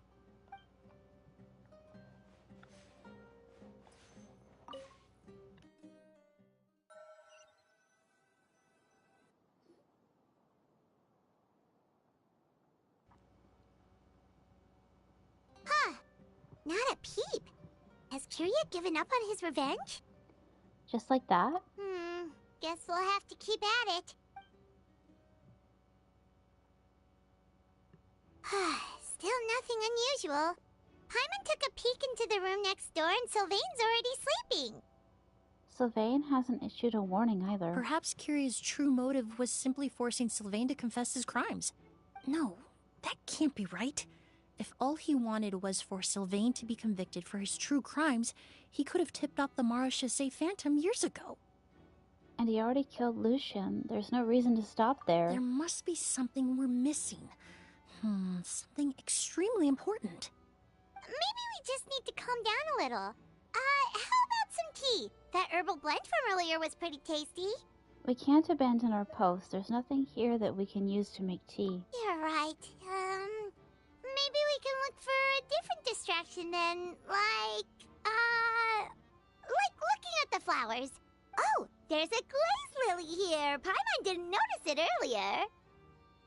Because they don't bloom during the day, because they only bloom at night. Flowers, glaze lilies, incense. Oh no! Sylvain's room! Quick! Wait, what?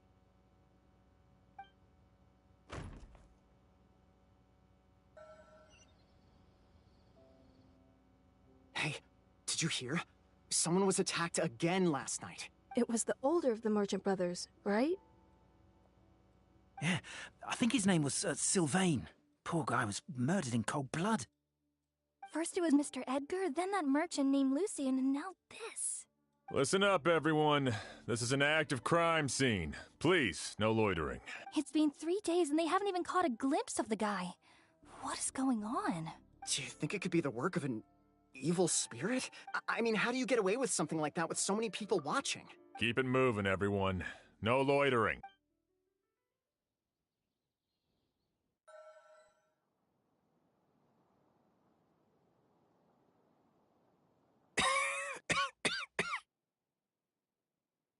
I suppose I'm next. You don't know that. Kyria already attacked you once, and you survived. Perhaps he doesn't consider your crime to be worthy of death. You were the only reason I managed to survive, Emily. I never did thank you for that, did I? Even if I wasn't there, Tainari was also in the vicinity. He would have been able to help. Is that so? I suppose I'm a very fortunate person, then. I have exceptional students, caring friends, and the respect of my peers. If it is indeed my time to go, then I'll die without regrets. But Kyria has nothing. Yelena is gone. Now his enemies are too. It really makes you wonder if there's even a reason to keep on living. If you really want an answer, I suppose you'll have to ask Kyria himself once we finally catch him. Well, I hope it all goes well. Emily, there's something else I'd like to ask of you. With everything that's happened, holding the exhibition is off the table now.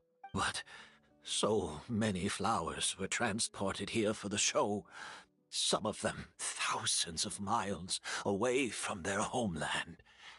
I can't let them wither away with no one to care for them. Whether Kyria gets to me first, or I'm sent back to Fontaine to stand trial, I won't be around to look after them.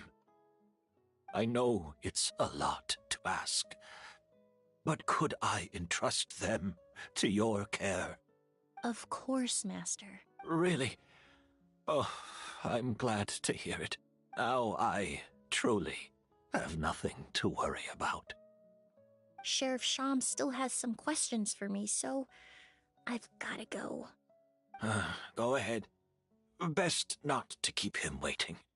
He can be quite impatient.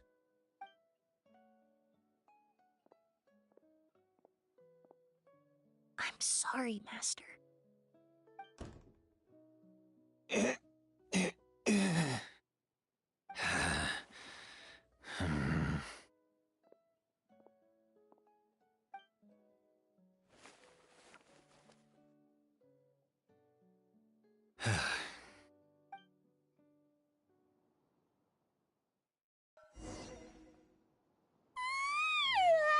Another all-nighter.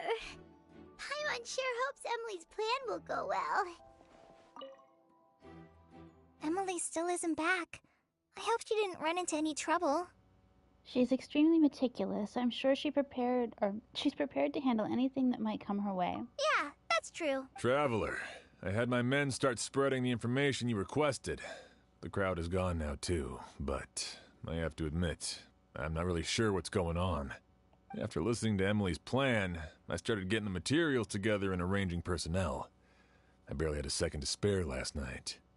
To be honest, I'm still not sure how the crime was committed that night. It's pretty simple, actually. The key clue was right in front of us the entire time! Feel like you've been waiting to say that for a while. Let's go! We'll show you where the culprit hid a goose.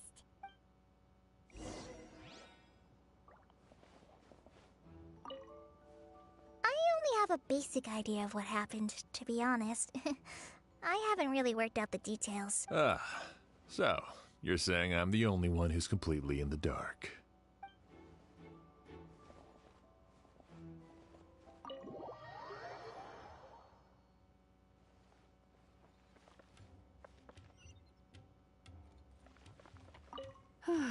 The crowd is finally gone. Can we even go forward with the exhibition?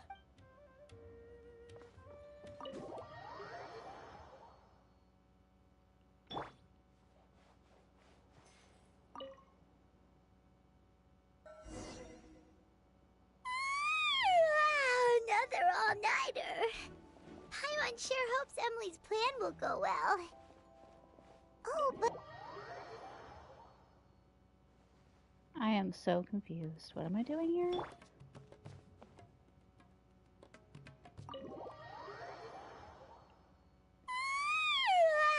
Another... Emily still isn't back. I hope she didn't run. Yeah, that's... Traveler, I had my men start spreading the information you requested. What the heck? After listening to Emily, to be honest, I'm still... The key clue was right in front of us. Let's go. We'll show you where the culprit...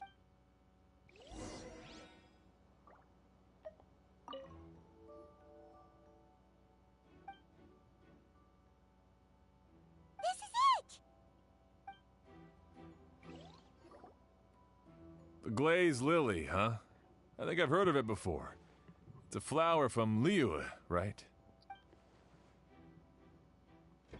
Well, did you know it only blooms at night? Emily, you're back! How did it go? Exactly as expected. A flower that only blooms at night.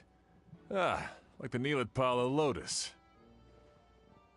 Exactly. Although the Neelitpala lotus wouldn't be a good substitute in this scenario. When it's closed, the gaps between the petals are too large. That's why Kiria chose the glaze lily as his mechanism. He would start by preparing an Agoose sample. Oh no, I'm bad at these. In order to set up the mechanism, he took a goose and tapped it on the outside of the petals, poured it into the flower pot, soaked the area around the petal. There's a sticky substance on the edge of the flower petals. It's one I recognize. If you stick the petals together with slime condensate, then in the daytime, the glazed lily would act almost like a hidden container. If poured into the flower pot, the liquid would seep into the soil. That might prevent the substance from taking effect. If applied to the outside, you would still be able to smell a goose even in the daytime.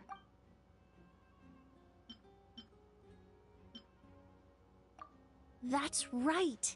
He applied a diluted form of slime condensate to the petals to stick them together and enclosed a sample of Agoose in the center. That way, the Agoose would remain trapped inside during the daytime, unable to seep between the petals and evaporate into the air. This also allowed the culprit to plant the poison well in advance while his targets remained oblivious. However, the diluted slime condensate wouldn't be viscous enough to prevent the petals of the glaze lily from opening at night. So by nightfall, the flower would bloom, thereby forcing the target to inhale the Agoose trapped inside. And Kiria could execute his revenge without having to step foot inside the room during the night. By the next morning, the sample of Agoose would have nearly fully evaporated. The glaze lily would have already closed its petals, and any lingering odor would be concealed by the fragrance of the other flowers in the room. And his mission would be accomplished. Wait a second. You're telling me this version of a goose is so toxic, inhaling the minute amount trapped inside a flower is enough to kill a grown man? And how did Edgar even survive ingesting a whole bottle of the stuff? That's because a goose is just as dangerous now as it was all those years ago. The level of toxicity has never changed. Only a small subset of people are truly at risk. Ah, you mean people who are sensitive to elemental energy. So it's just some sort of happy coincidence that Sylvain and Lucien are allergic to the stuff? That can't be right. They were involved in the operation all those years ago. If the stuff gave them a bad reaction, they would have known from the very start. I wouldn't use the word allergic necessarily. It's more like they're susceptible to its effects. But that distinction isn't important right now. You can think of it this way. It's not that Sylvain and Lucien are innately sensitive to elemental energy, but that Kyria found a way to ensure that they would be. The primordial sea, various essential oils, the incense in the room. The incense I smelled earlier seemed familiar. Thinking back on it, I'm almost certain it was the scent of spirit borneal. In Sumeru, scholars use spirit borneal to aid meditation and stimulate their connection to the Dendro Archon. All kinds of essential oils commonly found in alchemical products can temporarily increase elemental affinity. But it would be difficult to force someone to use them without knowing it. In Fontaine, I experienced how drinking primordial seawater made me more attuned with the element of hydro. But that substance would be hard to get around here. Did they drink tea or something? I'm so confused. In Sumeru, alchemically produced essential oils, the primordial seawater that caused unrest in Fontaine not too long ago. All of those are substances that can heighten your sensitivity to elemental energy. And Kyria chose spirit borneal. That stuff gave us a lot of trouble when we first came to Sumeru. Ah, yes. I definitely remember that. In Sumeru, it's not uncommon to use incense indoors, so its presence wouldn't arouse suspicion. The flowers in the room could also serve to mask the scent. Flowers were pretty important to this plan, huh? The glazed lily is native to Liyue. It would be completely unnatural to have one here in Sumeru if it weren't for the exhibition. What a coincidence. Actually, it's not a coincidence at all. The exhibition, the hotel, it was all a meticulously designed trap. No wonder he was willing to pay a small fortune to rent out the hotel. He probably used the mora Yelena left him, don't you think? That money was supposed to set him free. But in the end, it was just a tool for his revenge. There's a saying among forensic doctors in Fontaine.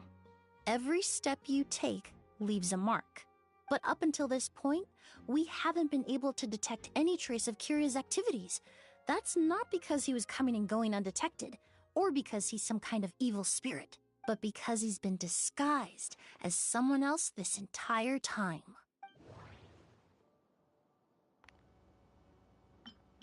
Edgar, Kyria. Creating such an intricate mechanism out of a glazed lily, setting up the spirit borneal in advance, and arranging for Sylvain and Lucien to stay at the hotel. It all points to one person.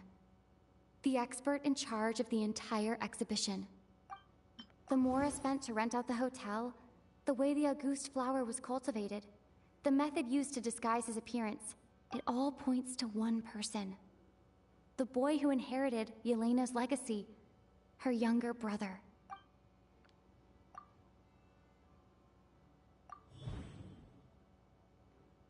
Kyria and Edgar are one and the same.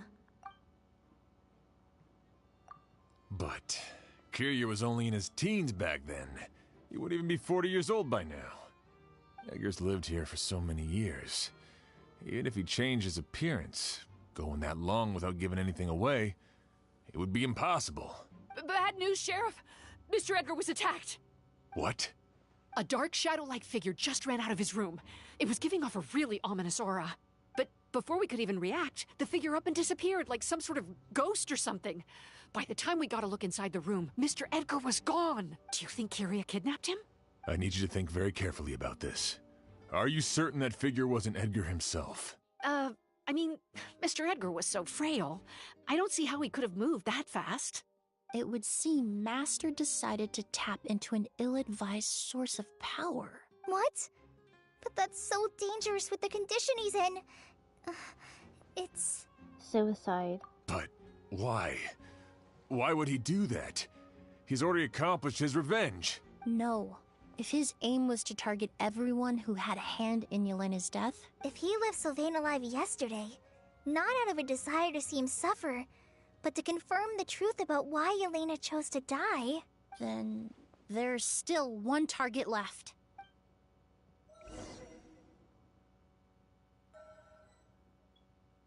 The shadow-like figure ran in the direction of the elevator, and my partner immediately chased after them. We should hurry before they're forced to confront each other.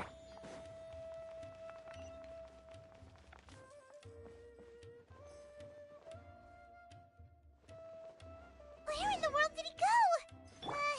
Let's ask the merchants nearby. Let the show begin. Forest, protect us.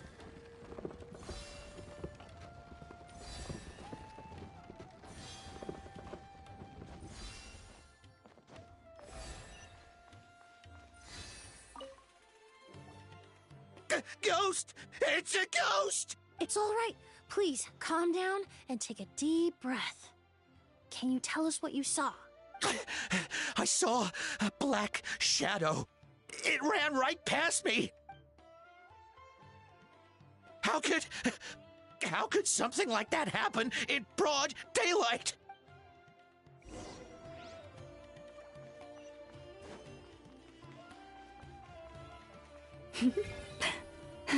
This is terrifying.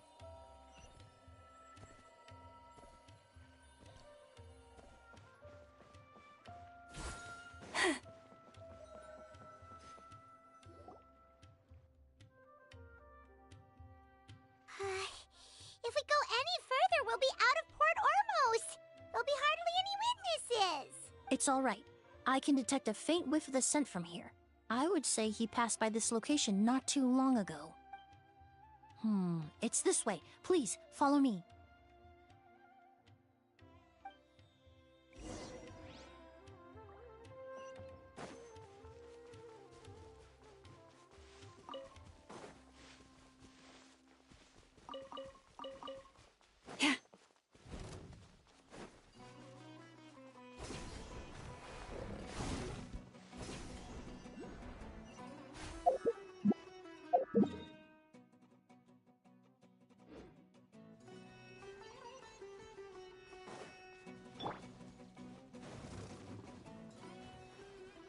Quit following me. The wind rises. Huh. Huh.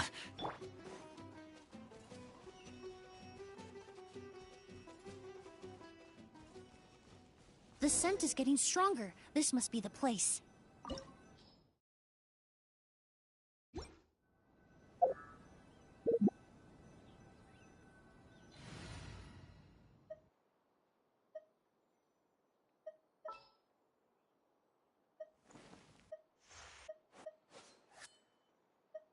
What's our objective?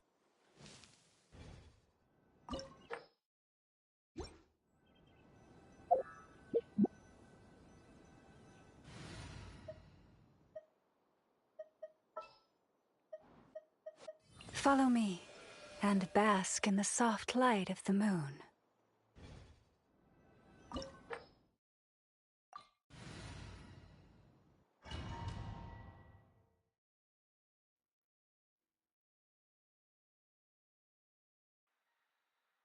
Oh! Oz! Are you all right? Were you attacked? No, I'm all right.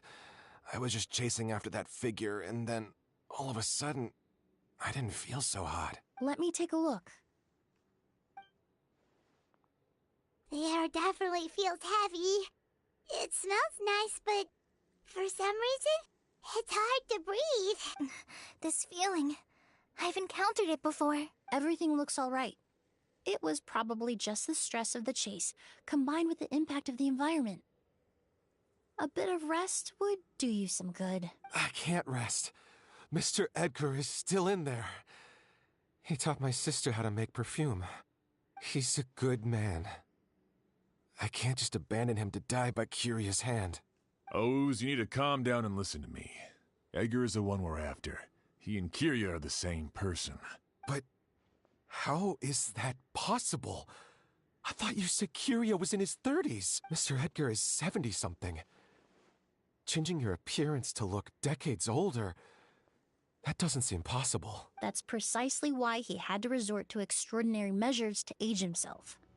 A delusion. Kiria used a delusion to bring back the Auguste flower, corroding his body in the process, just like his older sister. No. He couldn't have. Mr. Edgar has been in Port Ormos for years. If someone started impersonating him all of a sudden, we would have noticed. And what if the impersonation started before he ever set foot in Sumeru? I've yet to confirm it, but I suspect Kiria killed the real Edgar in Fontaine not long after his release from prison. While Edgar was incarcerated, Kiria started making preparations to replace him, including forcefully aging his body, studying perfumery, and planning the real Edgar's demise. The new Edgar then decided to relocate to Sumeru, seemingly out of an innocuous desire to let go of the past. He even left perfume making in favor of mentoring students. But these decisions were all for a specific purpose, the need to distance himself from anyone who might see through the facade. And Sumeru fit the bill to a T, with no one around to question his identity. All he had to do was grow a beard, don a pair of glasses, make a few minor alterations to his appearance, and everyone would believe he was exactly who he claimed, Edgar, a perfumer from Fontaine. As the years went by, he removed his disguise little by little and continued to refine his skills. It would have been a gradual process, one that ensured no one around him would notice anything unusual. That explains why Sylvain said he barely recognized Edgar back at the hotel. He aged himself decades beyond his years just so he could accomplish his revenge. Is that even worth it? I need to find Mr. Edgar. He's not that kind of person. He can't be. What you really need is to get out of here and rest. No, I can keep going. Wait! This environment is likely being influenced by the delusion. Any discomfort, no matter how slight, should not be treated lightly. I know how to relieve your symptoms, Mr. Ooze. Please come with me and rest. I'm sure Kiria... No, Edgar wouldn't want any more innocent people implicated in all this. Kale's right. The Traveler and I will take things from here.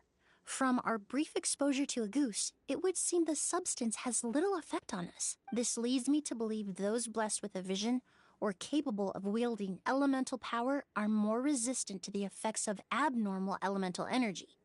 In other words, this environment doesn't pose as much of a risk to us. Actually, now that I think about it, this stronghold likely has multiple points of entry. If the target were to escape from a different point of entry, that might allow him to evade capture. I hate to trouble you, but we need people to survey the perimeter.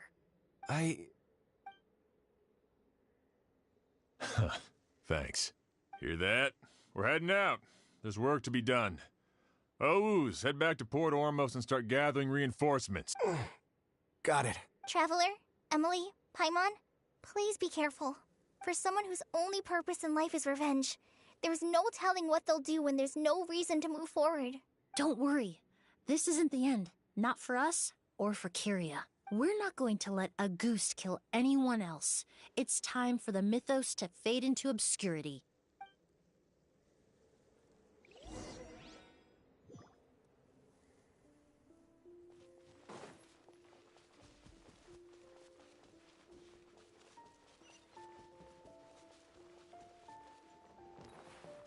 Monsters?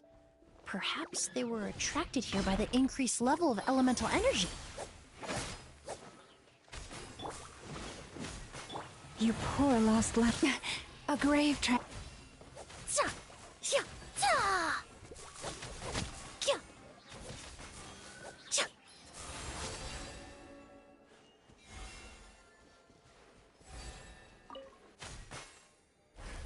I I've never seen these seeds before.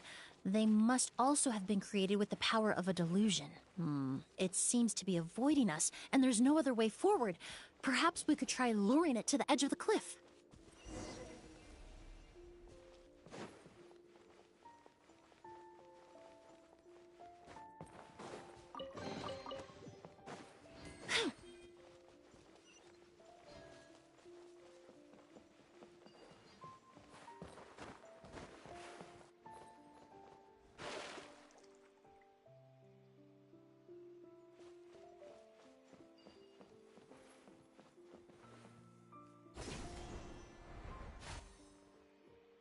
Whoa, look at all the Auguste flowers! There are so many of them. I can't believe a single person did all this. Must have taken a lot of time. I fear that statement is truer than you know, Paimon. Using a delusion comes at a cost. Not just time, but the time you have left to live. But why would Kiria need this many Auguste flowers? He only needed a few bottles of Auguste to carry out his plan, right? Perhaps hatred wasn't the only emotion fueling his obsession with Auguste.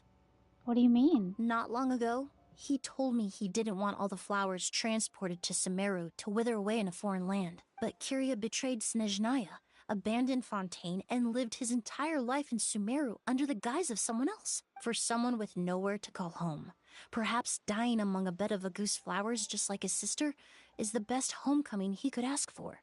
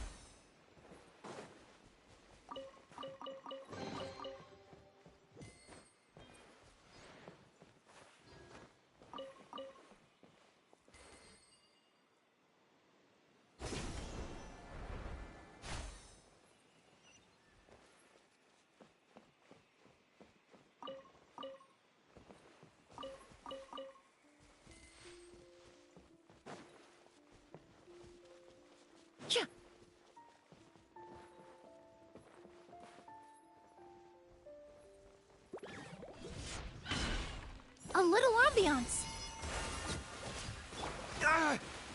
Time for retribution! Forest, protect us. Here, for the everlasting forest.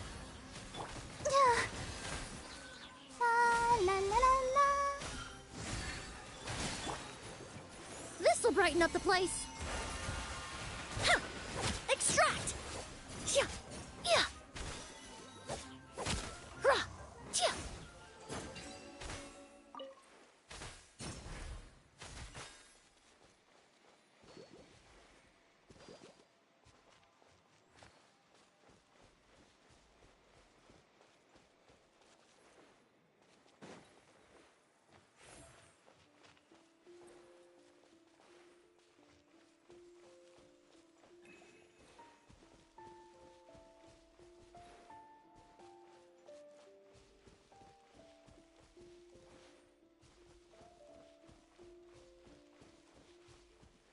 A plant that destroys seeds.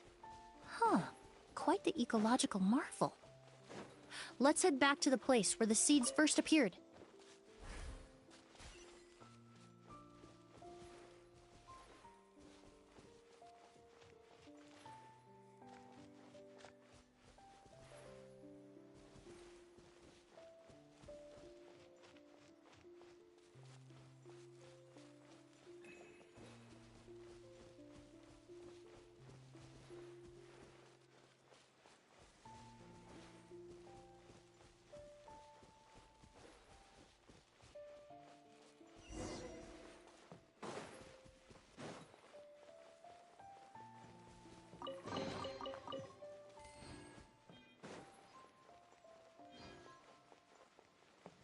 The scent of flowers is getting stronger. We're almost at the end.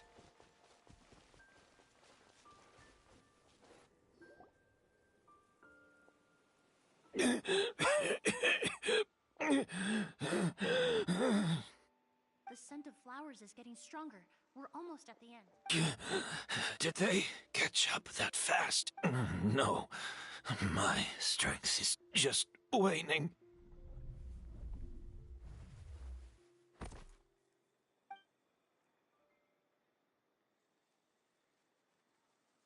But it doesn't matter. This is far enough.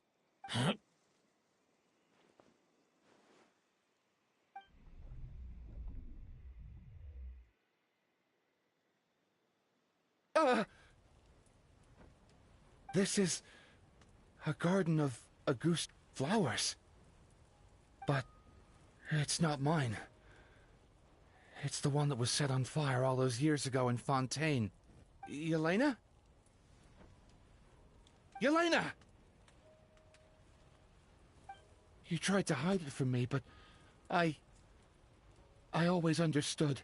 The reason why you continued to use the delusion, the reason why you set your garden on fire, it was all because of me. I shouldn't have listened to you that day. I shouldn't have taken the Mora and ran. But by the time I realized something wasn't right, there was nothing left. The flowers were gone. And so were you. I know I'm almost 20 years too late. I should have come looking for you earlier. I should have died with you that day. Yelena? Yelena!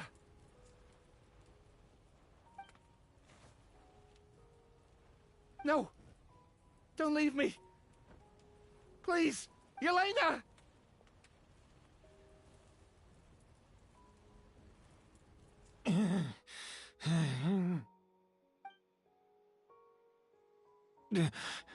Emily, I'm alive. No, that's not possible. I saw her. Yelena, we were together. That was an illusion, likely brought about by the residual toxin in your body coupled with the pollen in the air, neither of which are fatal. No, the amount of Auguste I drank, it should have been enough.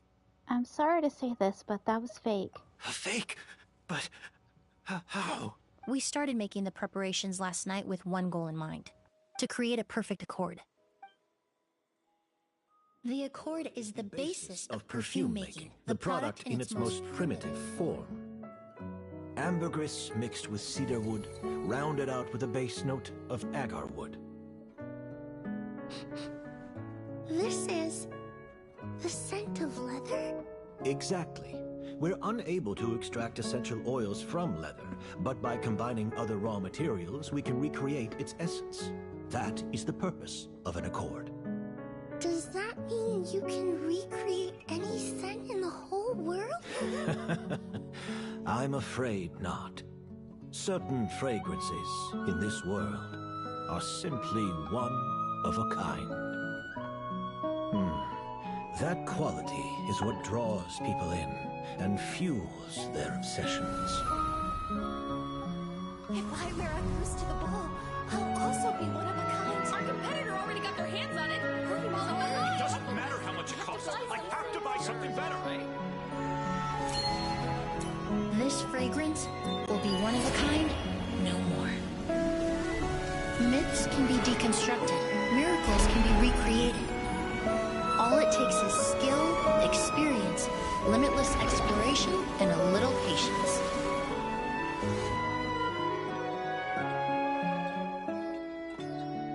The only thing left is determining where the real Auguste is hidden. Pretending to be attacked means he's not free to move around. Auguste must be hidden within reach. Paimon took a peek through the window earlier and his house was packed with flowers. The curator commissioned a flower pot from Kasharawar, capable of retaining heat and moisture. Perfumes are as beautiful as flowers, and equally as delicate. When stored, you must take care to control the temperature and keep them away from direct sunlight. Did you get all that, Emily? I got it.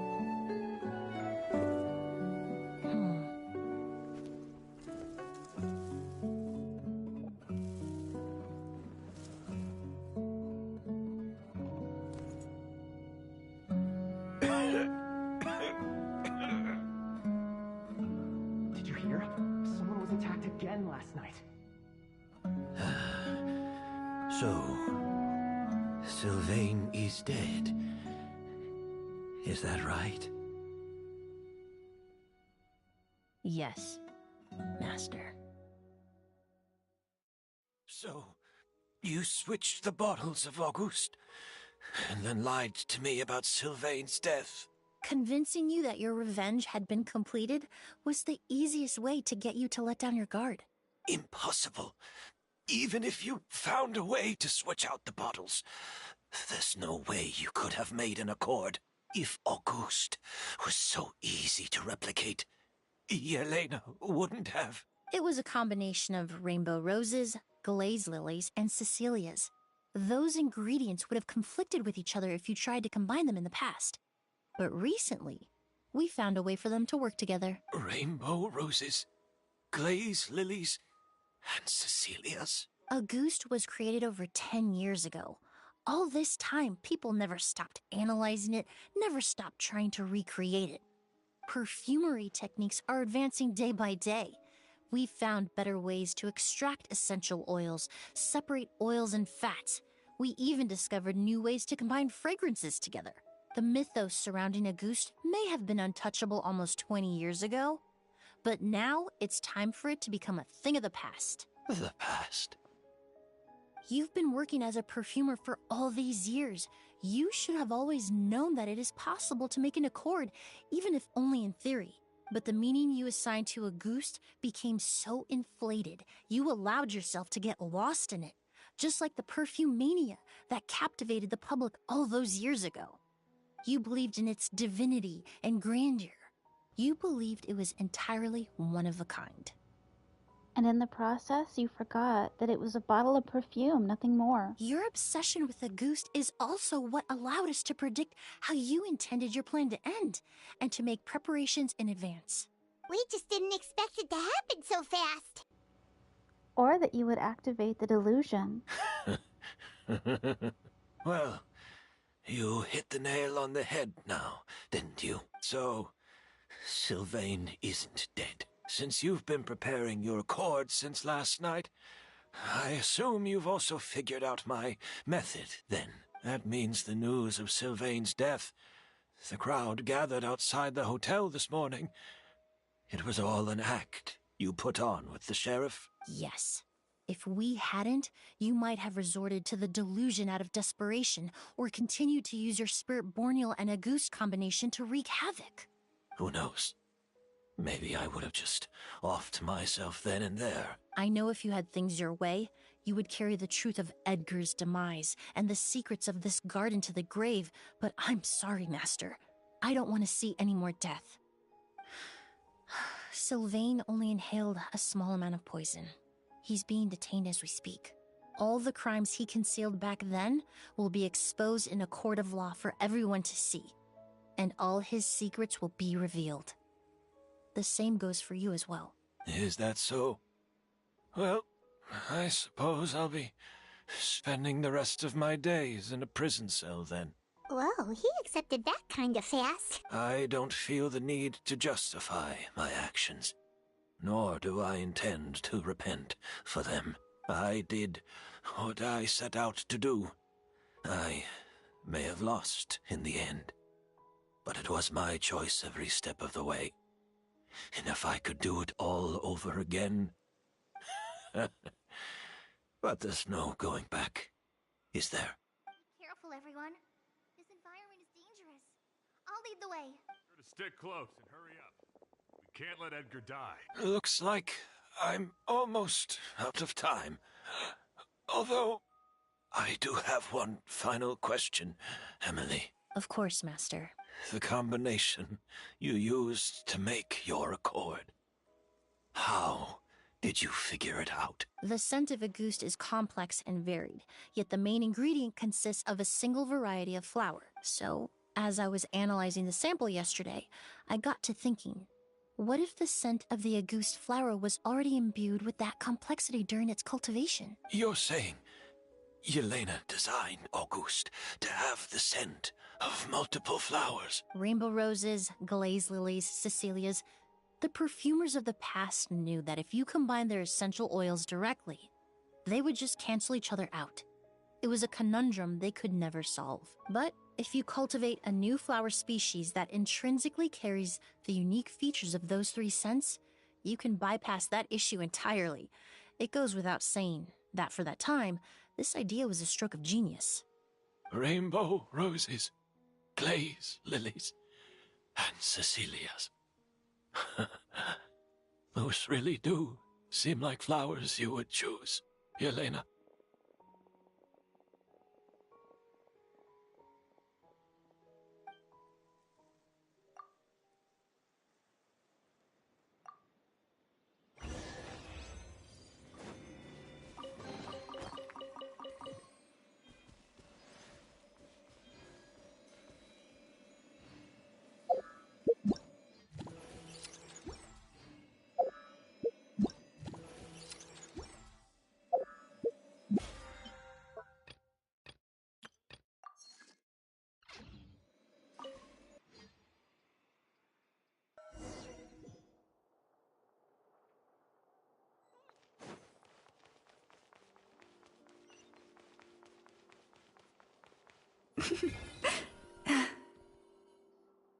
Did you know? Miss Emily's releasing a new perfume! Right, I heard about that. I think it's called Yelena. Seems like everyone in Fontaine is talking about the new perfume you're releasing. I was hoping to release it without such a fuss, but the news spread way faster than I expected. I just hope it won't become the source of some new myth, especially after all the work we did to demystify Auguste. About this perfume, did you use the accord from back in Sumeru? I did, although I made a few modifications to the formula to make the scent more pleasant and long-lasting. I actually brought a few samples with me today. I hope they're to your liking. Also, I was hoping you could try out the fragrance before I officially release it and tell me your thoughts. Of course! A good sense of taste and sense of smell go hand in hand, you know? Just leave it to Paimon!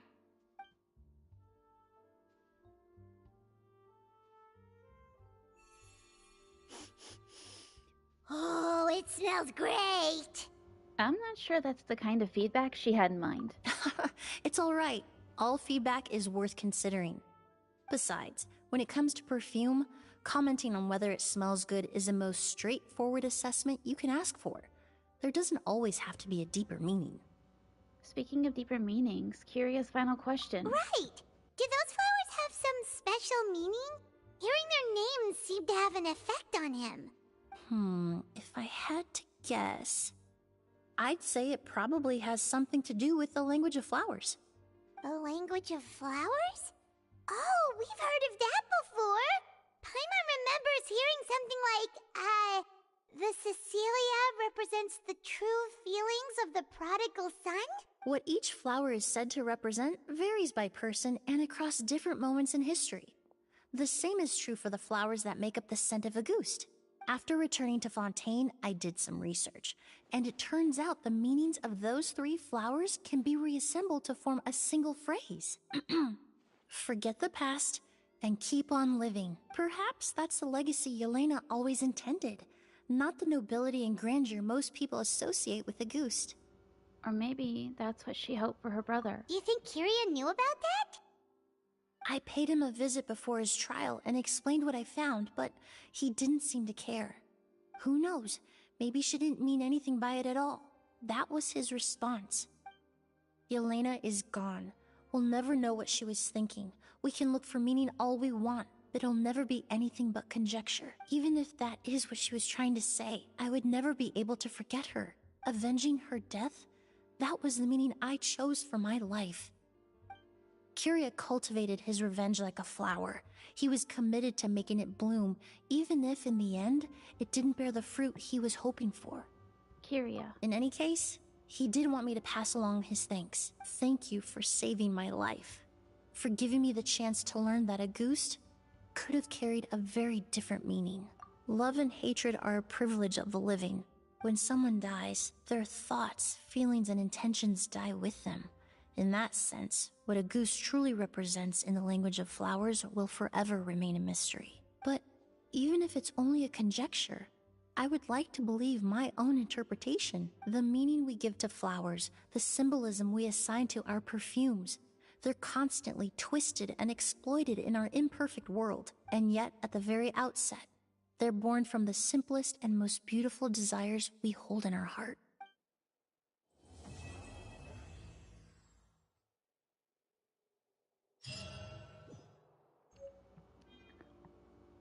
Wow, that was really good. I'm torn between wanting to pull for Mr. 4-star over here or his husband. I want them both.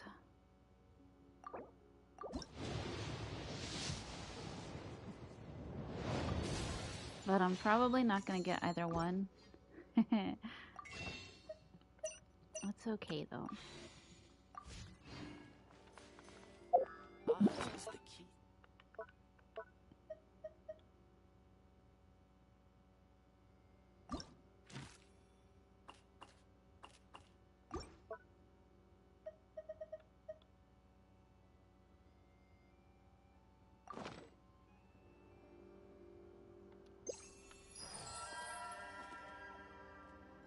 What does that do? Huh, interesting.